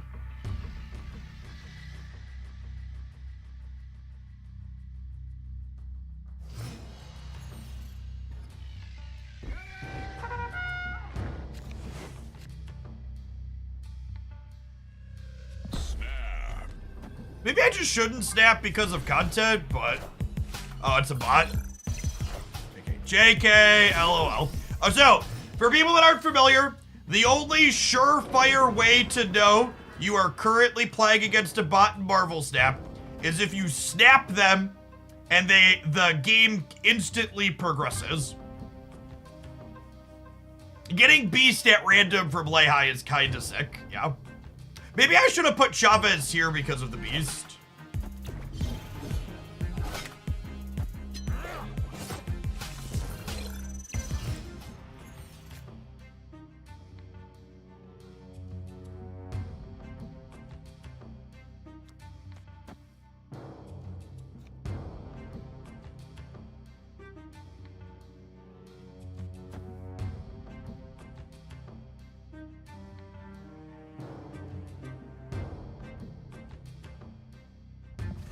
Yes, human players will have a chance to decide whether to leave or not, is exactly correct. I could do this and then just not Sarah this game. Maybe I just don't Sarah this game.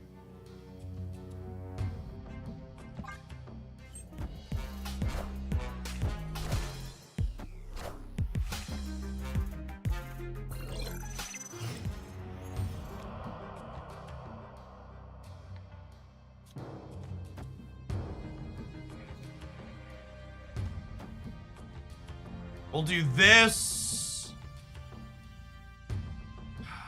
The Nakia's not actually good though, right?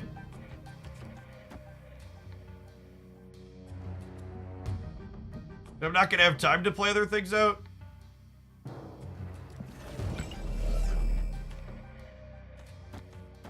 I'm gonna do this, and then like next turn we'll go like Shard, Killmonger, and clean them out.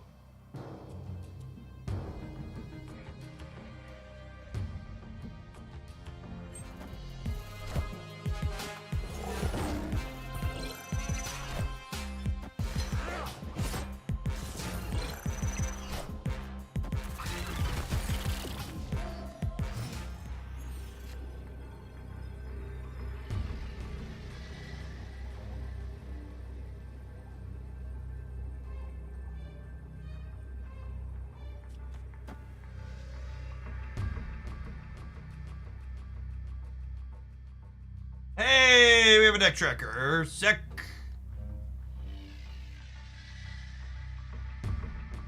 Is it just this? It might just be this.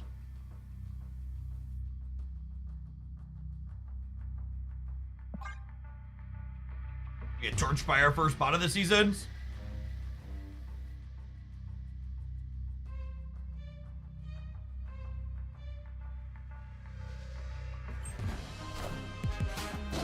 Oh my god, we might actually get torched by our first bot of the season. Okay.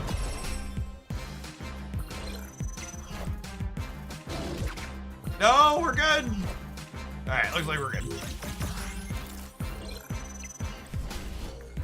For people that are new to Marvel Snap, when I talk about bots, there's always some confusion. So, bots exist pre-Infinite on the ladder. And they are not bots that humans are running.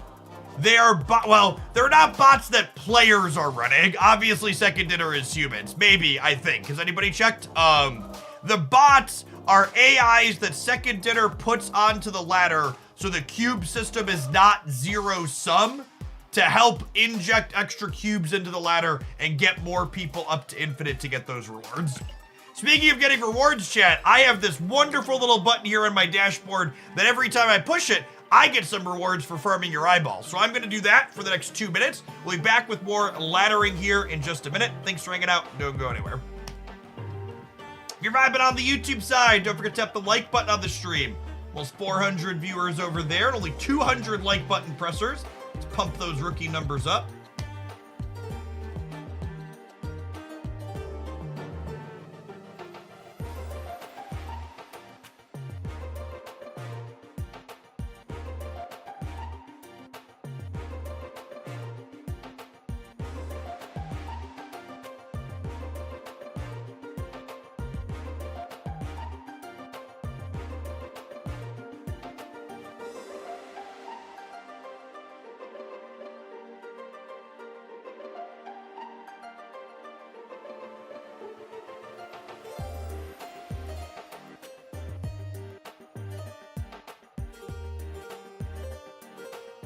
I am for one of hype for Silver Surfer Season Pass Run 2. It is a little bit like that, right?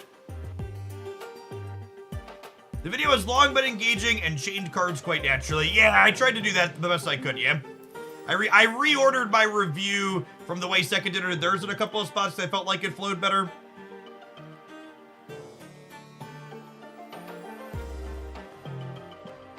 Win a location with 20 or more power. Check.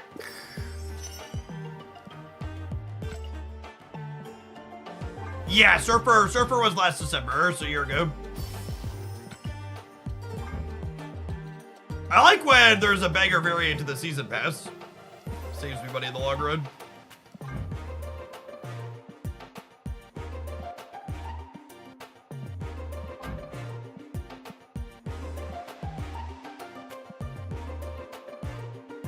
Thanks for hanging out, Schrockums.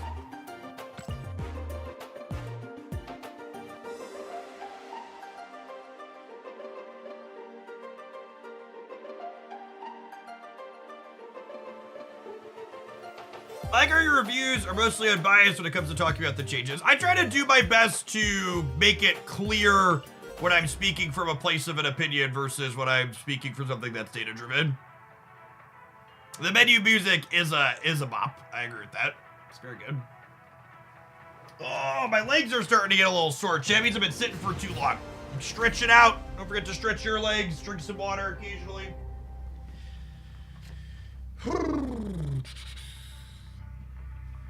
If I Okoye onto, I can't forge the Sebastian. I guess I could forge Sebastian on 4 though, right? It's probably fine. Hit Streak, thanks for the sub gift. I appreciate that.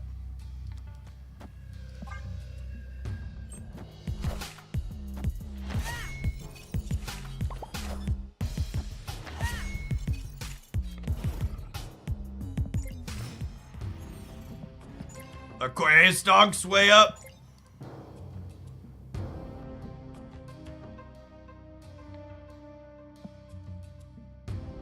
I just don't have a good play here, unfortunately, right? I have all my kind of reactive cards.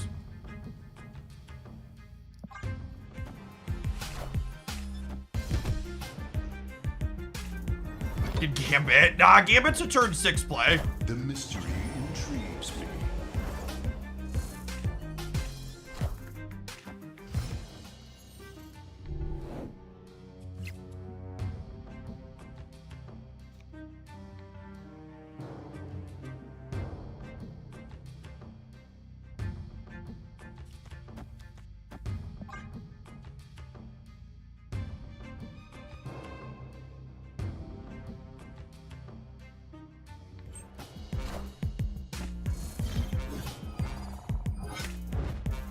I love that Shaw gets his animation in hand. So good. Auto deck uses your favorited title avatar of the deck. All newly created decks pick from your favorited stuff now. It's great. I think with the Chavez draw, I'm gonna go Shaw Chavez. Honestly, chat, I'm not convinced that Sarah is good inside of Surfer. She might be a little bit of a trap. And America Chavez, yep.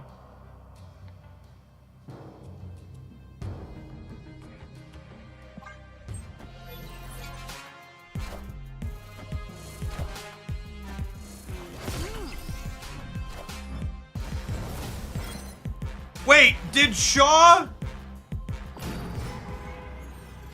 not trigger with Forge there? What am I missing?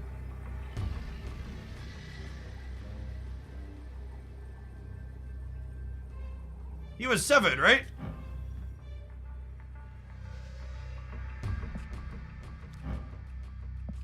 Oh wait, it's a visual bug? It says he's 11. It must be a weird visual bug. He's 11 when we zoom. Okay, good. I was like, I thought I understood how this worked.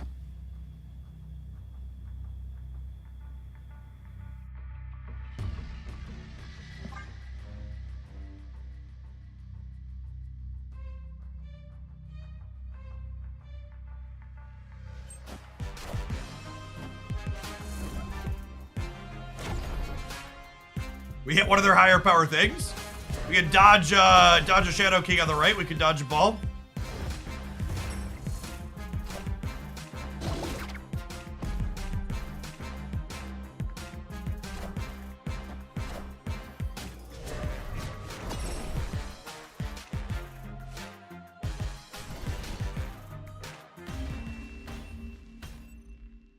Victory.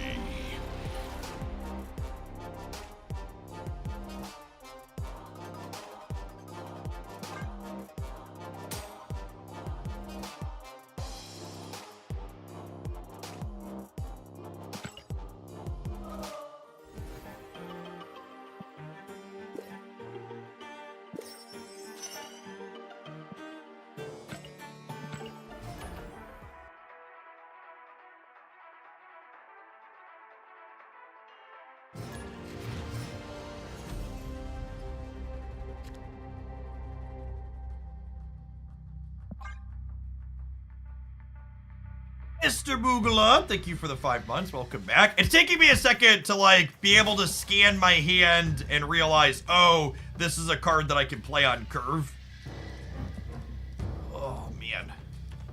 Game board reading like Twitter here.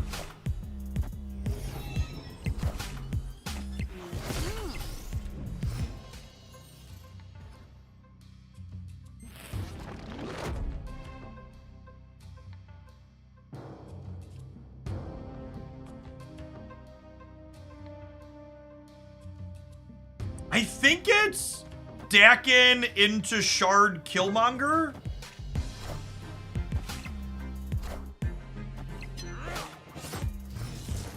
And then I have priority?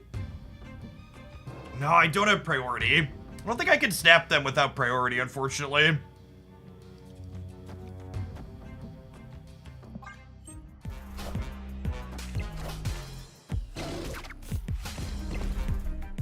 If I had priority, I would have snapped there, but without it, I think I'm just supposed to vibe. Opponent snapped. Are they just Modok Hella? They must be Modok Hella, right? Did I beat that?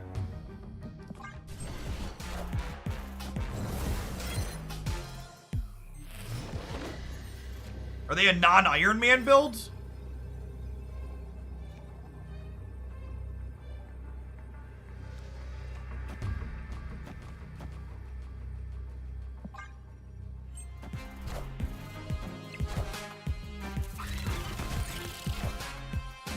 A good chance we lose here, but hello.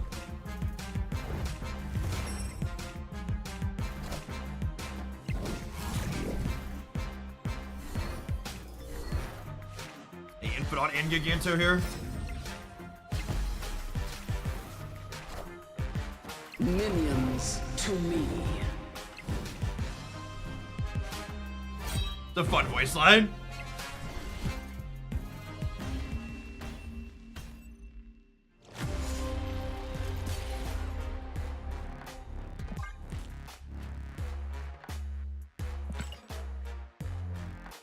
And they added voiceovers to 5 or 6 cards, I think.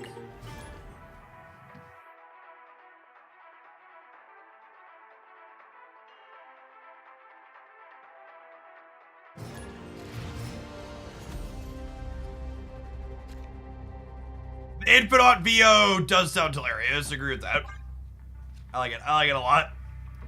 Patton, thank you for the gifted subs. It's very generous of you. Ooh.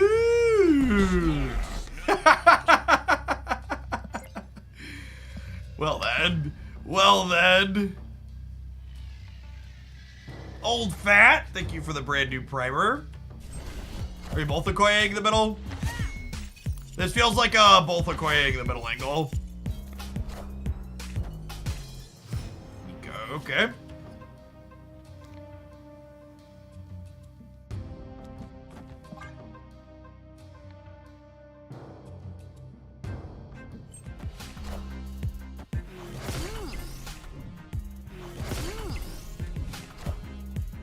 All right, hopefully we're about to draw Sebastian shot, chat.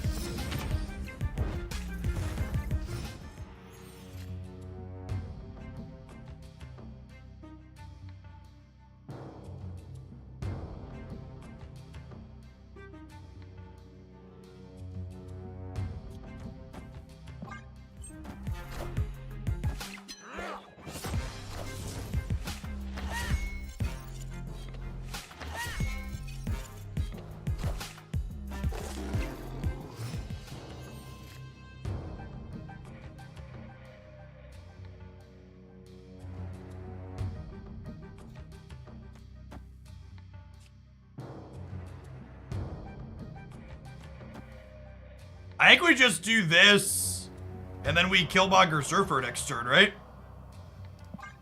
Yeah, I think I'm gonna trim this area after this game. Nico sounds good.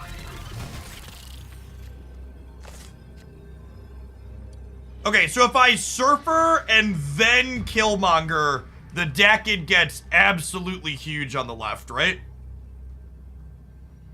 It means I miss 4 points in the center. But is that right?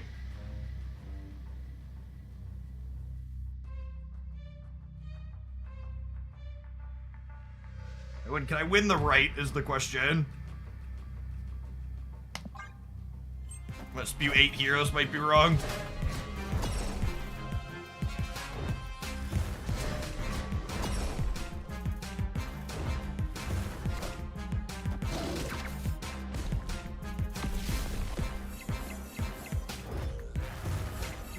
We're beating Surfer on the right? Casual 30 power decking.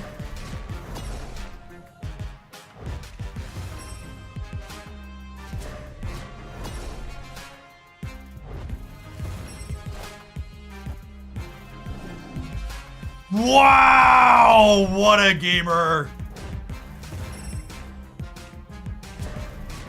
What a gamer!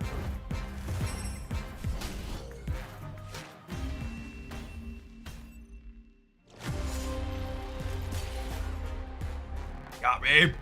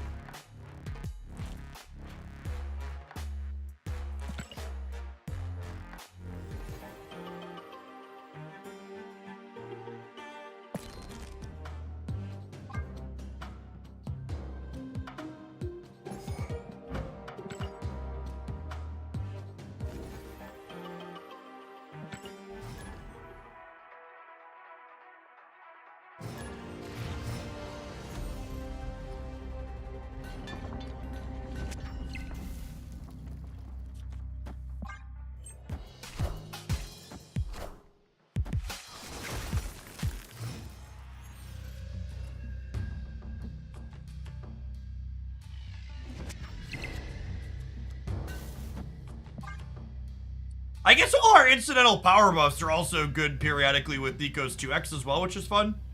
We got a couple of Nico synergies in this deck.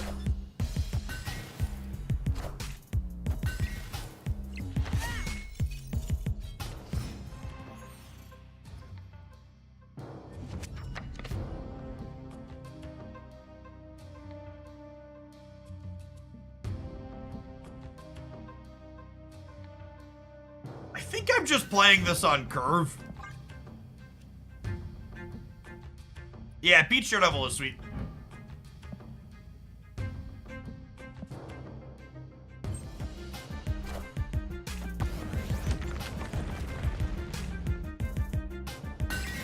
Extra rewarded for firing off the Killmonger. Are gonna be Twitch drops, so there's no Twitch drops on the schedule currently. Emma Bellows, thank you for the brand new Prime. I appreciate that. Welcome back.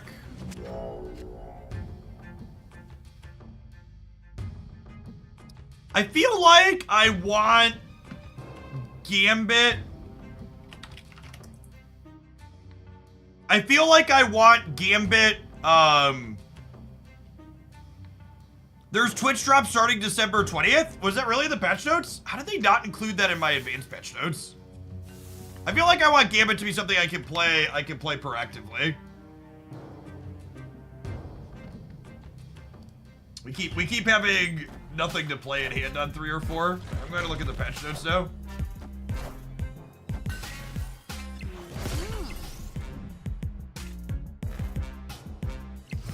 You can play Gambit proactively. No, you cannot.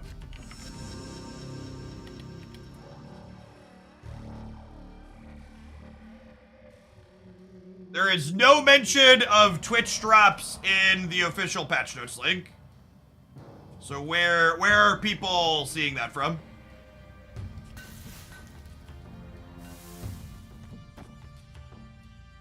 Can I get a reference?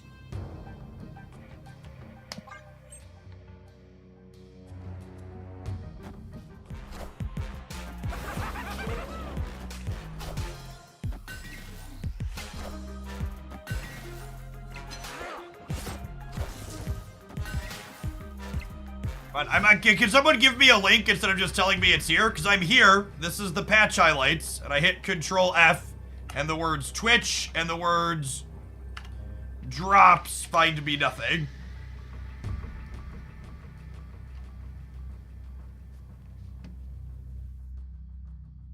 Oh, there's a separate season notes thing. Okay, noted. Thank you.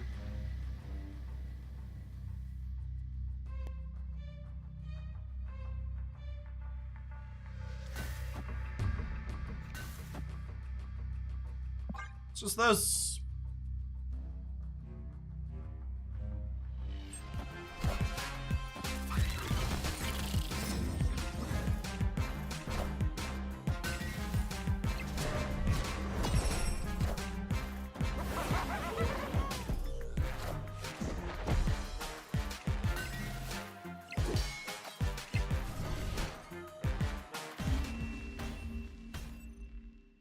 Victory.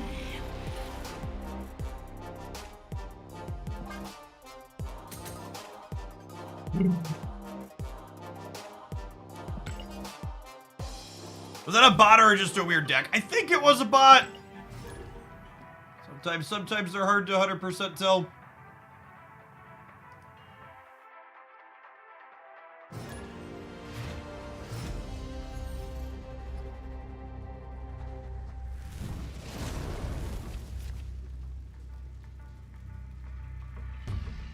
Oh, I was gonna change Gambit out. Do that. I was looking at the drops page.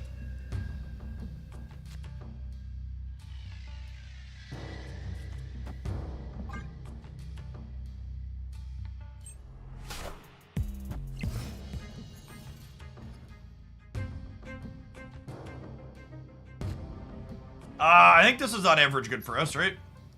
Accept them at this point. It's pretty good.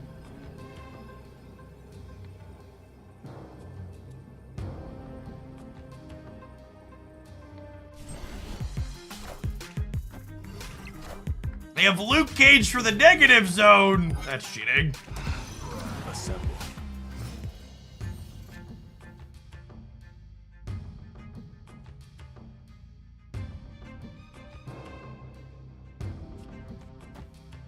We could gambit them. Nah, I don't think I want to do that yet.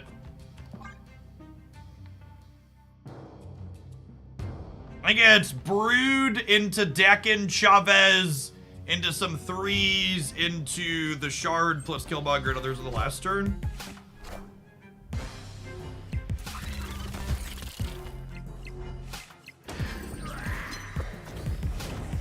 Alright, well there's definitely a turn 7.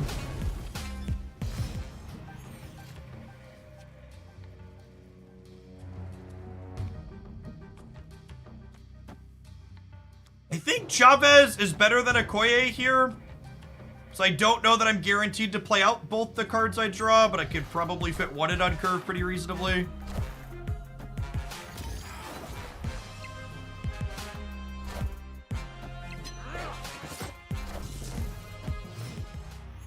Opponent snapped. Yeah, that's so unfortunate.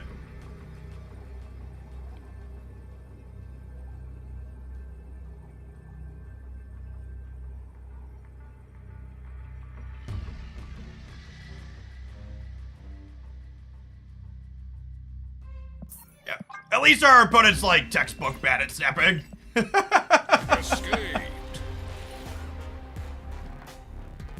Just had priority, knew they were going to armor my Nova, and then snapped afterwards. They would have gotten 2 more cubes out of me if they would have snapped appropriately. You have to snap before your good play is made visible to your opponent, not after.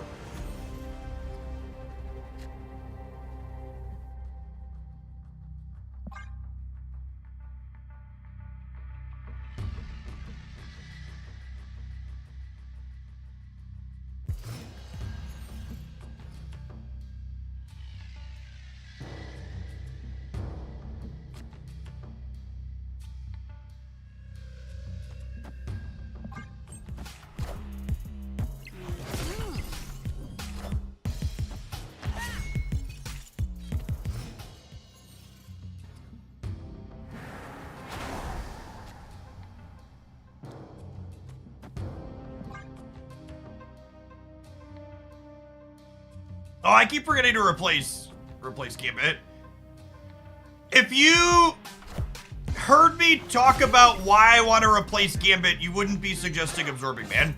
The reason why I think I need to swap Gambit out for something else is my deck consistently keeps having spots like this where I just don't want to play this out as a proactive 3-drop onto the board because I don't want to discard cards from my hand. So if we're going to replace this with something, which I likely am, we want to explicitly replace it with a card that we can play out proactively on curve and feel good about doing that with.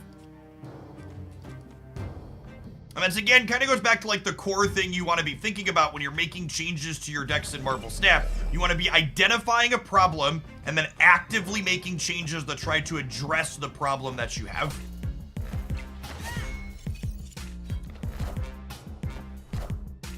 Yeah, Polaris or Spider are probably the cards I most want to play in those slots. I think those are the 2 best suggestions we've had.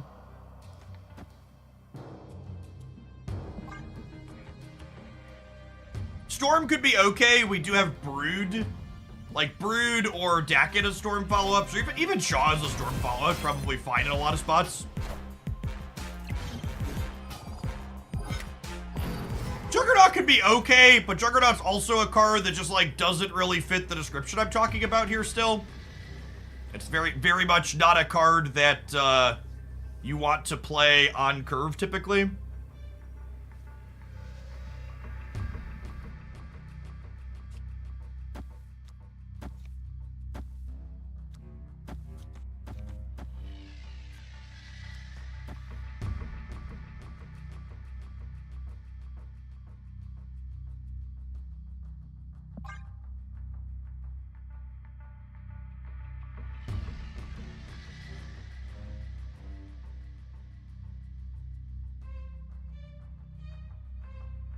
A lot of endgame permutations here. I don't really know which one's ideal, because cards can kind of just go everywhere with New York as always.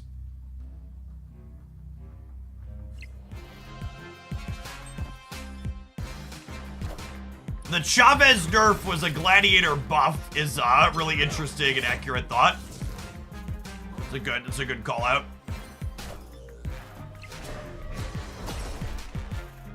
Not enough to compete on the right, unfortunately.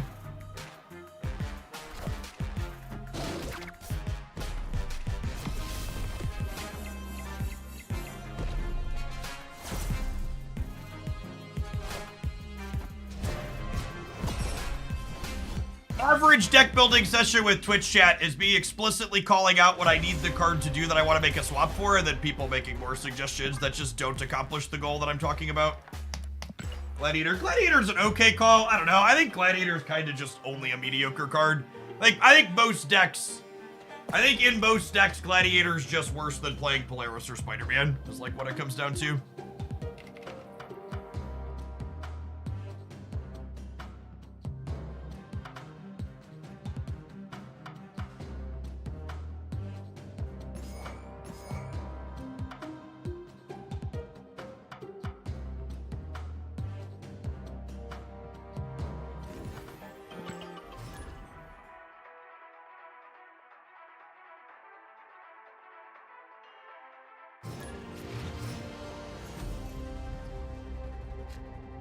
Crystal could be helpful. I would be genuinely surprised if Crystal... was more beneficial to us than our opponent's decks on average.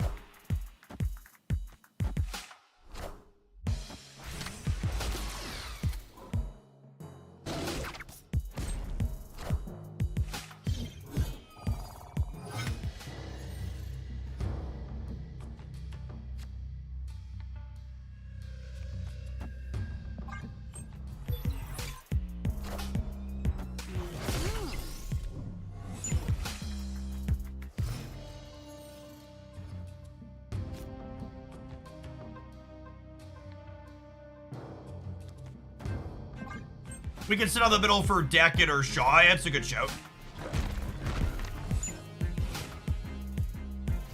Chavez Nova is kind of a non-bow, huh? Hadn't thought about that.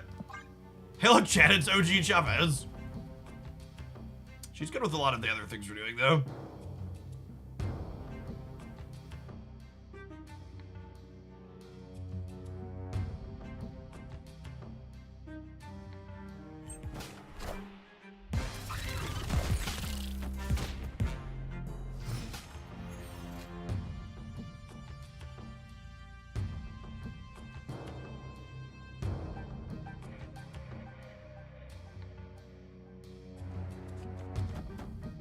I think it's this, so then we just play whatever 3-drop we draw with Surfer next turn.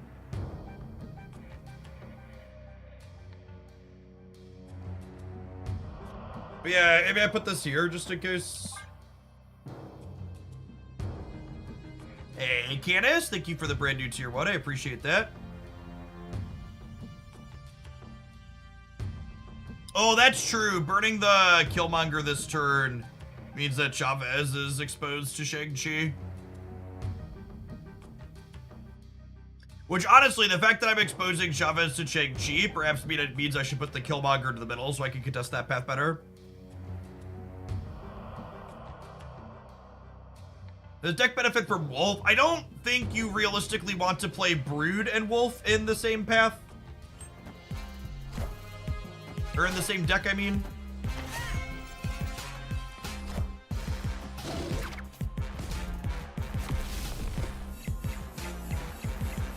Hey, Candace, thanks for the sub-gift as well. It's very generous of you. Apologies, I assumed I was going to draw a Marvel Snap card. I drew Rock.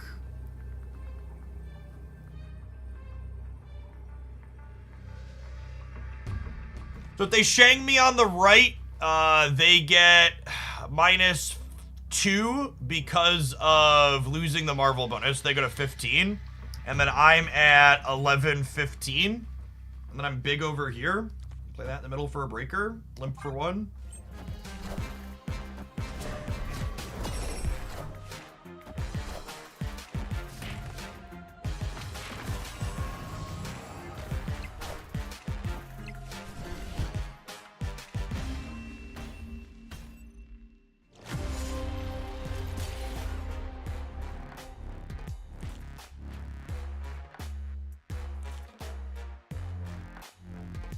Hey, Sassy Magic Carp, thanks for the 17 months. Welcome back.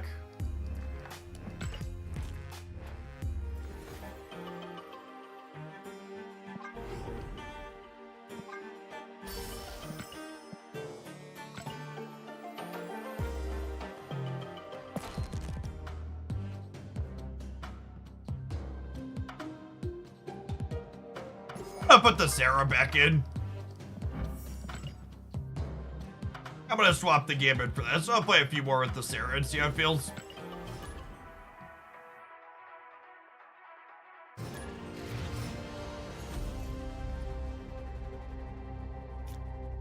Why on God's green earth would I want to put Lady Deathstrike in my deck, gamers?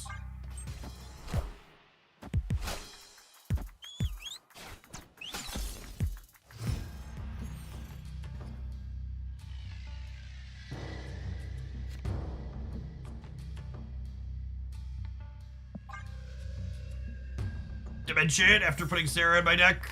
Feels bad, man. Cruel Mist, thank you for the 7 months. I appreciate that. Welcome back.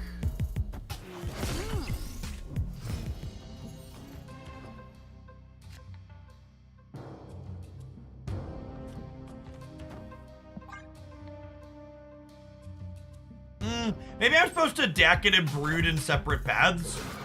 Just so I'm not committing a bunch of stats to the same place.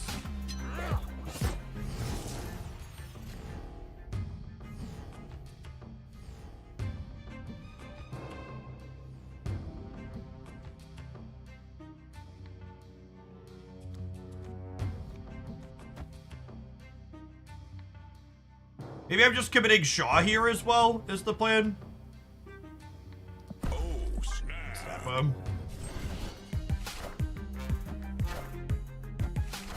Our AI overlords.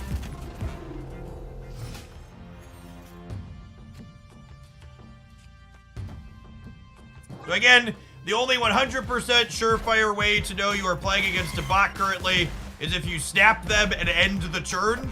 It immediately ends All the turn. systems go. Because any human being, even if their play is locked in, their rope gets extended.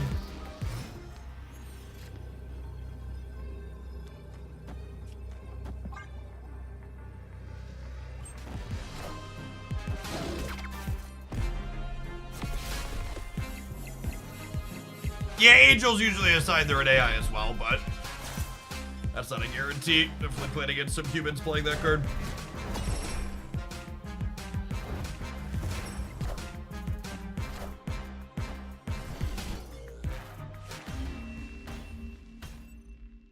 Victory.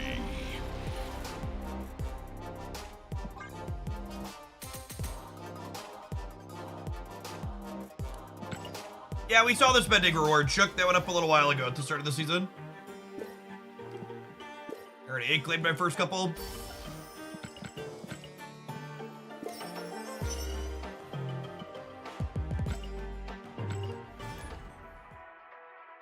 I meant to click in to claim my ranked rewards, but I don't want to cancel queue in case it puts us into a game.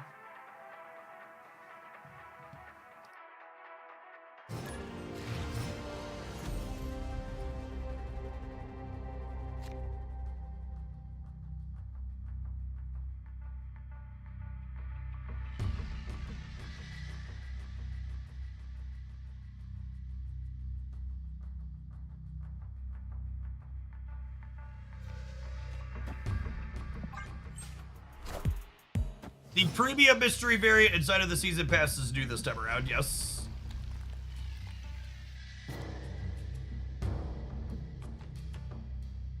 Interesting. Okay, so am I Forge into Dakin, or am I Nakia into Forge Dakin? I kind of like Nakia into Forge Dakin, and then I slip the Dakin into Morag, perhaps?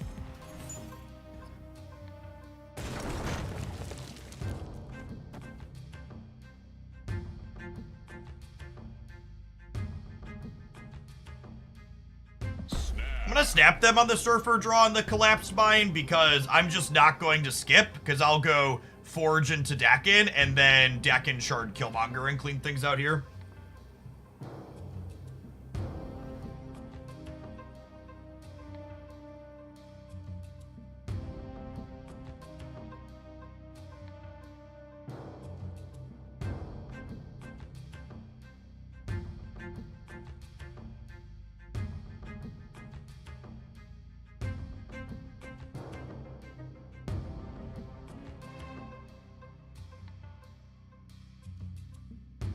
They want to stay here.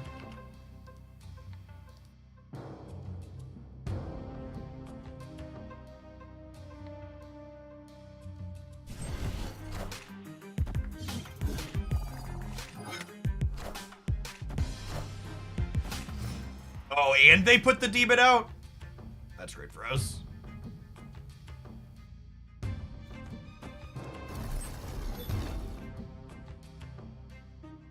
Oh man, the sequencing here is.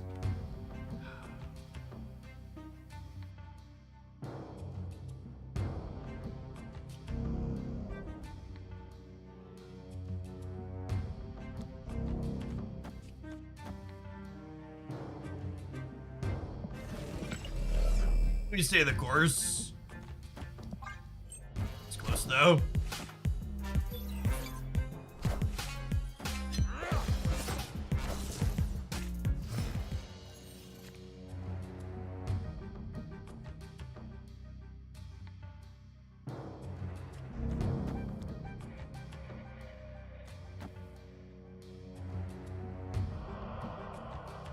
I think I'll put this here actually, right? Because we should have a pretty dominating position in the middle. Is Sarah better? I don't think Sarah's better. Because I can't play Shard, Killmonger, Shaw, and Surfer on the last turn.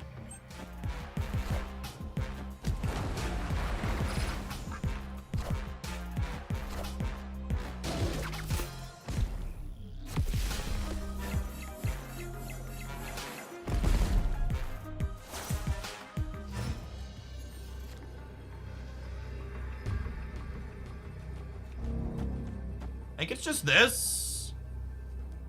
Like keep 'em honest on the right, and this is 13, 19, 21 here. So they'd have to put. I think this is good enough. Surfer on DC. No, I don't want to give him the collapse mine for free, I don't think.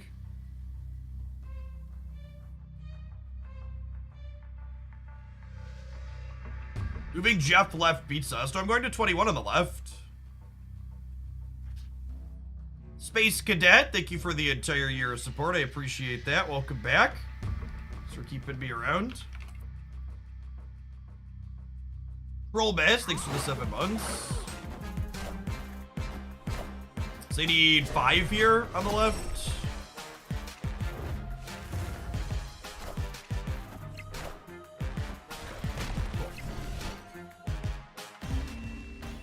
We're on the coin flip there. Victory. I think they're more likely to play their bigger thing here. It's close though.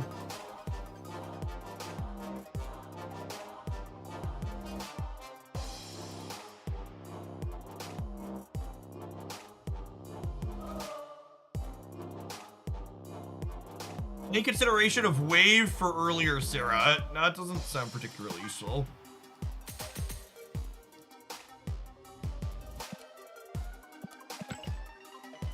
Off, it's nicely the Black Panther unrevealed deck. I mean, that's not really a deck, right? Well, it's time to claim some ranked rewards and time to run some adverts. We'll see you in 120 seconds, chat. We're going to play a little bit more of this deck, and then I think we're going to try some Black Panther stuff, even if it's likely not good. Thanks for hanging out. Don't go anywhere. Watch it on the YouTube side. Consider tapping the like button. Appreciate the 228 people that have done that so far on that platform. The winner rock slide variant now gives the opponent coal. I think all of the rocks are coal at the moment. Pixels. Ooh, a Nor variant. It's like Christmas gamers. It's like Christmas. No earrings near Magneto. Just got a safety tip.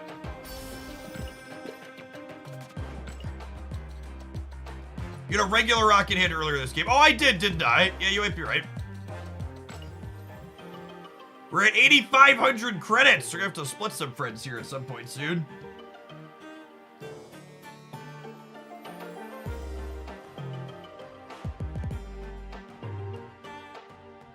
Is any of these cards more likely to get played this season? Oh, we did just say we were gonna play some Black Panther.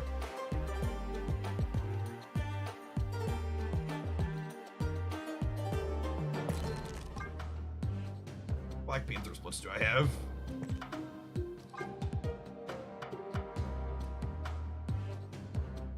Not many.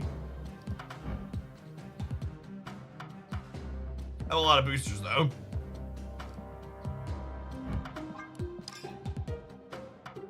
Telekinesis Kyle, thank you for the 2 months. I appreciate that. Welcome back.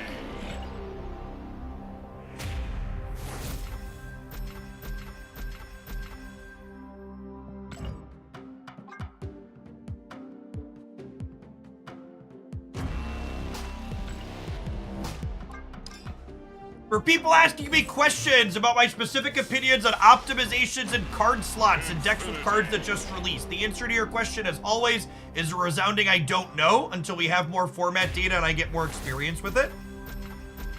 So your suggestion might be good, but you should go ahead and test it, because I haven't tested things yet, because the cards just released a little bit ago. From a base theory craft perspective, I don't think you want Brood and Werewolf by Night in the same Silver Surfer deck.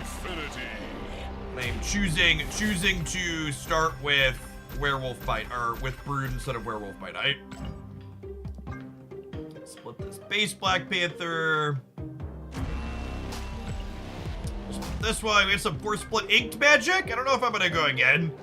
So down to, we spent half our credits. We'll set that one as a favorite for now. Get off. 10,000 credits is the cap. I wanted to not be hugging up against that.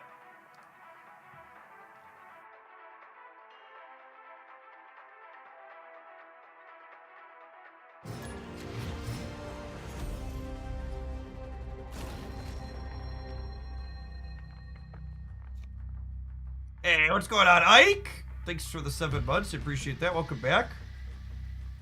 Then I'll let you play Chavez with in Bounce Hawk. We played Bounce Hawk with the new Chavez in it this morning, and it felt fine.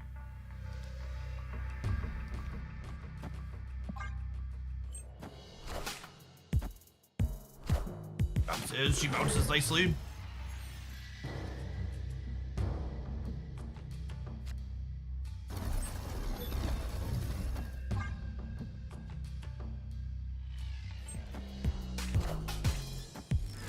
I don't think they'll ever fix the bug that shows something to claim on the season pass. No, I don't think Marvel Snap will ever fix a bug ever again.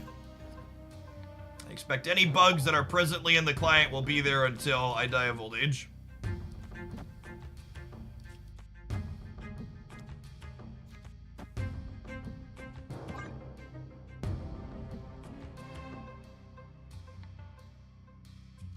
Speaking of bounce.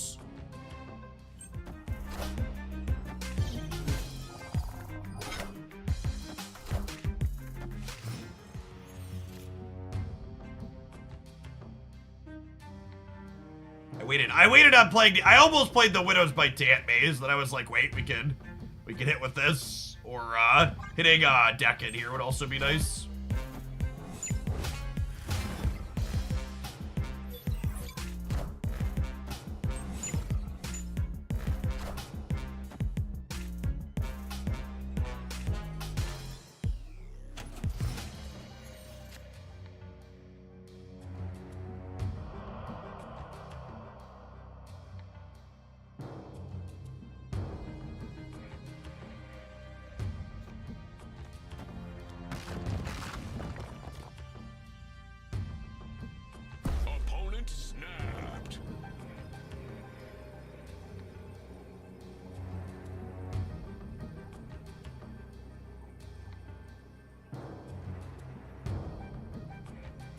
Do I snap them back here?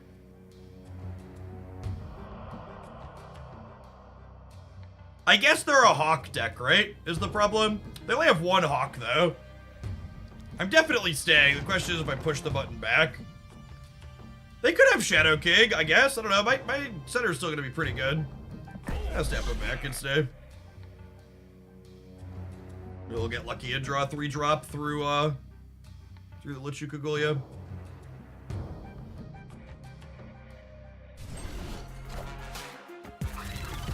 Just try and throw a priority. I don't know if we can throw a priority.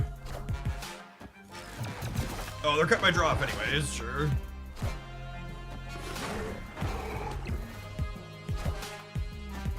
systems go.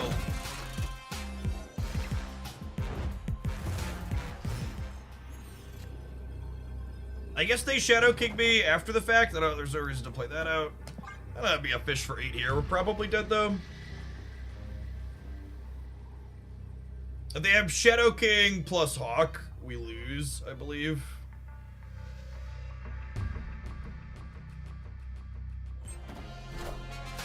Yeah, maybe I'm just supposed to only play the Nova and just hold Brood Killmonger for the last turn for the trying to throw priority angle. It's a really good thought.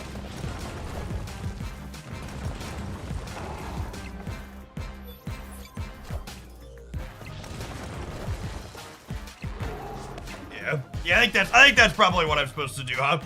We're probably supposed to only play Forge or only play Nova, and then I can Brood plus the other one on the last turn.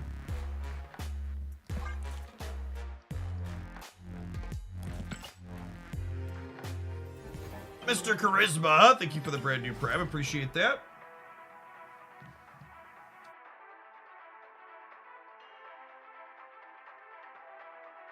We still lose mid even without priority though, do we?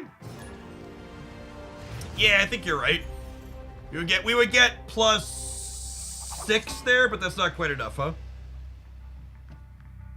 What gave them extra energy? Their Forge was beasted back to their hand.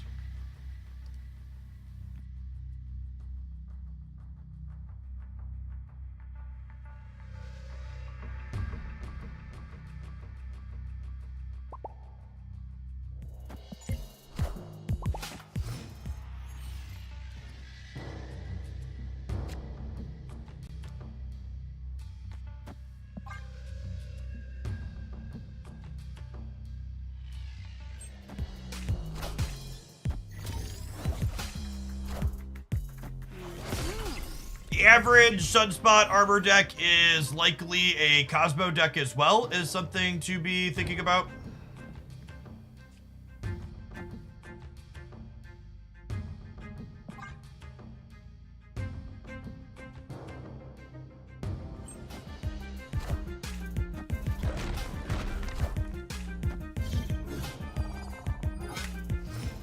Could be the... Could be the, what's it called build? The She-Hulk, Moon Girl, Miss Marvel build that I played a bit of.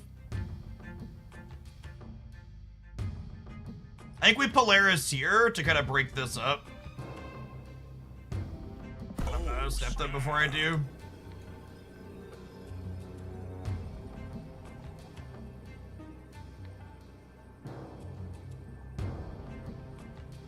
This is a great armor split, by the way, with the red border on it.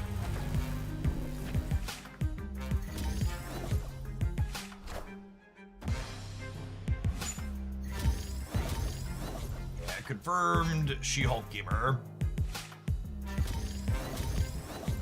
Round and round, the locations go. Where they'll stop, nobody knows.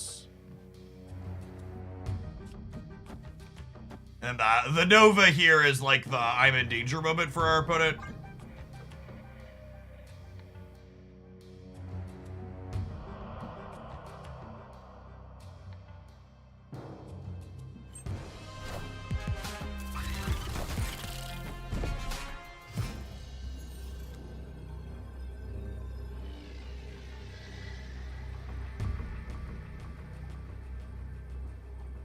They potentially have 2 110s in their hand right now.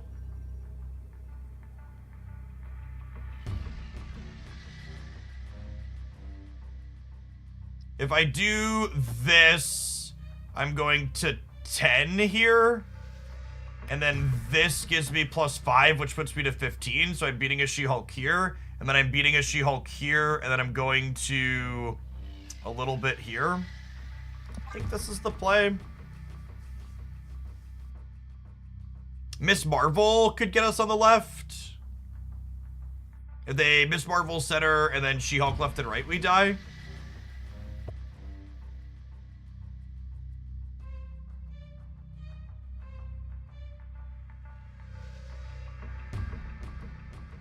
I can see Mobius being okay in our deck. Polaris had some good utility here. I think they're about to get Marvel plus whatever, like I said. I don't know if Andy lines to play around that. If I would have put the Killmonger on the left, would we have beaten that? Yeah, I think so. I'd have been +6 over there. The opponent's deck's really good, by the way. It's one that I posted a deck highlight with on the YouTube channel Monday, was it? It's responsible for one of my Infinity avatars last season. So there's other permutations that this could have played out at. And honestly, I would have been 18-21 here regardless. So I definitely should have played Killmonger here because I was beating Marvel plus a She-Hulk here either way. Killmonger right would have tied. Yes, I would have tied. I should have played Killmonger left is what I should have done to play around this though. I don't think Killmonger right is correct. It's a fantastic split. A lot of good ones from the opponent there.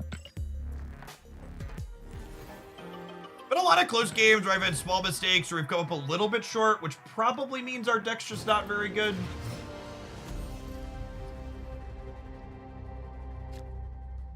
Generally speaking, if you just keep coming up short a bunch, it means your deck's kind of poop. I think we vibe on the Forge, and this will probably be a Chavez into Nakia into Forge deck in. Small mistakes that didn't win, despite of them, deck sucks. I mean, one of the hallmarks of a good deck is your deck is going to be good enough to make up for the mistakes that you make on occasion. So if your deck is never strong enough to actually carry you through a mistake, yeah, the deck's not very good. It's like the TLDR. Snap. It's a shame that Caden... Oh, could that be our even? Victory. Our hand's good.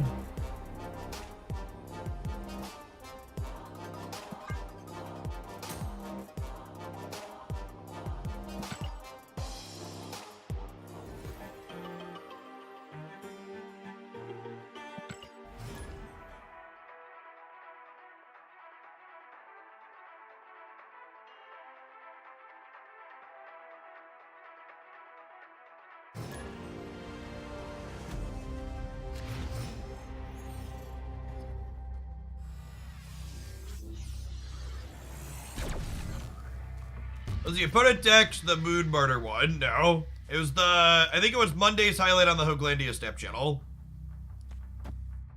The Darkhawk Moon Girl double up deck. Oh, snap. It's pretty good. I'm gonna press the button.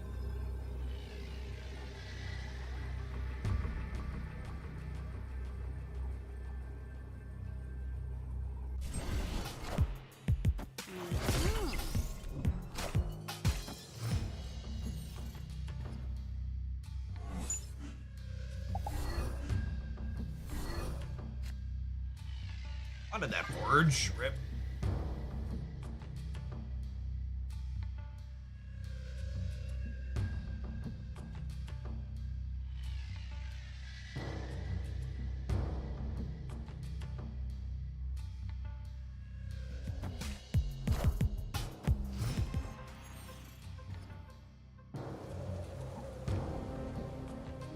Yeah, Silken Bass is a weird combination for the opponent for sure.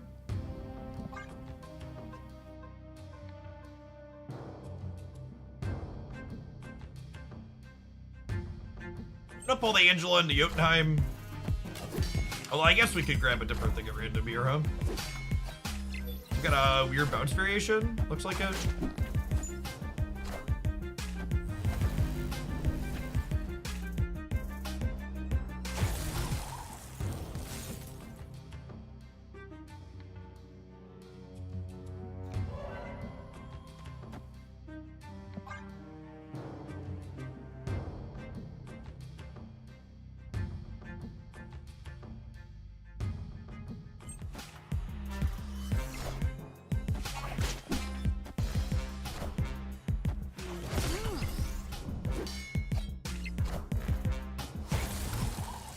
Silk jumping over into Jotunheim is very solid for us, obviously. I guess I'll do this. Victory.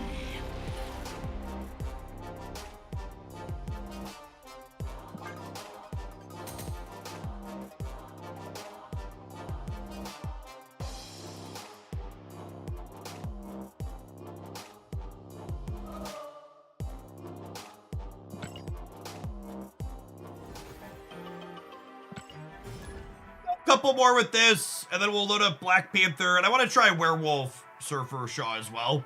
I think the Werewolf builds are built a little bit different. Like you probably don't want a Kia and a Koye in the Werewolf build, I imagine. Chavez is probably still good, though.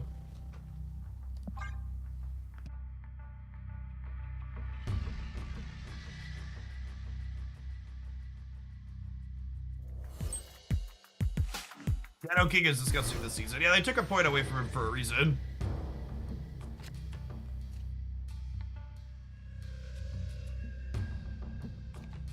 Getting a Koye down sooner rather than later is ideal, so that way we can draw more cards with her bonus on it. I don't think I'm likely to play Gladiator, Grindel.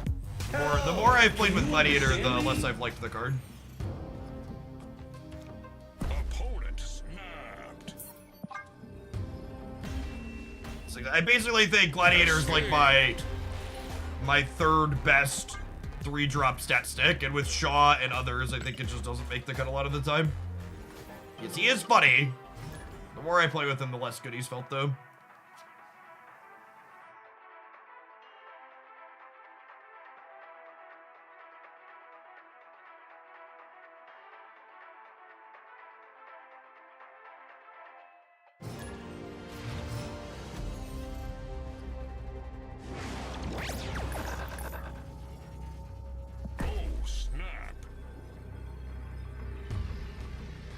I subscribe to the school of thought that if peak is even neutral for you, you should basically always snap it because it might be bad for your opponent.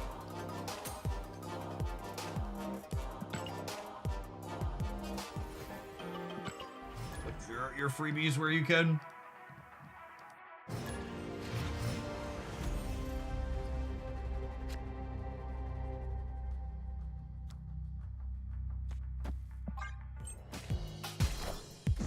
By the way, gamers, I haven't plugged in a ton today because we've been busy with Snap stuff, but I've been distracted.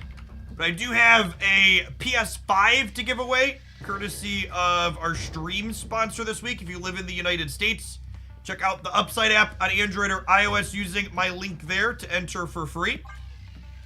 If we get, currently I have 244 people that have checked that out. If we make it up to 250, the giveaway prize is going to be increased from just a PS5 to a PS5 as well as a PS2 VR. So who doesn't like free stuff, gamers?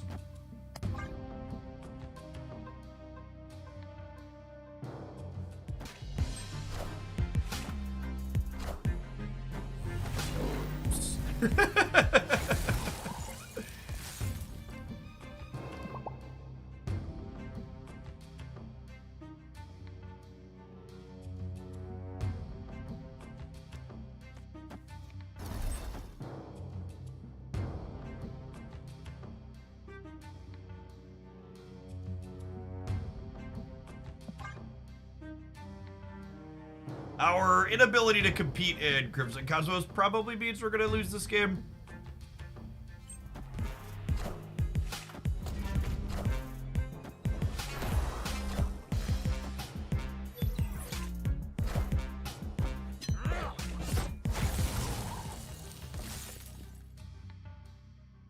As a giveaway among your audience, the 200 and some odd people from my grouping there, one of those people will get picked for the giveaway. It is a giveaway purely for my audience slash the promotion on the stream.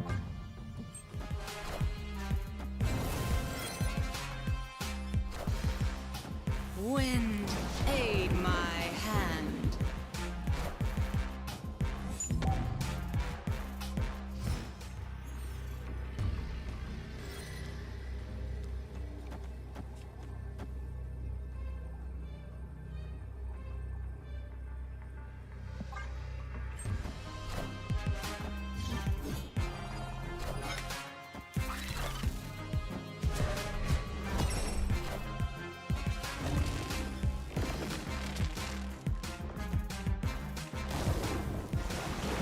Why would entering this giveaway prevent you from entering future ones? Tricky Turkey, thank you for the primer, appreciate that. All the information details on it are on the Brandfluence page there. Is it just a Twitch thing? It's not. No, if you're on the YouTube side, I can drop the link over there too. You just gotta be a new user for Upside to count. And the Upside app, if you're not familiar with it, it's basically a discount/referrals app on things you're probably going to be buying anyways if you're one of my very human audience members. Gas, groceries, and takeout are things that it saves you dollary dues on that you're probably doing periodically anyways. Heartless at best, thank you for the brand new primer, appreciate that.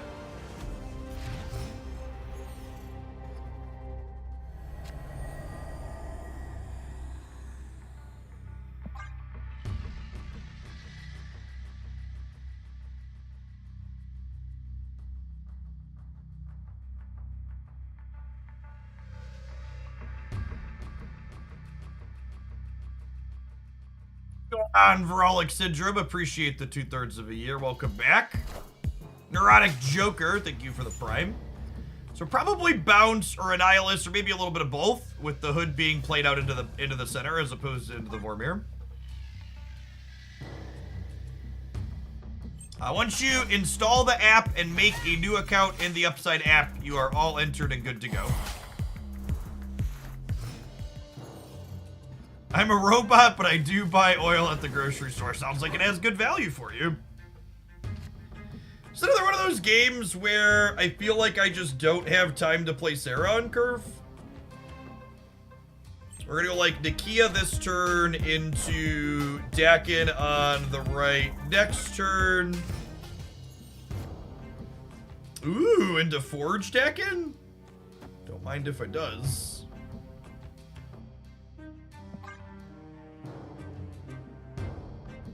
Maybe I'm supposed to play Sarah? I don't know. What's my last turn gonna be? My last turn, I obviously need to play the Dakin shard out at some point. Okay, well, now we're definitely not playing Sarah because I need to Killmonger their board. Snap them before we do.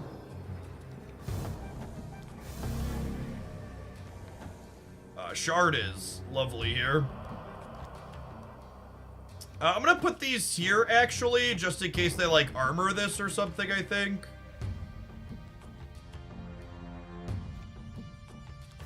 I guess I'll spread this out here so I don't have too many points over here, because my deck is gonna be Xbox huge. Hedging Goblin on the right's a good call. Yeah, maybe I should do that. I should probably hedge Goblin on one of the sides. Is a good shout. I'm sure with the Dakin, their Killmonger senses are tingling, which is their hesitation into my snap here, and they should be.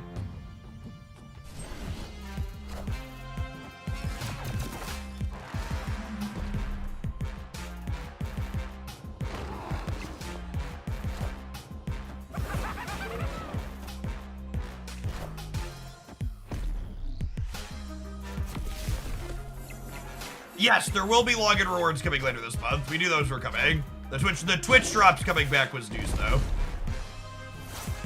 That was not something we knew in advance.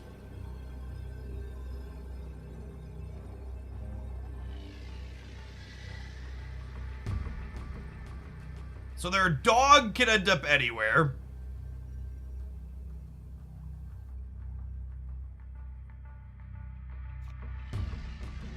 I think it's this. So we stay.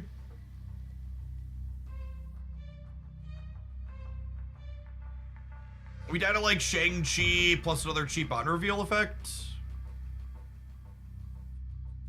Maybe I'm supposed to brood right to play around the Shang-Chi, actually. Yeah, I think I messed up here. I should have gone brood here, Chavez here to spread out and play for all three through Shang-Chi. Or we're a genius, maybe, possibly.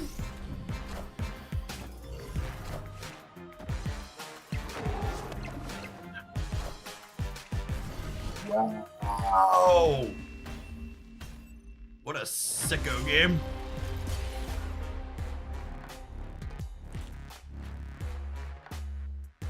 Every bit of the buffalo there, huh? I think the only out we had to win there was guess.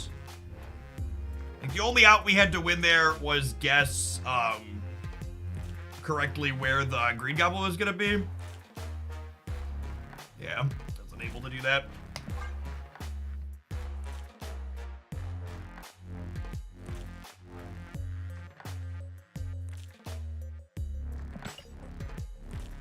Is Hazmat viable now? Why would Hazmat be viable now?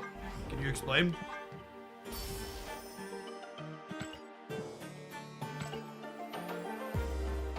Like, I don't think Luke Cage was the thing holding back Hazmat, generally speaking.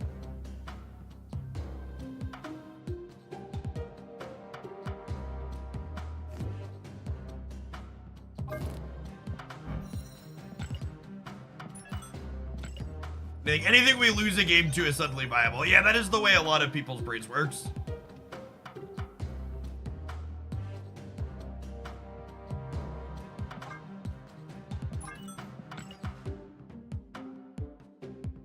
My bad deck lost a game to a different bad deck, so is that bad deck viable now? Probably not. Probably just means it's maybe less mediocre than what we were playing. I don't know that I want to play this kind of Black Panther deck. It makes sense that that's the one that the auto-populate does, though. This looks like the deck Reddit's worried about, yeah.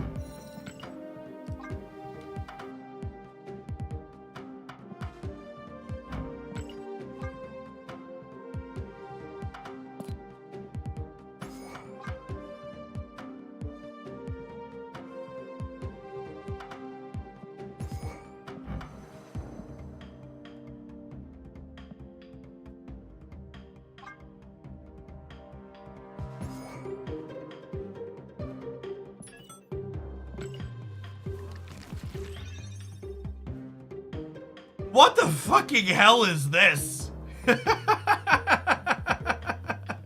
It built a discard deck? I don't know what exactly I was gonna do here, but it's certainly not that. Eric with a K, thank you for the 10 months, appreciate that. Pokemon Nerd with the absurd tier 3 and the nice 69-month resub. Welcome, welcome, welcome back. Erotic Joker, thank you for the brand new primer. Frolic Syndrome, new season, new sub, thanks for the 2/3 of a year. And Heartless Best, thank you for the 2 months. What's going on, Vacius? Thanks for picking up that new primer as well. Oh yeah, I probably want Forge. I probably want Nico. O-Trade, thanks for the 3/4 of a year. Are there any other cards that benefit from attack boosts? Is it just like Brood Sinister stuff? We could do Dakin stuff. Yeah, Dakin is still... Lady Deathstrike does. Yeah, I don't know that that's relevant in the metagame. Dakin's a good shout.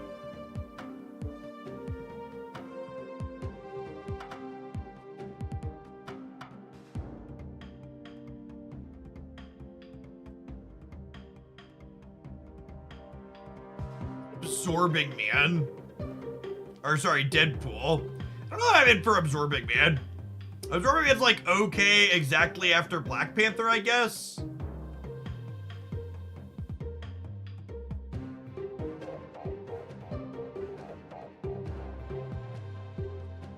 Zola. Yeah, we can finish on Zola, perhaps.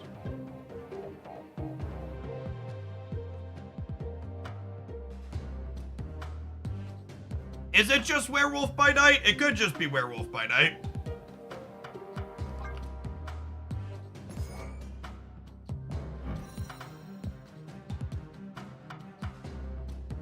Why not? I don't hate Iron Lad. All of the effects in here that Iron Lad can hit are pretty reasonable, right?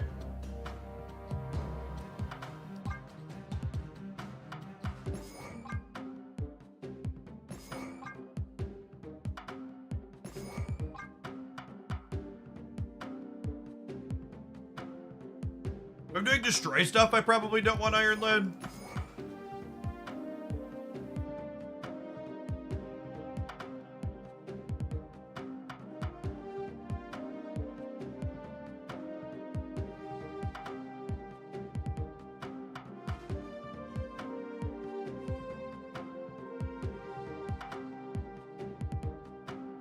What collection levels do you have all the Series 3 cards? Somewhere between 4,500 and 5,000. Do something like this. This is kind of Surfer without the Surfer, though, huh?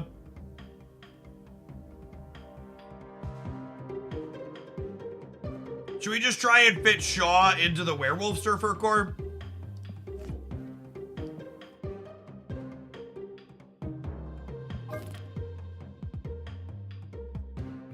Guess he doesn't really fit in this core. This was the Werewolf Surfer core I was playing previously. Is a deck builder a better deck builder than Twitch Chat? 100%. I think the deck builder is going to be a really solid asset for a lot of people. Which will be bigger this month, your staff spending or the kids' Christmas? I imagine the second.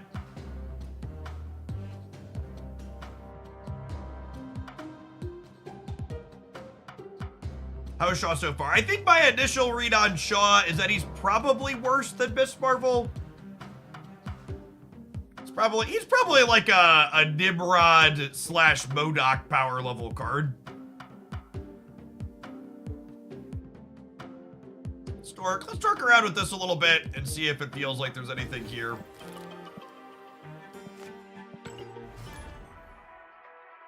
Yeah, maybe Dakin. Dakin was a season pass card too. Yeah, Dakin power level. I think those are good takes.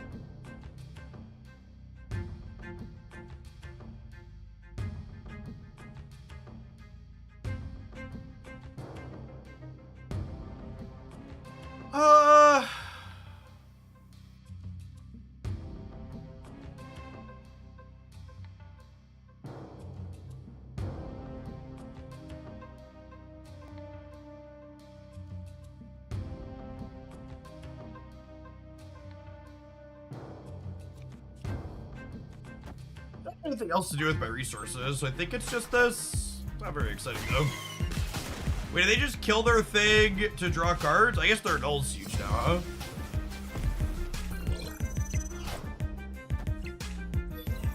I assume we're like 0% into a destroy deck that drew a bunch of cards. They're gonna have Null and Death and we do not. Just give them their 1 cube and go next.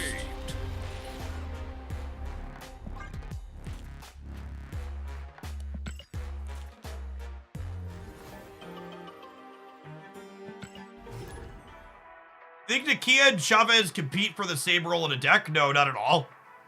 Nakia, we're playing Nakia in a bunch of Shaw decks just to see if anything's different, but I expect Nakia is probably still a garbage tier card.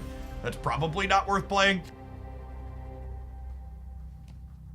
Whereas Chavez, I would be kind of surprised if she's not at least fringe playable. She's essentially a 2/5 that has random upside to periodically be much bigger than 2/5, which is a pretty reasonable rate overall.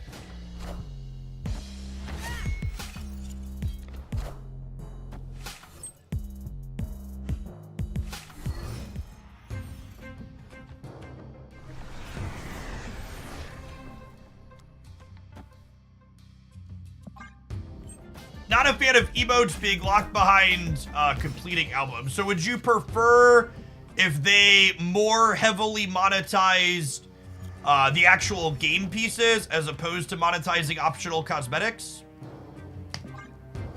Which I'm curious which part of the game you think they should monetize if it's not optional cosmetics. Like, I actually think locking emotes behind album stuff, which are completely optional cosmetics that you don't need to actually play the game, is a great choice.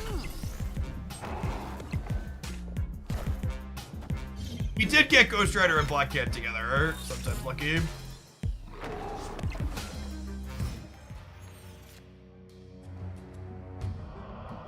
Snap. Zappa before our 12 points over on the left flip up. Rip Chavez's entrance animation. I mean, I'm gonna power up the top card of your deck animation is really solid.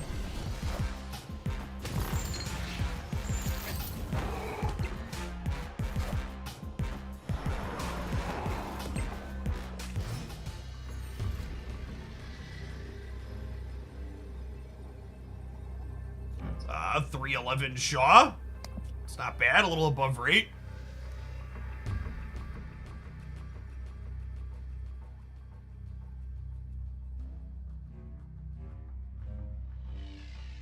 The arrow seems okay. I think okay is a great descriptor of her.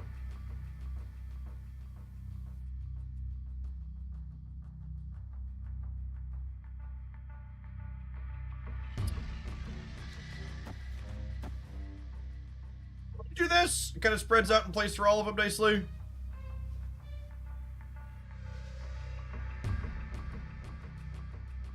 If they leave their dog left, we probably win Quantum Realm and Triskelion.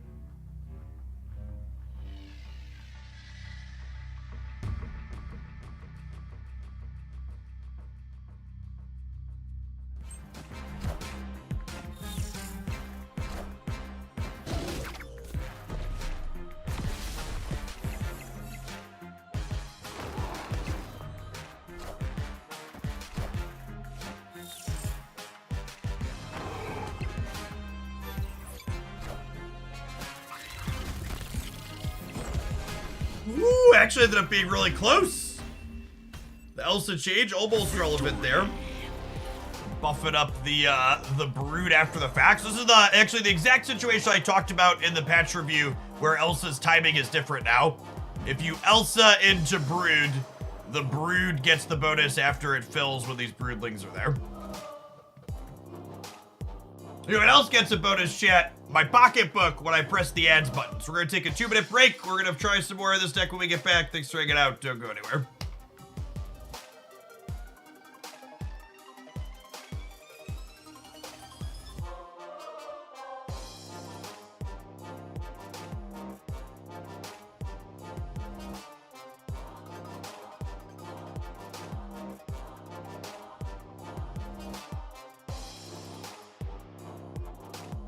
Chavez is kind of like Barrage, but for your own cards, to a degree. Barrage is like a 2-4, effectively, while Chavez is a 2-5. You have the segue words written down. No, it's all improv. Gotta be a little bit clever sometimes.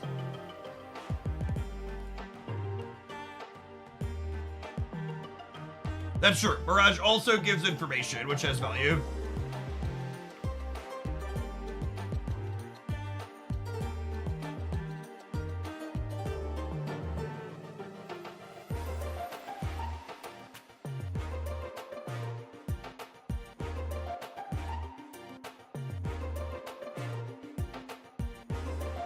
Yeah, I feel like Elsa is probably mostly dead. Or I want to try her in a movers deck at some point.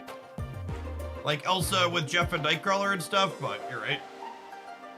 She definitely doesn't. She wasn't good before the change, and I think there's a chance the change makes her worse.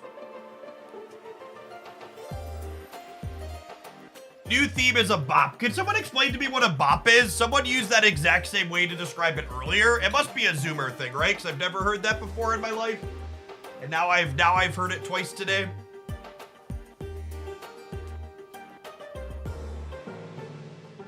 It's a Zoomer way to say a banger. Okay, got it. Kids and their fancy new words.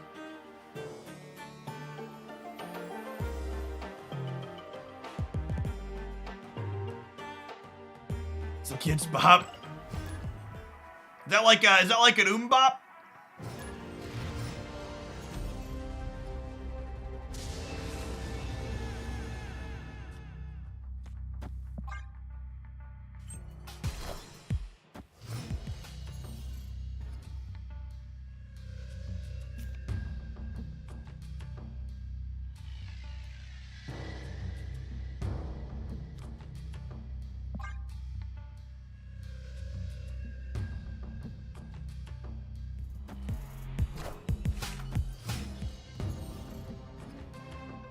Emmett played Angela to the left. So either they're a big cook or they're a play left bot. Either way, I'm gonna snap them here because our hand is stellar with the deck and draw.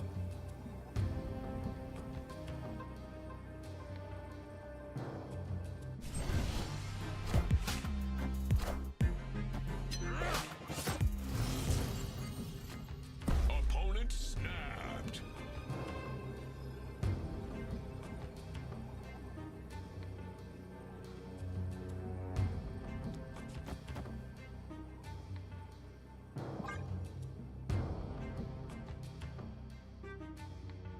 This could be a head too late snap, yep.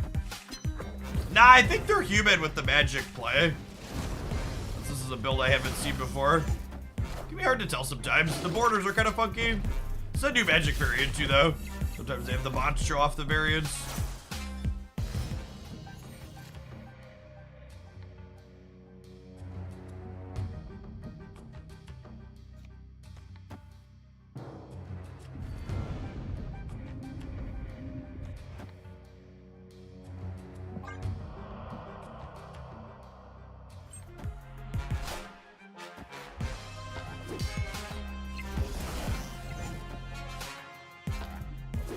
Beep boop, boop beep, beep boop, boop beep. Yeah, I can technically Carnage. I guess I don't really have anything else to eat. It's a good show.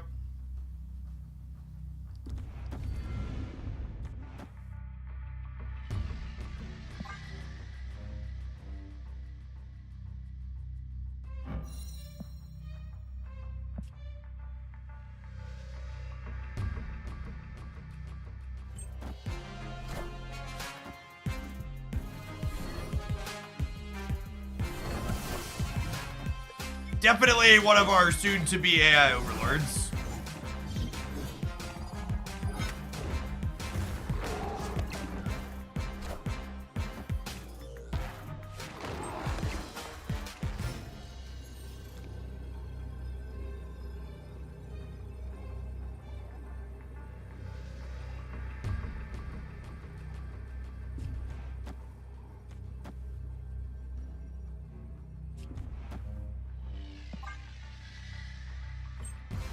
Pump me up, Emmett. You're a good lad. We drew Chavez on turn 6 for old time's sake. Yep. Victory.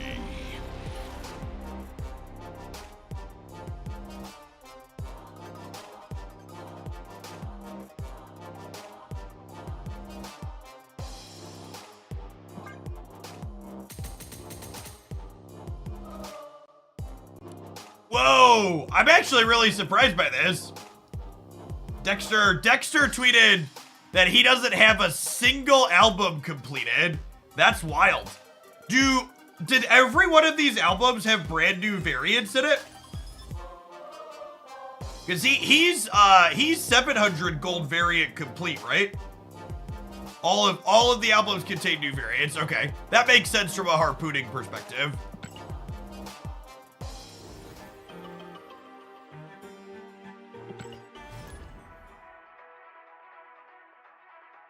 They all contained unreleased ones. Okay. Sounds about right.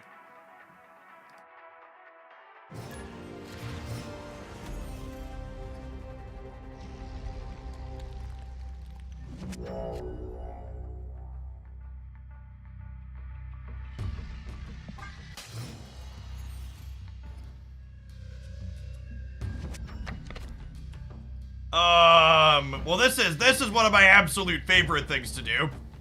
Oh, snap. And we're certainly snapping it. So we get to Nico into copy Dakin, and the Dakin we copy is gonna be +3 from the Aunt Maze.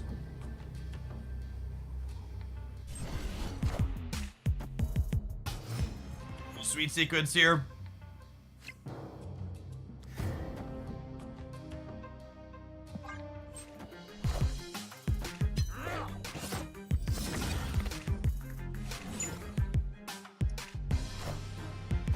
Oh, it copies before the location goes. Sedge.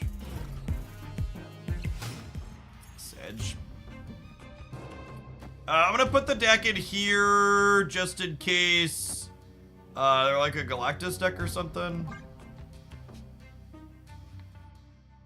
Oh, you know, am I supposed to play the Shard here so that way I can Carnage them up? That's probably a Shard, right? Because of Carnage Angle.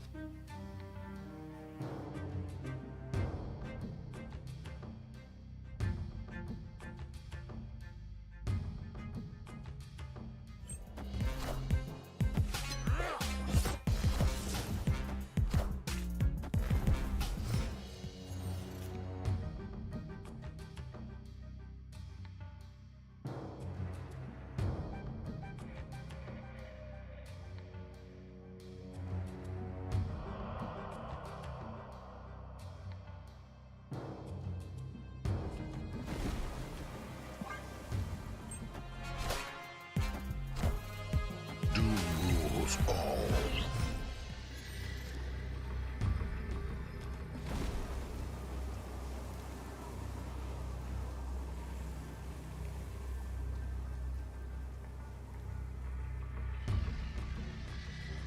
This beats Doctor Doom, but it loses to Eliath.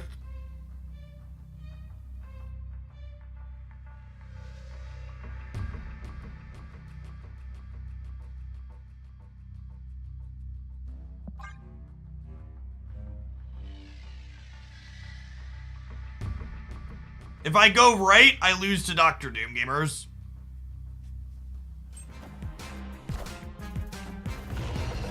Oh, Kurt is such a toxic piece of shit still.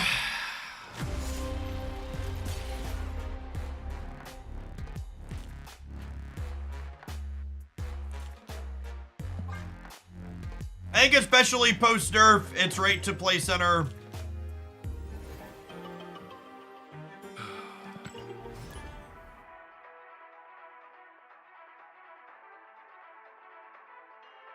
I already played Doctor Doom. What am I missing? You're missing Odin.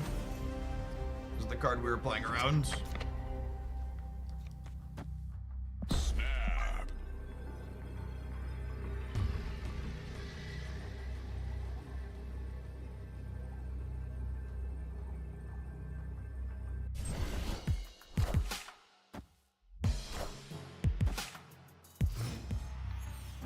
They got the draw mode, but we got the copy our deck in mode, and we hit super flow. Oh, be like Elsa gamers. Let it flow.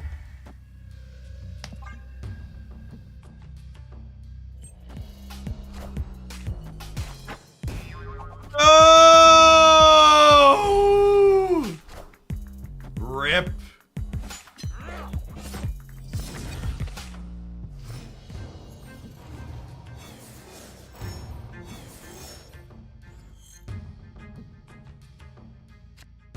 Ugh, come on! Alright, if we can draw a Carnage here, we can stay. I just have to leave though, right? I don't care, we're pre-infinite. I want to try and draw Carnage. We'll get lucky for once in our lives.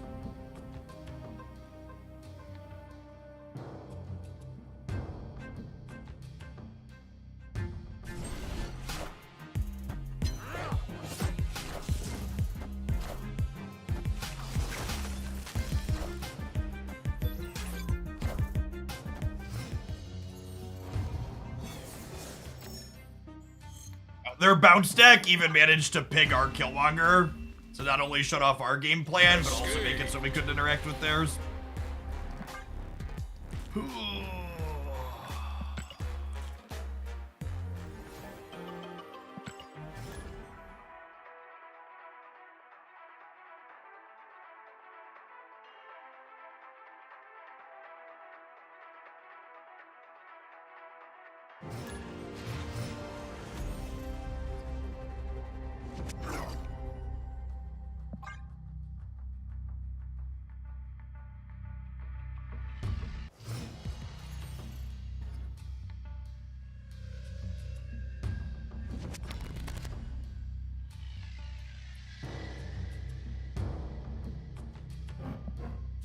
It sucks for us.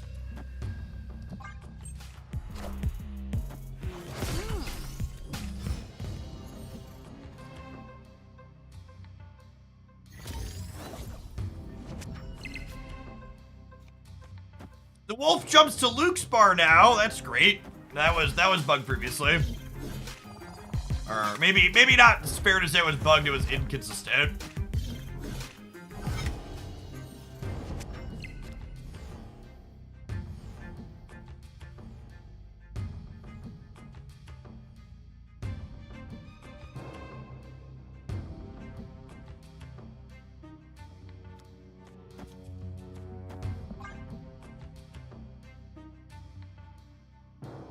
My 315 seems solid.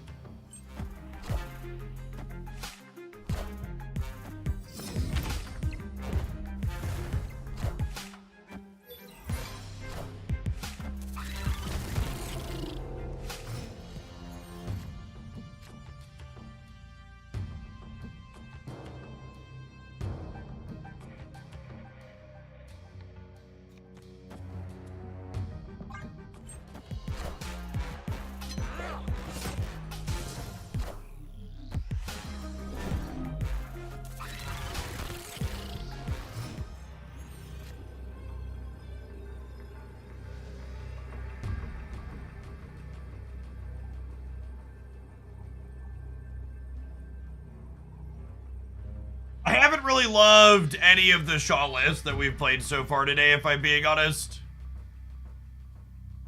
They've all felt kind of shit. Escaped.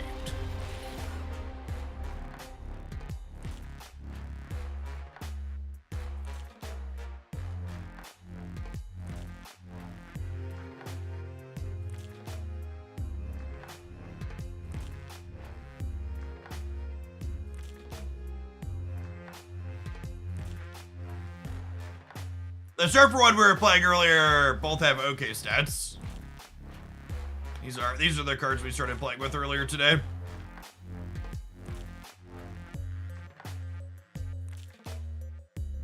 Ironheart's an interesting one.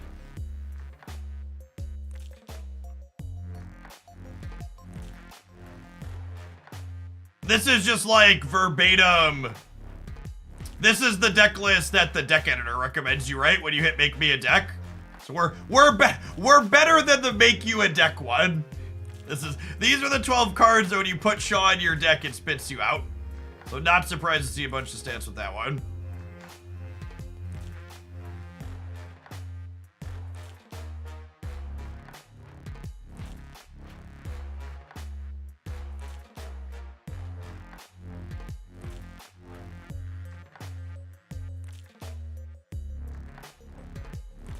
So, something to understand when people are looking at stats on here, not only are sample sizes small, but there's no post-infinite data right now, and there's always a ton of bots in pre-infinite.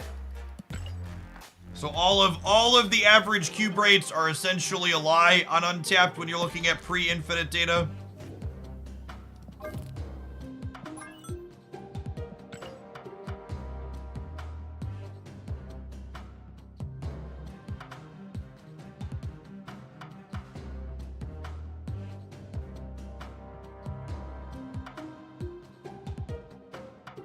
Let's try Wolf in this core.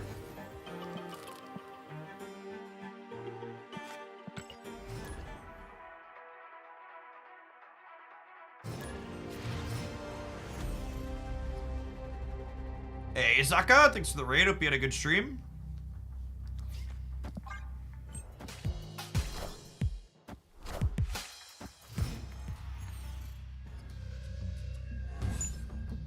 I was about to say, do we snap their Human Torch deck on the premise that we're a Killmonger deck, but here we are.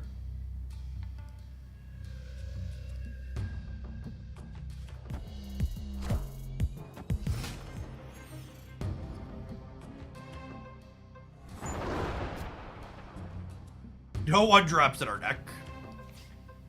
Got it.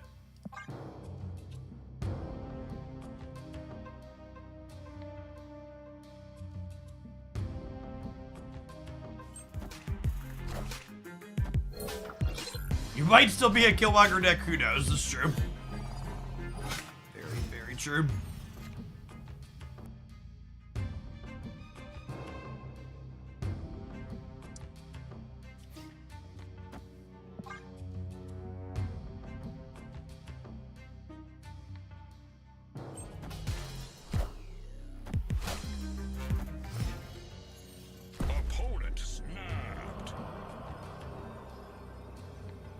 They were ahead on turn 5, so probably an AI.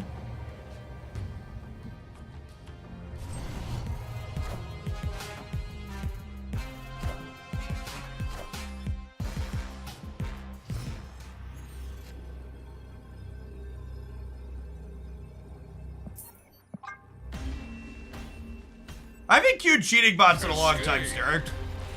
Could be. And I feel like there's no way we've won. We're down cubes on the day. Our decks have been bad, so.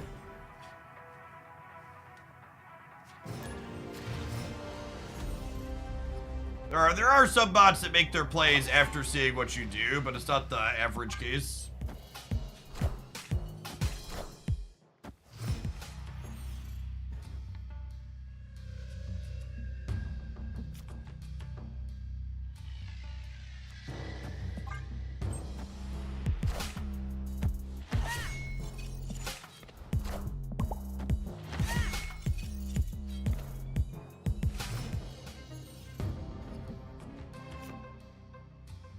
Some bots just play left. It's true, you know. I'm gonna snap them. With us having a quiet the Crimson Cosmos, I assume we're favored in what's likely a Surfer Mirror.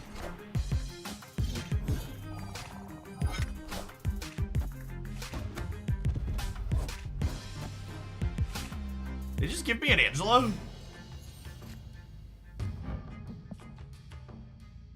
Did my very human opponent just give me an Angela, chat?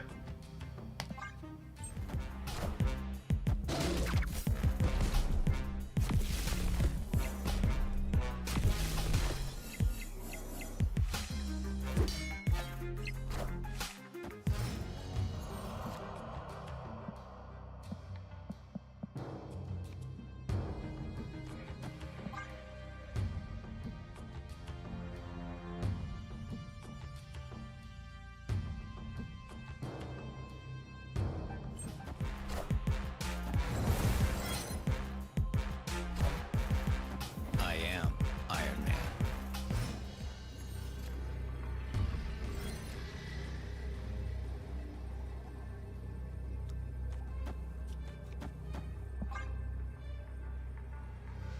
Victory. The worst part, like, I've talked about this before, and I really need to put it in Second Dinner's ear more. Like, I wouldn't mind the bots if they were just, like, there to actually pump you and put more cubes into the system, but it's so weird to me that their justification for the AIs is that, like, they need the AIs so it's not a zero-sum game, but then a bunch of the bots also just, like, retreat on the last turn. Like, if the point of the bots is to pump, like, make them stay in the game and pump me. Make them actually put cubes into the system.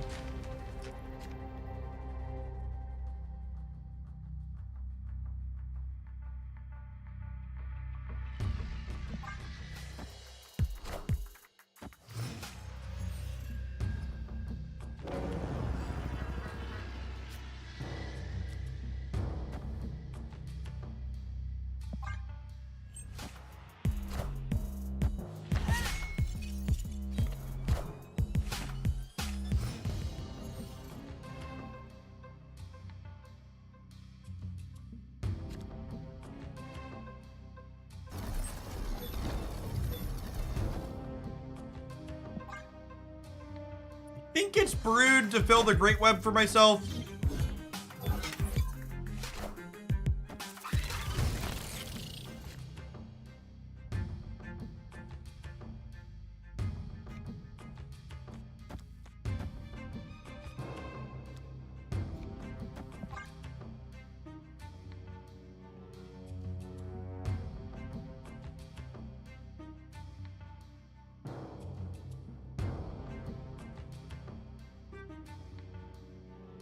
I don't have Killmonger yet, so I don't think I can snap them here. Yeah, I guess I have Surfer and Sebastian, whatever.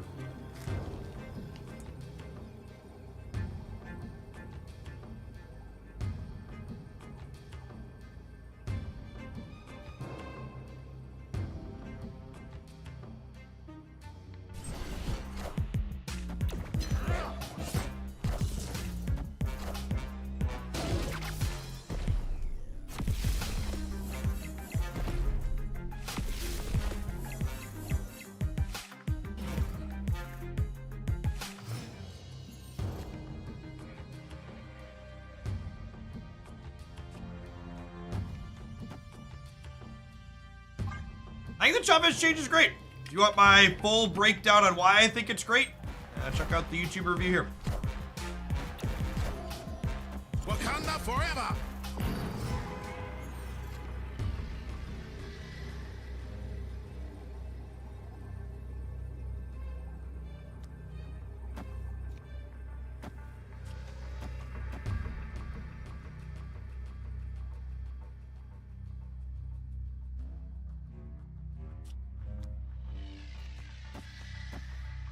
If I do this, this is 14 versus 12.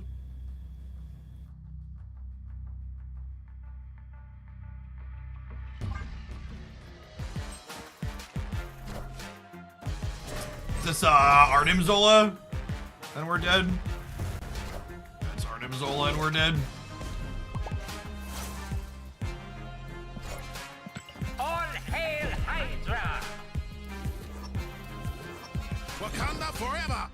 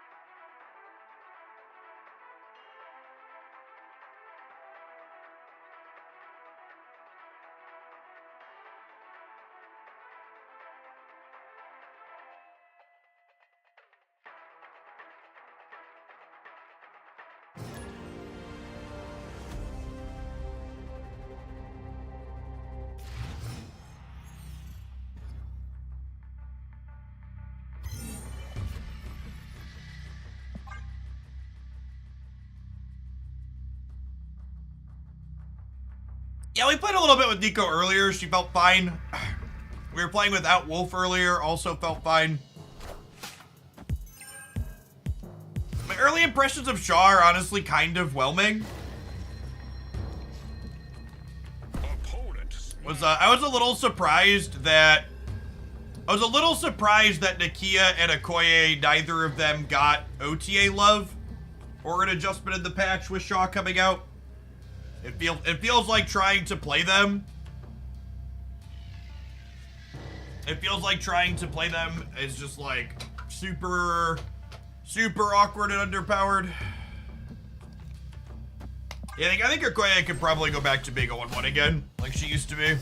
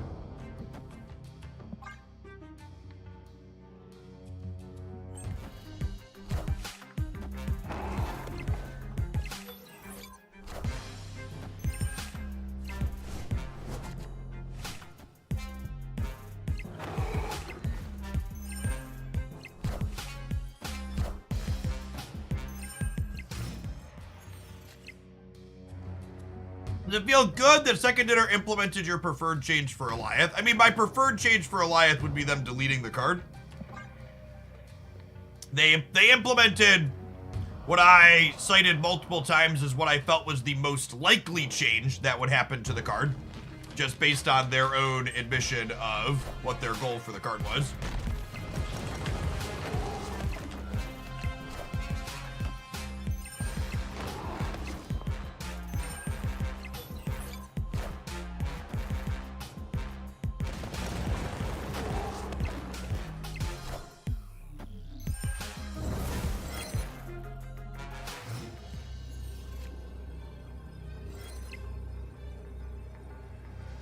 right, Killmonger's the draw I wanted.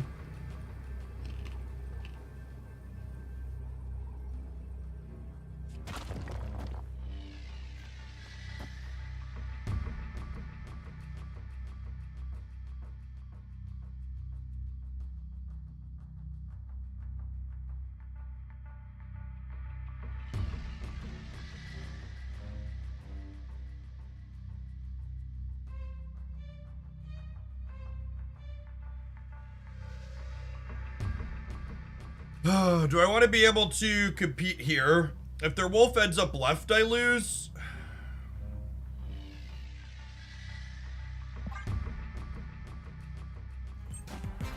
If the wolf ends up right, I probably lose too. I'm probably dead. Oh gosh. Shadow King, gross.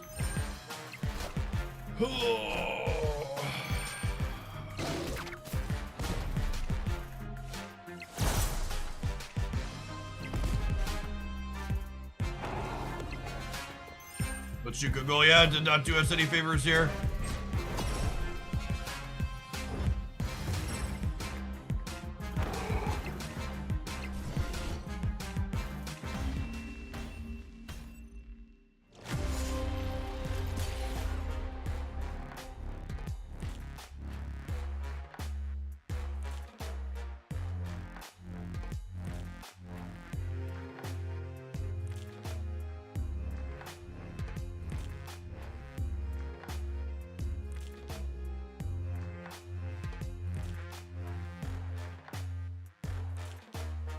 Hey, Mike, thanks for the prime. Appreciate the support.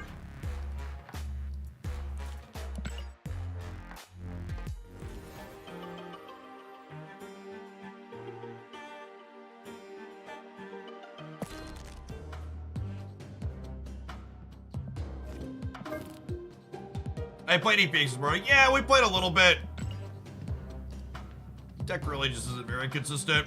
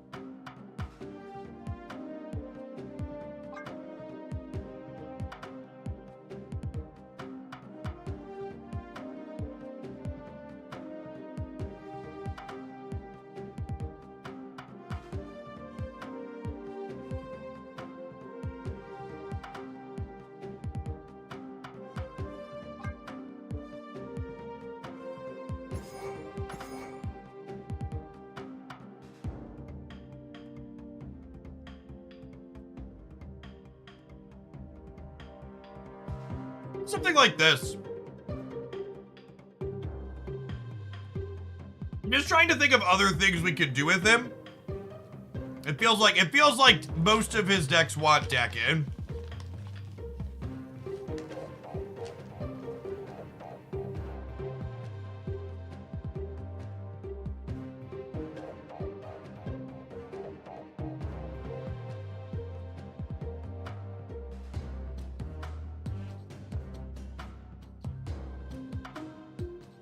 I wonder if it actually benefits from using the extra energy consistently.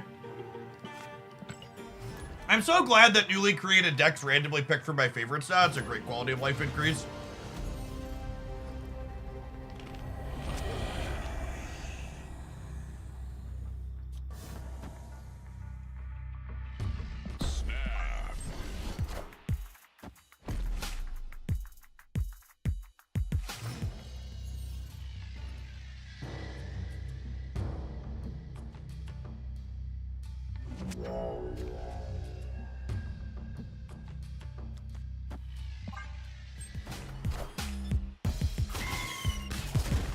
This is in fact a bot.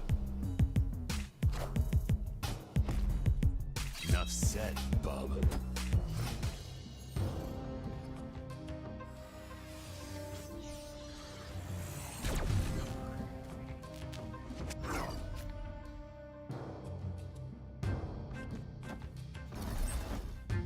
Yeah. Yeah.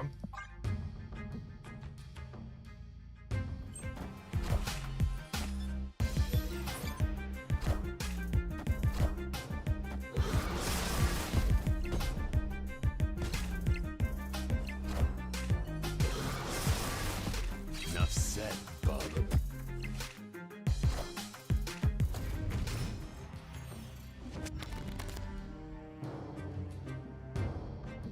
Well, that's lovely. Quite perfect. Oh, we get to play Shaw too because of the extra energy from X-Way 3. I wasn't sure if the extra energy from X-Way 3 was going to be good, but we got clean use for it here.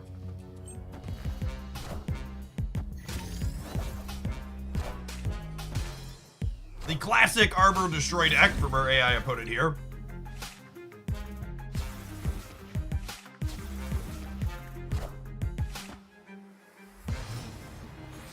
Opponent snapped.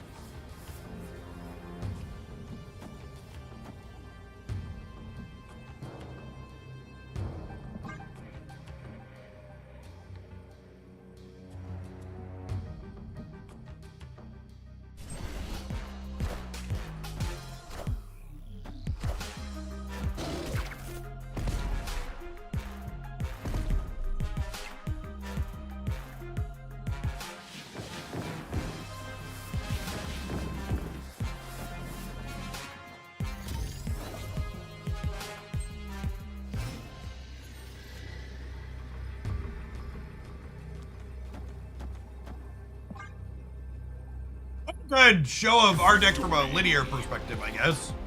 We had okay numbers at the end, right? We end up with 15 here, 24 here. This is 8, 6, 2, so 16, 24, 15. Not terrible.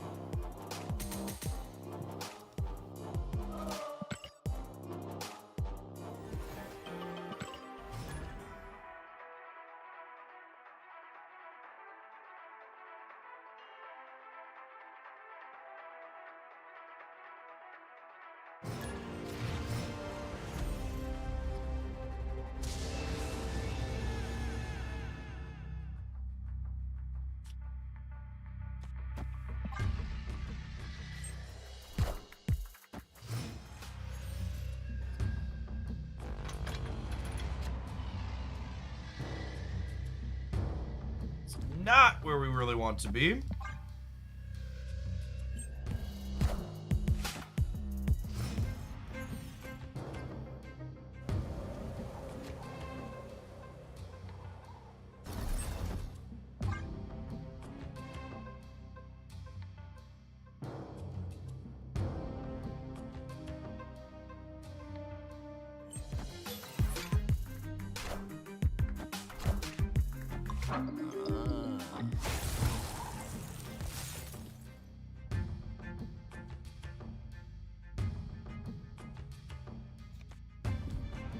Isn't this deck an instant loss to a classic destroy deck with Null and Death? Sure.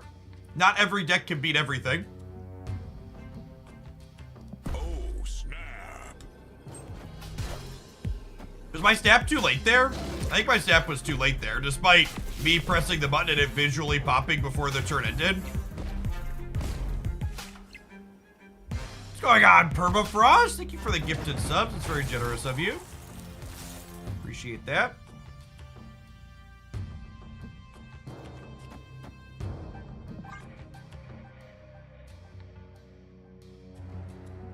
Outro, thank you for the 2/3 of a year.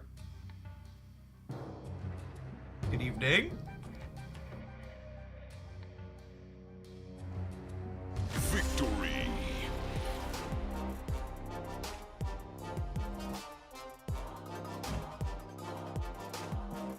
Ended up being 15 there. Sean's gotten big somewhat consistently.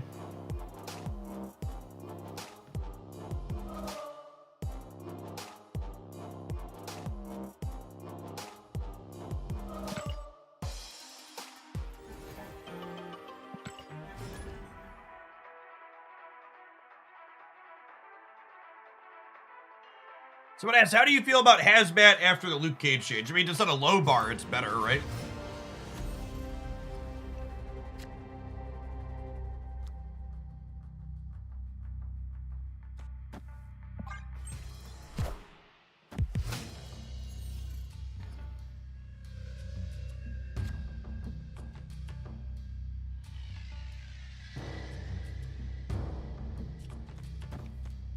think it's just this. I don't know. If I get greedy and do this, if I do this and I don't draw one of our 4 destroy cards next turn, I get into a lot of trouble.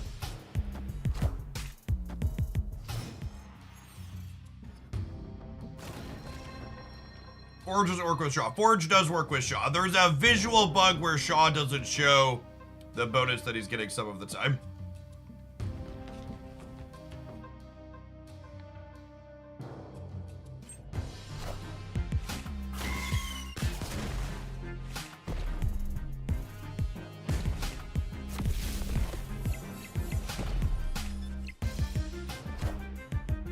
Wind, aid my hand.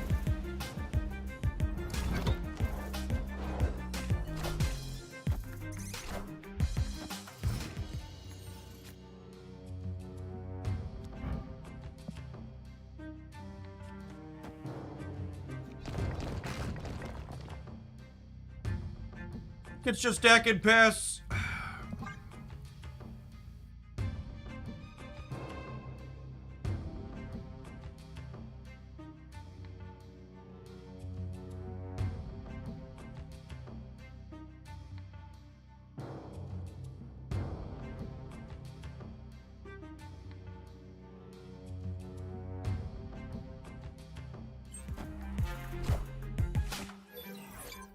Friendly neighborhood Spider-Man here.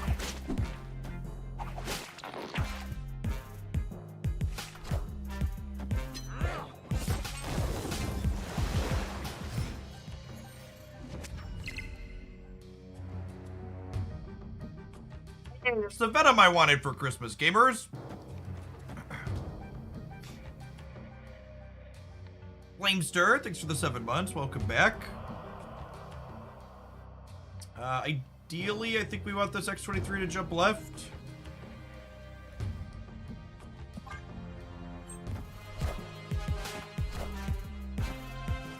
And we're hoping to draw Carnage or Killmonger. Honestly, most of our draws seem like they're pretty good here.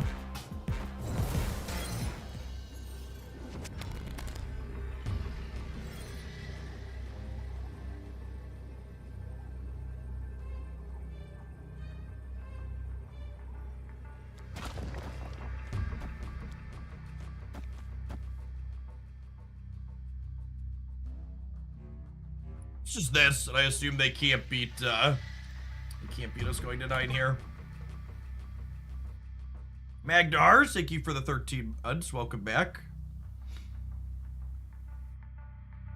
This is feeling like the most trim of the lists we've played so far. A lot of the Shaw lists we've played have felt like they've had like pretty typical like Surfer really clunky draws.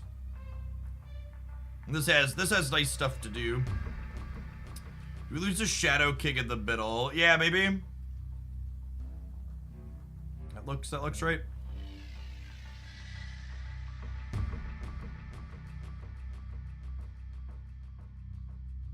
Is Nico into the Shard, play Shaw, better stats than Killmonger? Maybe?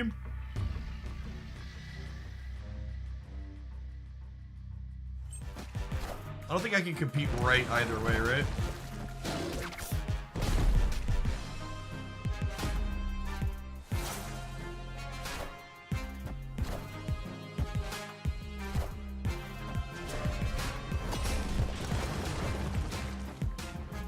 Oh, they thought they were gonna win the left with their Absorbing Man. There's been a few people playing this really cheeky Absorbing Man build of Surfer. Oh, sorry. The emotes being outordered has completely stripped my muscle memory, especially in combination with having to like hide this some of the time. A lot of accidental BM.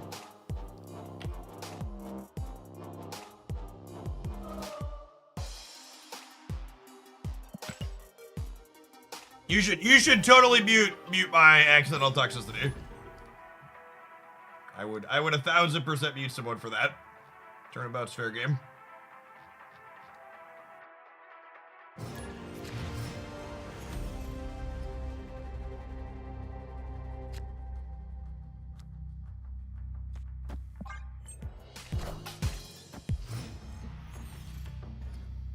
Hey, well, welcome to a live one, Perma.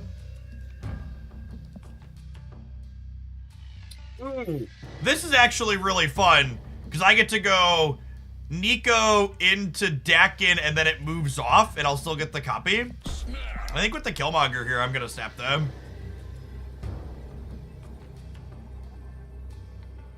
This is move to the right for Nico. So this'll let us set up a Dakin in every path, right? I get to go, no! Come on!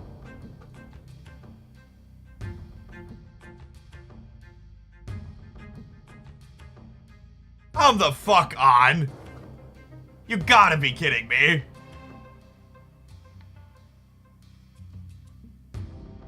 That's so frustrating.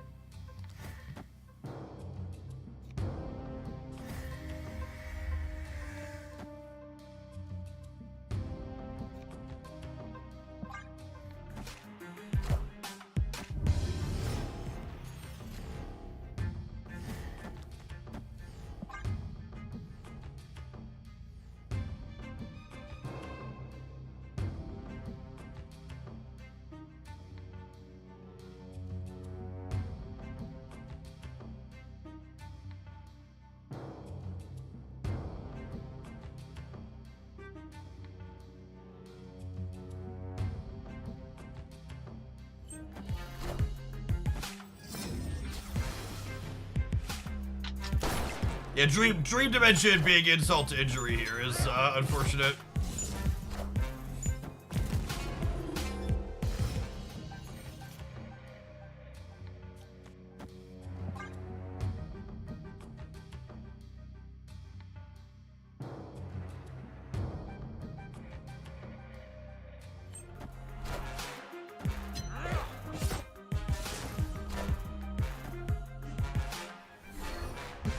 Using Modoc's a bad beat for them. Blade 2, honestly, was probably a card they wanted.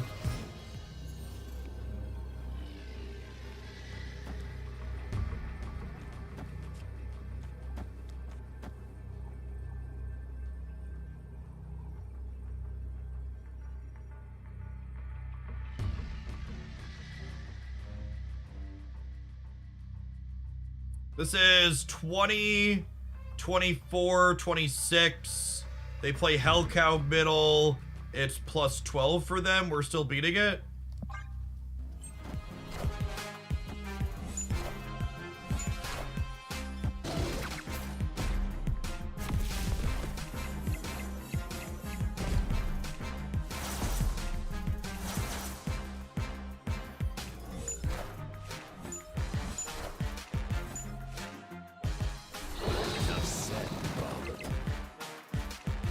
My God.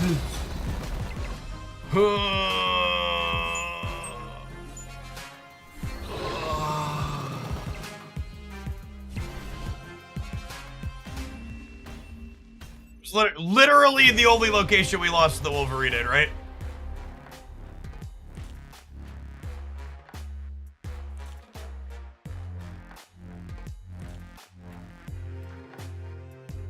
What a brutal RNG series of events. You know, it'll be a brutal series of events, but certainly is an RNG, just like every streamer I have full control over it. These 2 minutes of adverts. Enjoy. Or no, I don't fucking care.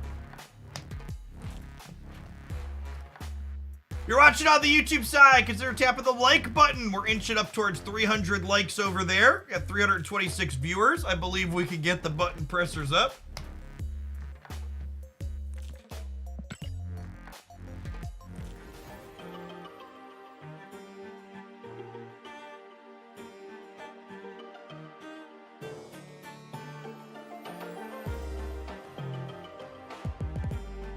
Watching a stream the other day, and someone said most of us have no idea how ads roll. Sorry. Yeah, there's part of the reason I started calling out and communicating how the ads work and how streamers have control over it is because I watch a lot of streams in the space, and there were people who were either misinformed or they were informed and they were lying to their audience about how things work.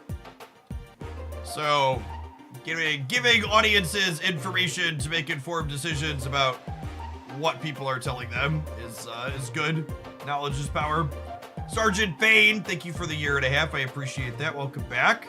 Lionhearted, thank you for the 10 months.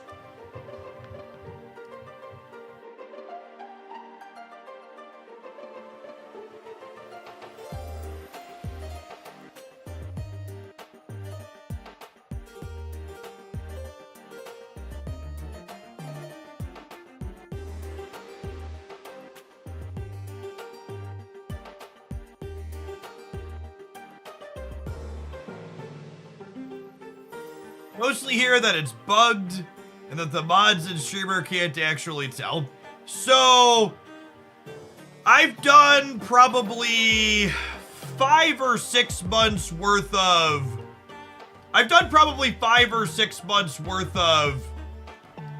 the ads program at this point. I think maybe 3 times out of, 5 or 6 months it's legitimately been bugged that I didn't have control over it.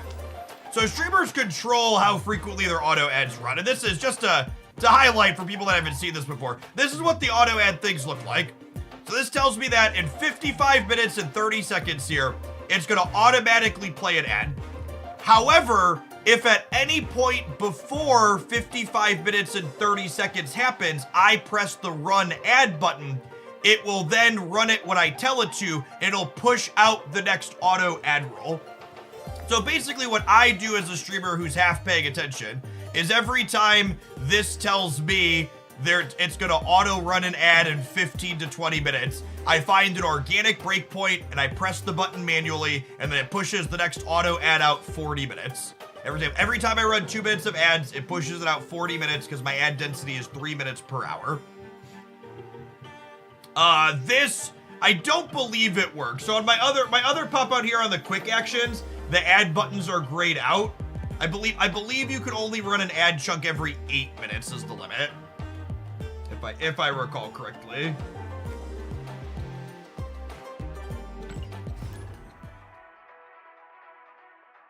Back in my OBS here.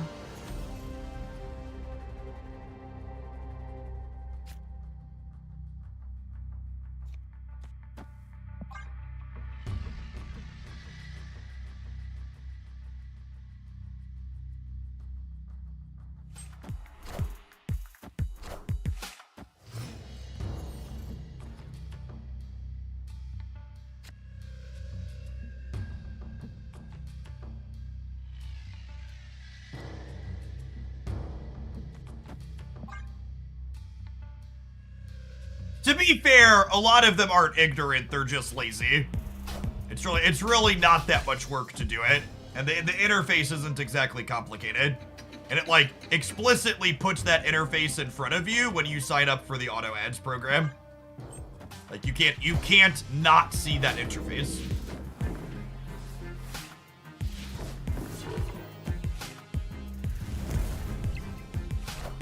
No, I don't usually look at data mine stuff live. So much of the data mine stuff is subject to change. I don't usually look at it super far in advance.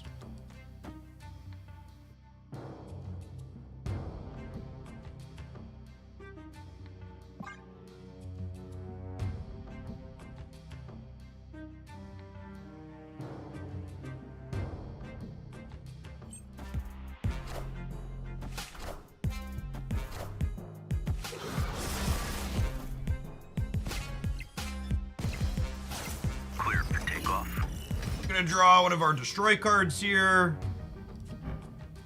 That technically qualifies. That actually works out kind of perfect, huh? Would I rather give Shaw +4 or would I rather give Deadpool +4? I'm gonna actually rather give Deadpool +4 here, huh? Although I guess there's no guarantee that I'll play Deadpool next turn. Oh, I can't forge Deadpool, I deco Deadpool. Good call. I was testing you, chat. Some of you passed.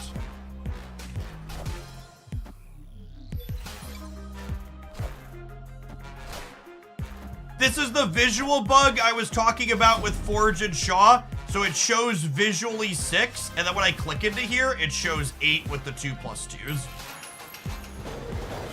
That is obviously a bug. God damn it.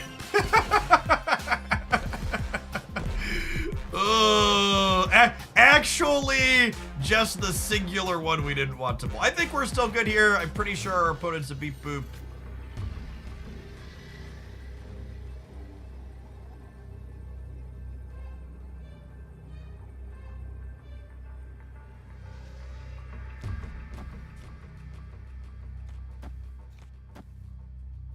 I think it's actually this. The Nova pumps us up here nicely. Oh, I guess the Killmonger... I guess the Killmonger kills these. Do I do this then, actually? Maybe it's, maybe it's this. Yeah, I like this. Going on, Airfro. Thanks for the 2/3 of a year. Welcome back. Appreciate it.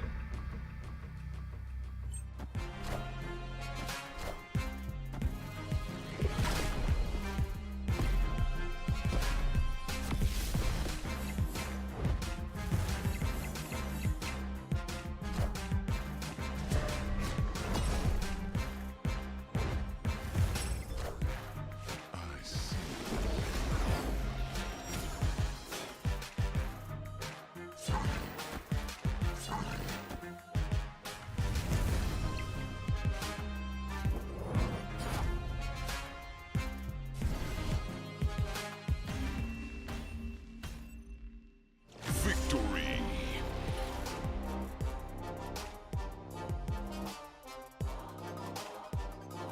Okay. Sure.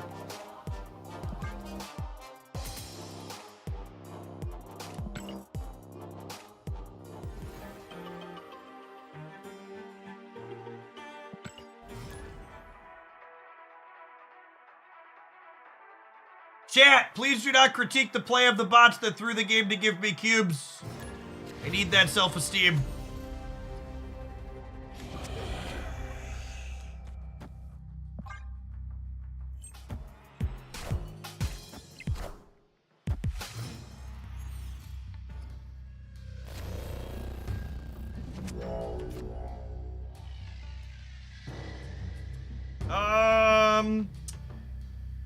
Do I vibe on the Deadpool for a turn? I'm gonna vibe on the Deadpool for a turn. So you could draw Forge, or Nico could roll the bonus.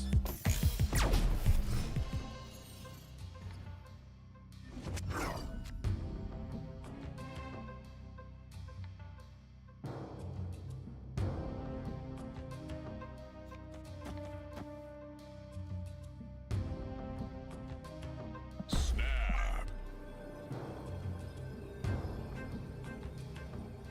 Victory.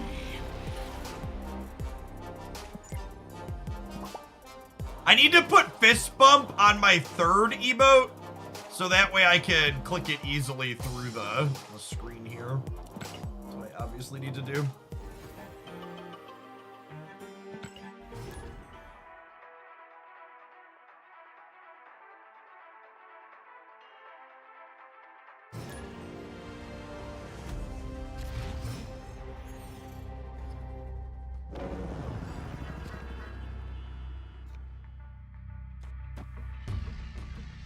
Oh, snap. Does Hulkbuster trigger Shaw's ability? It does, yes. Phoenix Burst triggers it too. That's an interesting one. I feel like that's not super useful in terms of things I could build, but it's good to note.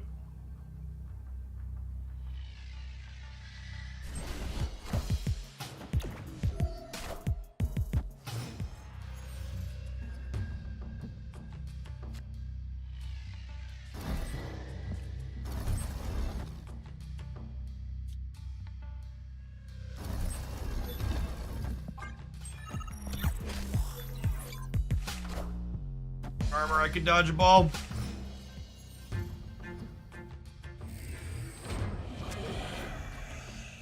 I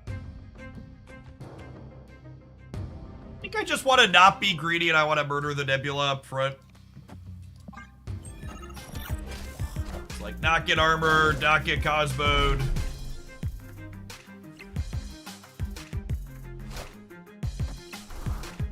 The sneakies! Thank you for the third of a year. I appreciate that. Welcome back.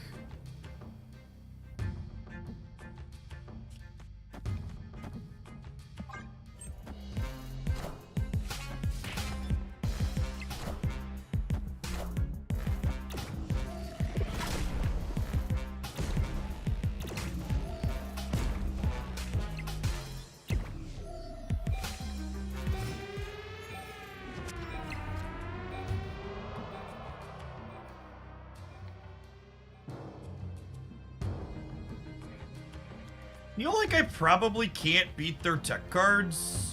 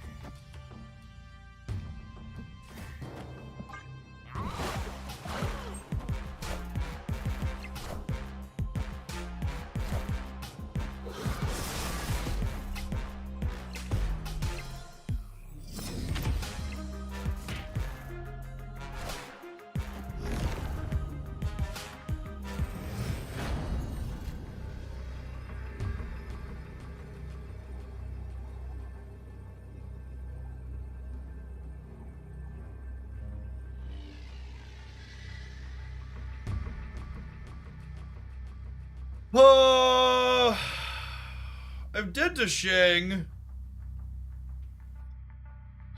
We don't lose to Eliath anymore because of the change. Yes! Get out of my game, gamer! Out! Deliver us!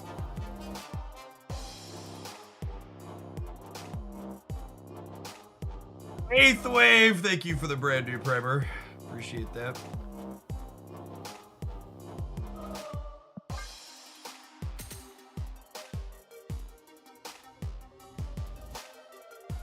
What are your thoughts on the new Magic format where everything is legal? You're the first I've heard of it, Pit Panther. I don't really follow or play Magic the Gathering stuff anymore.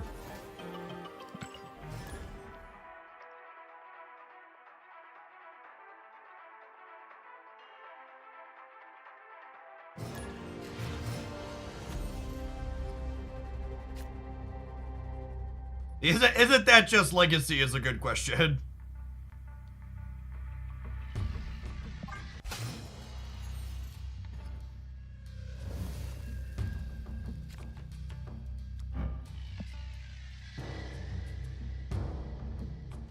Oh, it's an arena format. Okay, that sounds neat.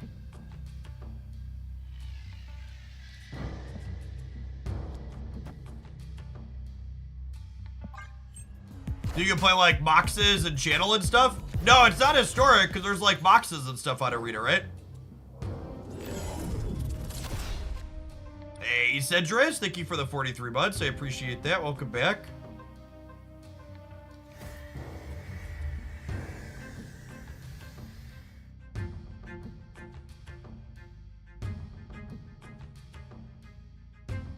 Oh, Blood Moon and stuff is legal in Oko. Never mind. Blood Moon sounds like shit. Do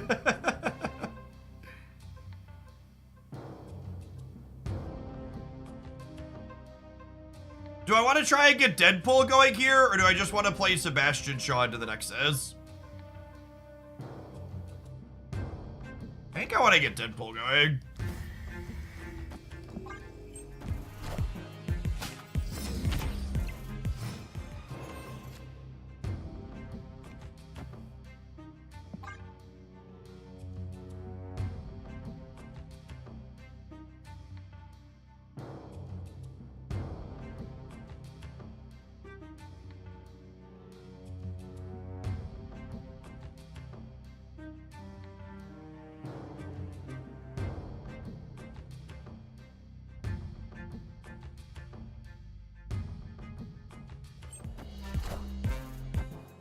Why not play Forge after Deathlock? Tide information? I guess it punishes us if I draw Nova or X23 though. I just wanted to kind of conceal the strength of my hand.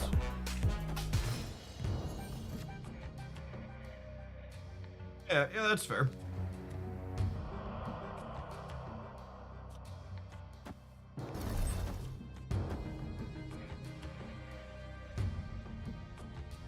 Opponent snapped.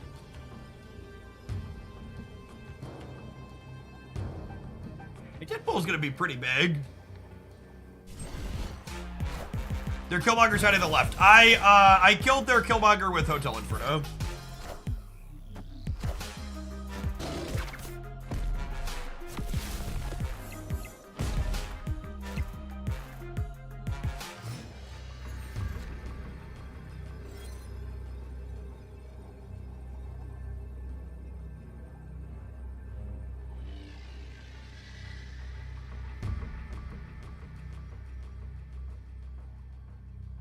Yeah, this would have been 18 if I would have played the 4 jokes. I would have had the Nova, and this would have been bigger too. This is the biggest number I can make. That might be enough.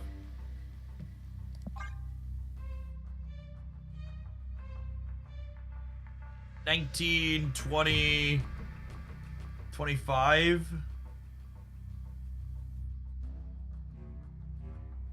Is Venom better than Surfer? I guess Venom pops the Nova. But I would also, the Venom would be 3, 4, 5, 6, 7, plus 17, 24. The Venom would be 24, whereas this is, I don't know, we'll find out in a second.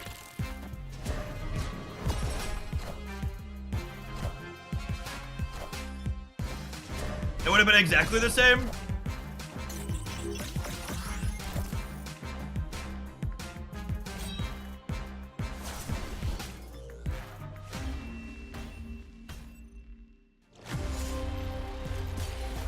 We build?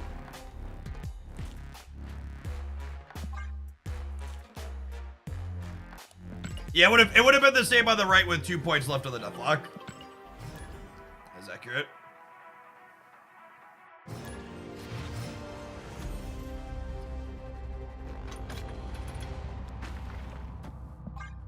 My very human opponent, Blake here. Playing Blade into the Vibranium Mines on turn 1. This land can never be fully known. Oh, come on. Oh, seriously?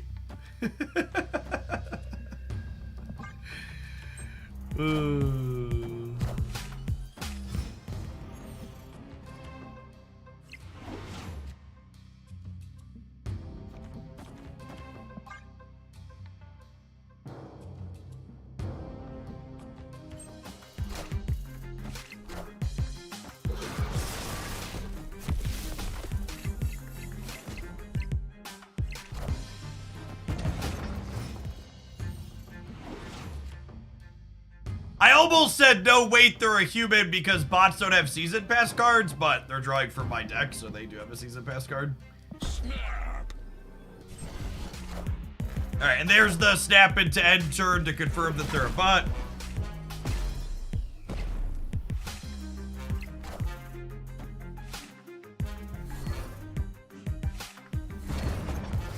Luke Cage's nerf kills my hazmat deck.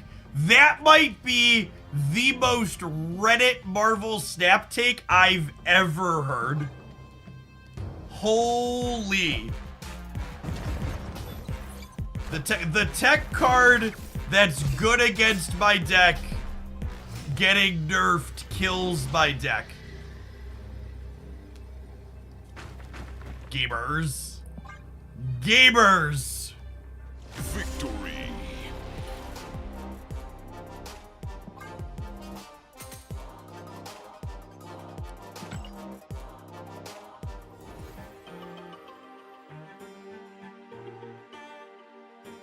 It was a good use of my time. I got 2 cubes. Fun was had.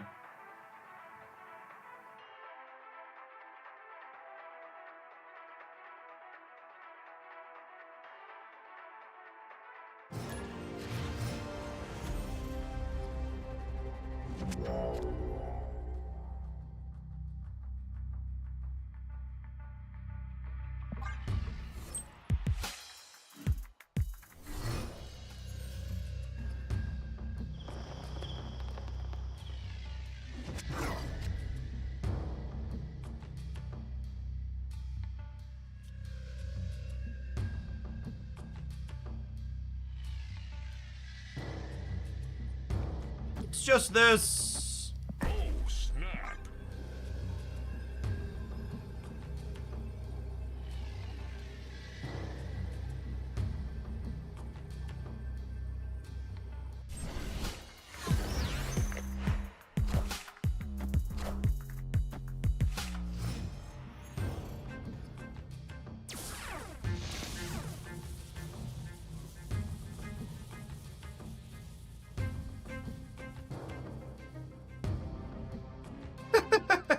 Victory.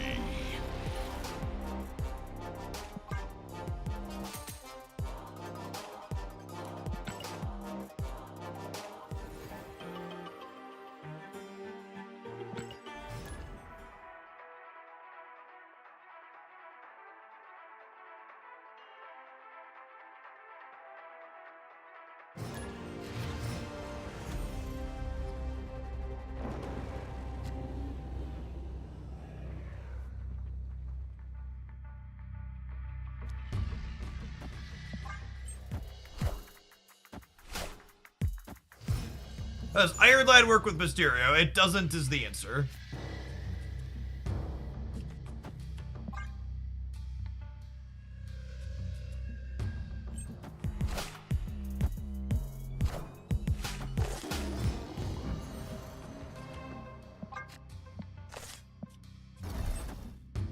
Oh, snap.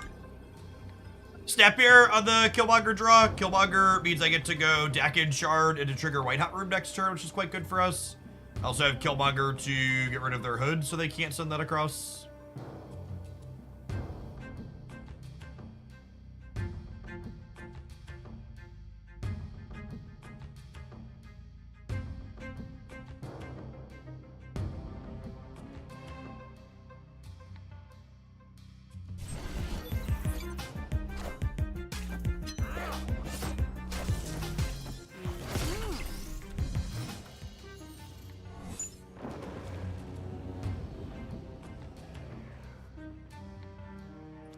This now.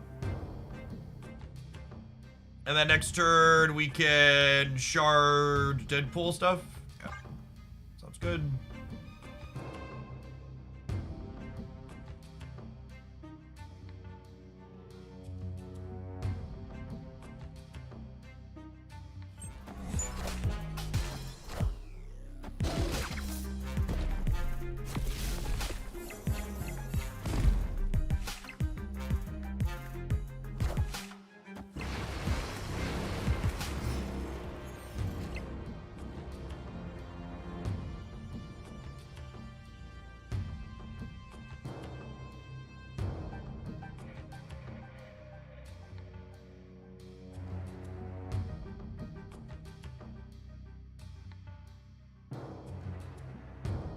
So I think I want to wait to... I think I want to wait to blow this up so that way we could duck Shang-Chi here out of their Zabu deck. And then I'll wait to play this too, so that way I won't have priority, right? Or I'm less likely to have priority, I should say. If I stay here, we're potentially playing for 8 into Mount Vesuvius, so... They can snap. You can't leave.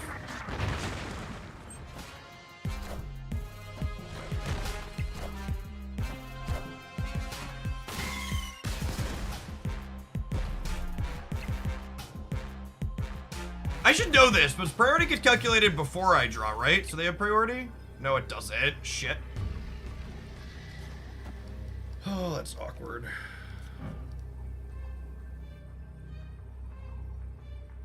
That's actually a really interesting draw with that mode.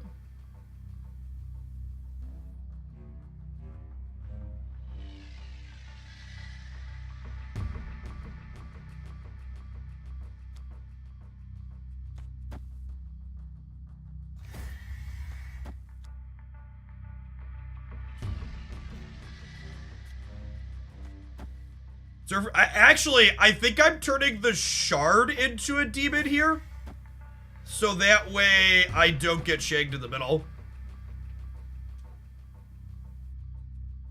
I think I'm explicitly choosing not to use the shard because I want to dodge Shang. And I'm also spreading my power out a little bit in a way that hopefully helps us duck Shadow King.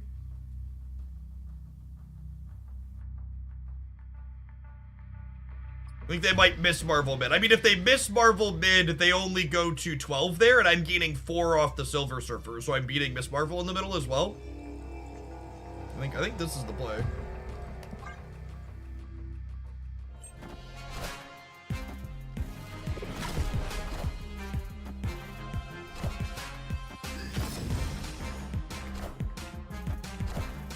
It's not like I have small amount of stats anywhere. Shoot. Oh, come on.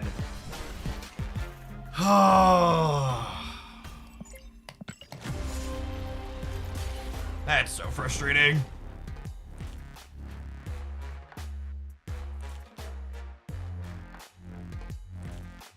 Because the extra frustrating part about the whole thing too is if I put the demon in a different spot, no, I guess we're still dead regardless, so.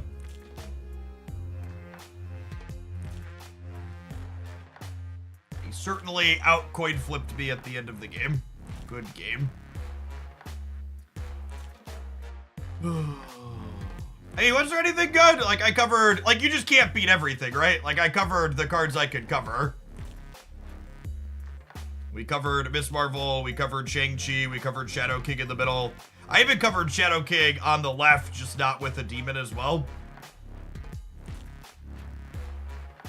Yeah, I don't think I'm supposed to demon middle.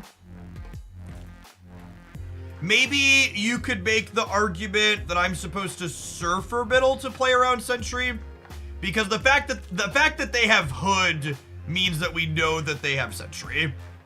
So maybe I'm supposed to consider that my output range.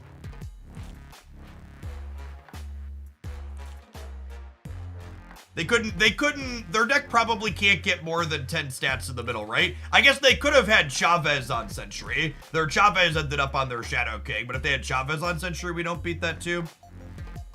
There's just too many permutations. Feels bad to beat most of them and then lose to this one. You know what else feels bad? Adverts, but we're gonna run them anyways. See you in 120 seconds. Just sucks, I feel like I played really well. I'm gonna run to the bathroom while these run. I'll be back in a minute.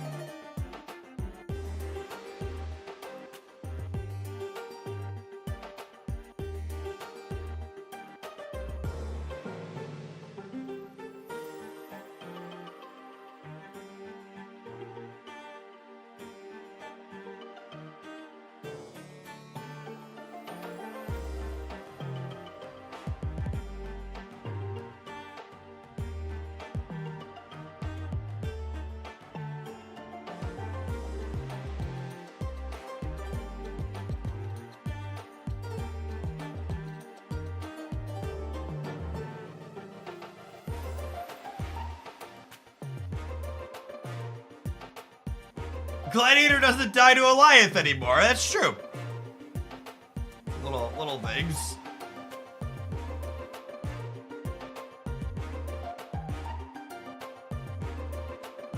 Yeah, stream for a little bit more. I gotta get a couple of games. I think this is the least bad Shaw deck I've played. It's obviously super early, and opinions are subject to change as we get more data, but my early impression of Shaw is pretty lackluster. It feels like the most mediocre season best card we've had in a little bit. Long while, honestly, right? Because we had 3 bangers in a row. We had Elsa, we had Loki, or Elsa into Loki into whatever else.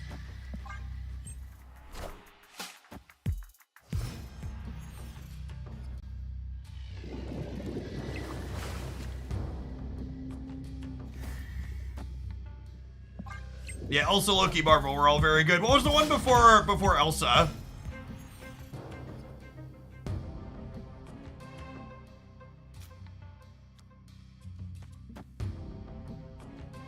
What was the one before that? Was it Dakin? Dakin, probably. Yeah. I think he's probably pretty comparable to Dakin at power level. Snap.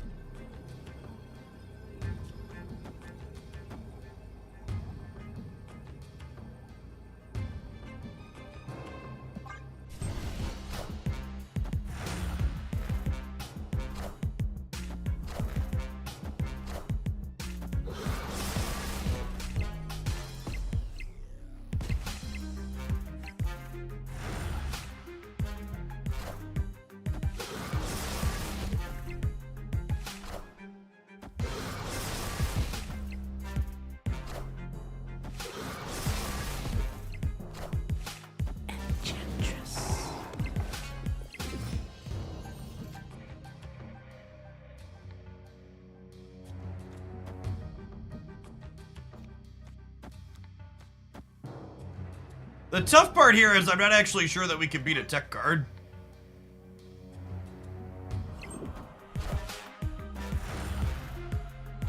We'll see. Hopefully they take priority here and then we're good to go.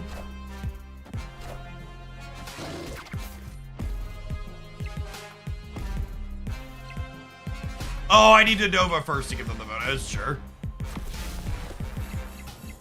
Mistakes were made.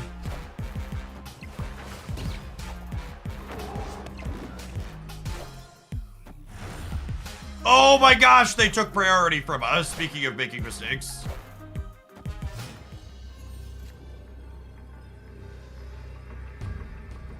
This is great for us, says local man about to be Eliath. Sometimes lucky. That's honestly, I think, the kind of most stressful / toughest part about Eliath existing is the tension the game that gets added to. It's not even tension, just frustration coin flip that gets added to the game, where previously, when the tech cards largely cared about going second, you could manage priority in a way to mitigate them. But there's just so many situations now, you just have to be like, okay, I'm beating one and not the other, and I just have to, like, both cards could be in any deck. It's like, it doesn't feel especially skillful when it works out. It's just like, oh, I sweated and I got lucky.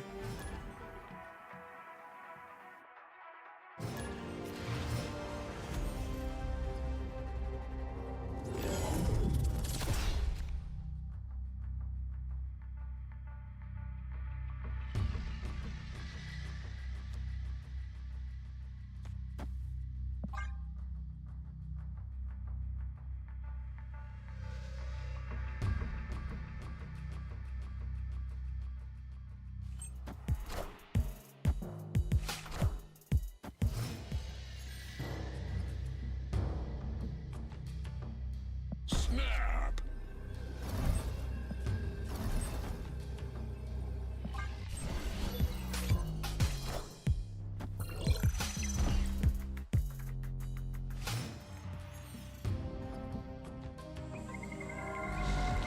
It's Elsa worth it. I don't think Elsa is a very good card in her current iteration, most likely. I think Elsa was already struggling to be competitive, and I think the change they made to her today likely makes her worse.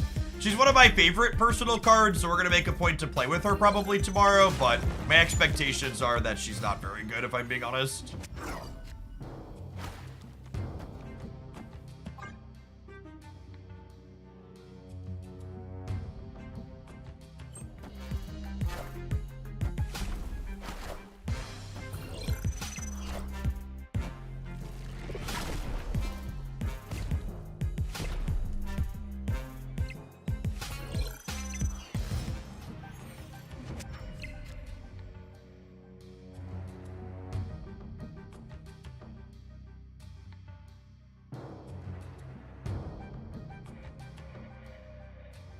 So I can flip a coin against...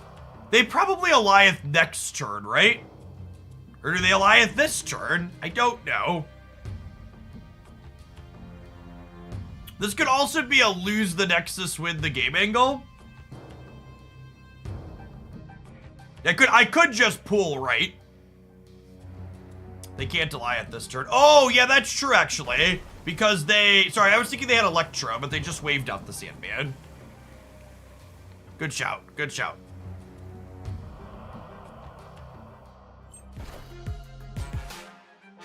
If I get Alliance off of this, I'm tapping someone out. Are ye worthy?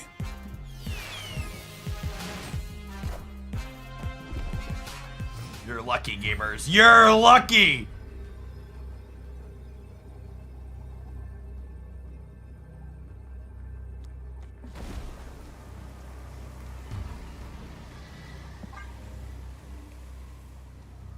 Victory. Do you get timed out anyways? Of course. We aim to please here.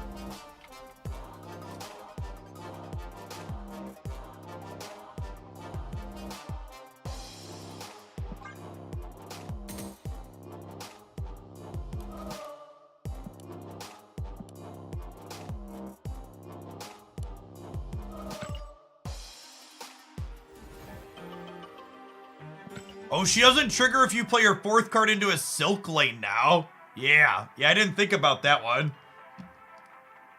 Oof. That's rough.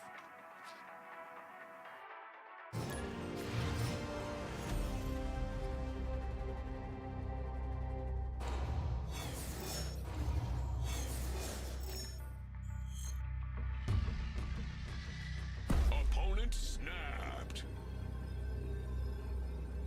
Snapped? Yeah, I think I'll stay. It's okay.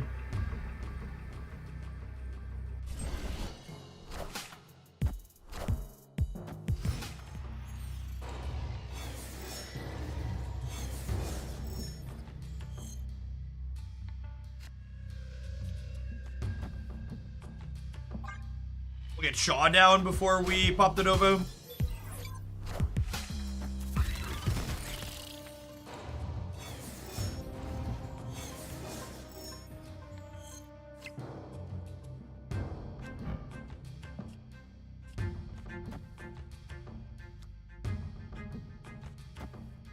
I'm doing this and saving the carnage for a turn where it's more resource efficient.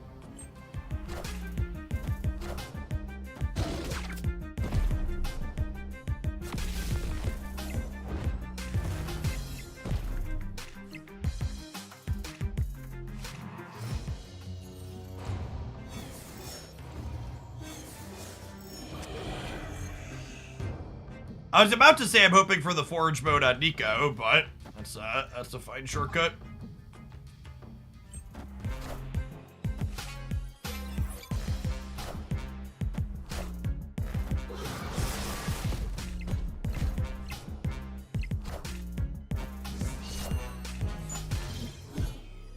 Clear for takeoff. Destroy mode with draw 2, Nico? You shouldn't have. Damn it, Nico. I said you shouldn't have.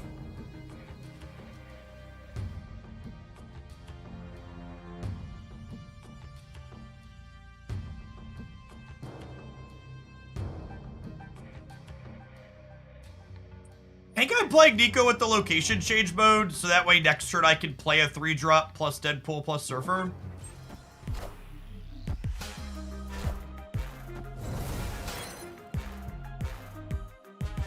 This gives them priority, which lets me duck Killmonger here, which is ideal.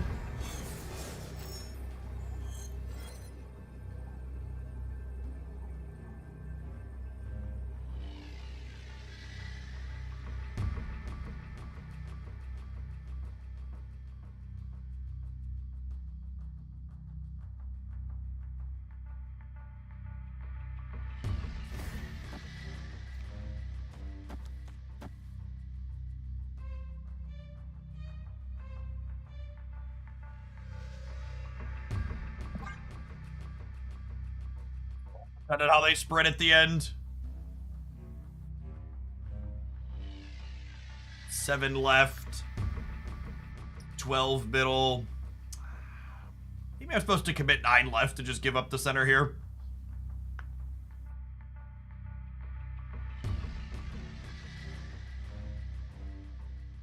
Ideally, they commit more to the sewer system. They know they basically have to flip against the Deadpool. Yeah.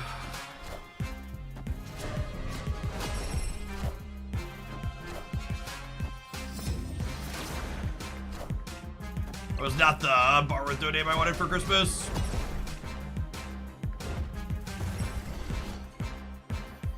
I don't think we had any permutations that won this year at the end, huh?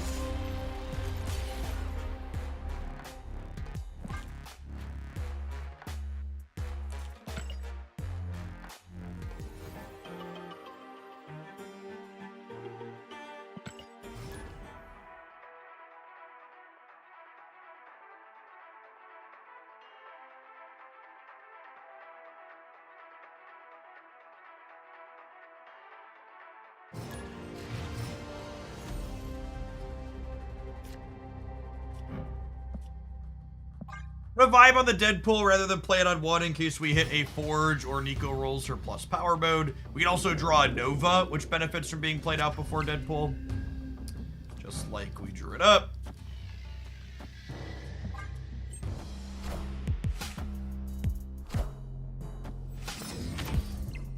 The Kia Bounce with Shaw could be fun. The problem with like trying to do a Kia Bounce deck is I think you're just significantly worse than any other regular old Bounce deck.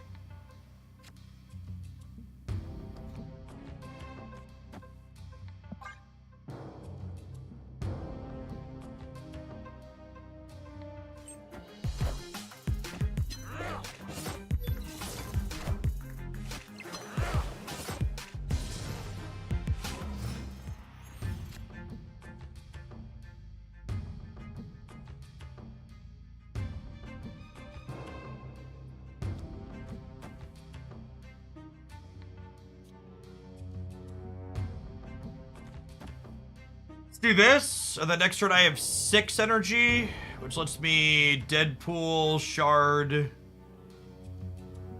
Venom. I still only need 5 for that. That's still fine though. This is still the line. It's my favorite Shard so far. I think this one, but honestly, he feels a little mid as a card.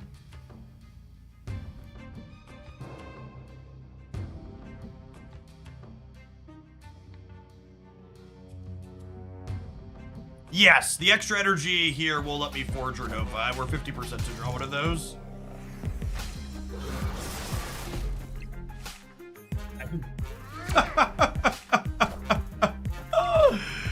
Absolutely brutal. All right, well, now we're 33% to draw one of those at least. Or 66%, I mean.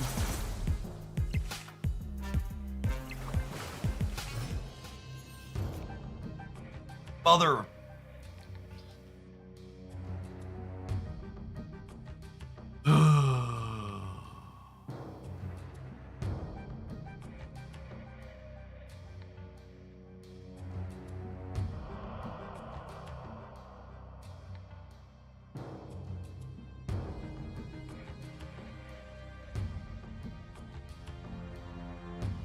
Considered being luckier. Honestly, that's a strong suggestion.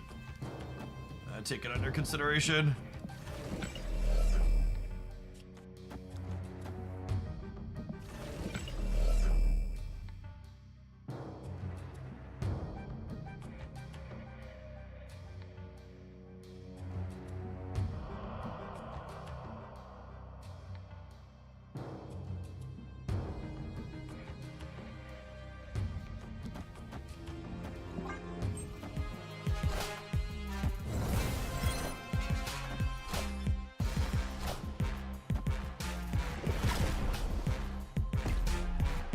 Shard, Deadpool, Venom, Tie, Stack, and Mid. Does it? That's not true, right? Because this is only 2. So it'd have been 8, 9. Yeah, I guess it would have.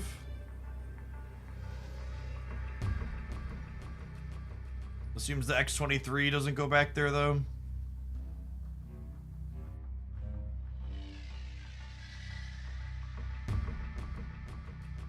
Yeah, I think we're just dead again.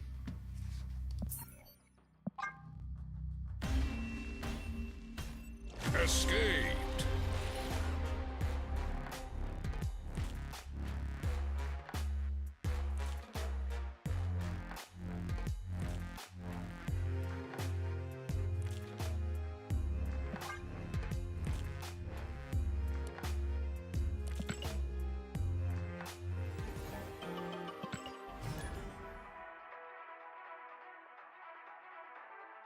People asking me for certainty how to replace Chavez inside of decks. The answer is I don't know. You're going to need to put in some work and figure it out. As far as the bounce deck goes, I just played the bounce deck with Chavez in it this morning and it felt kind of okay.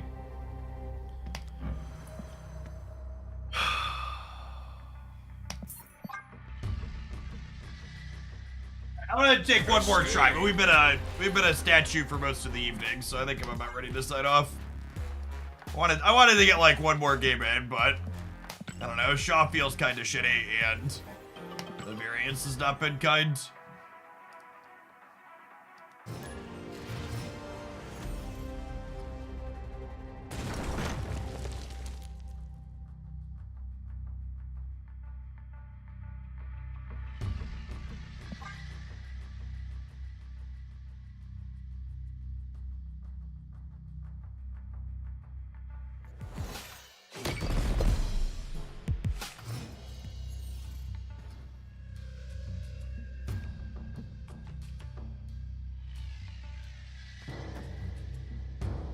There's an OTA on the 21st. I mean, for what it's worth, I don't know if the format feels bad.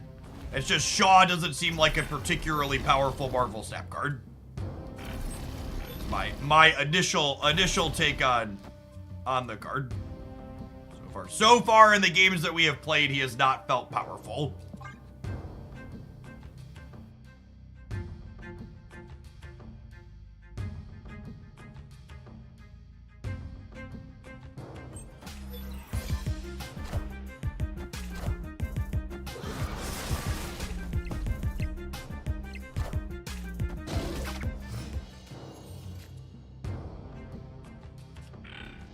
I will say the constant string of bots is wearing on me, though. I really don't enjoy that experience.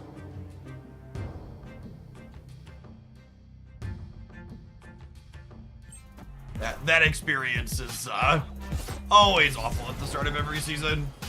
Just like to be able to play the game against actual human beings and not feel like my time is constantly being wasted by AIs.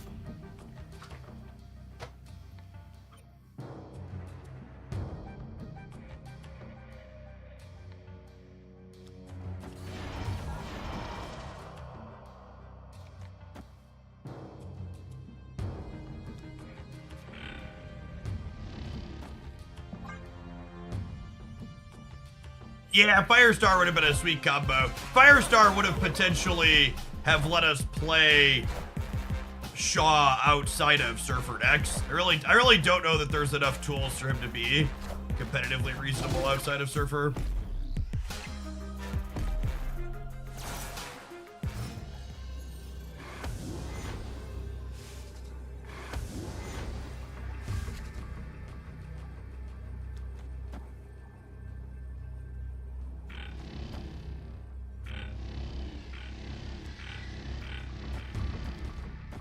I think comparing Shaw to Werewolf by Night is a very weird Twitch chatty sort of thing to do. Dear card gamers, please normalize cards just being different rather than having everything be a strictly better, strictly worse version of something else.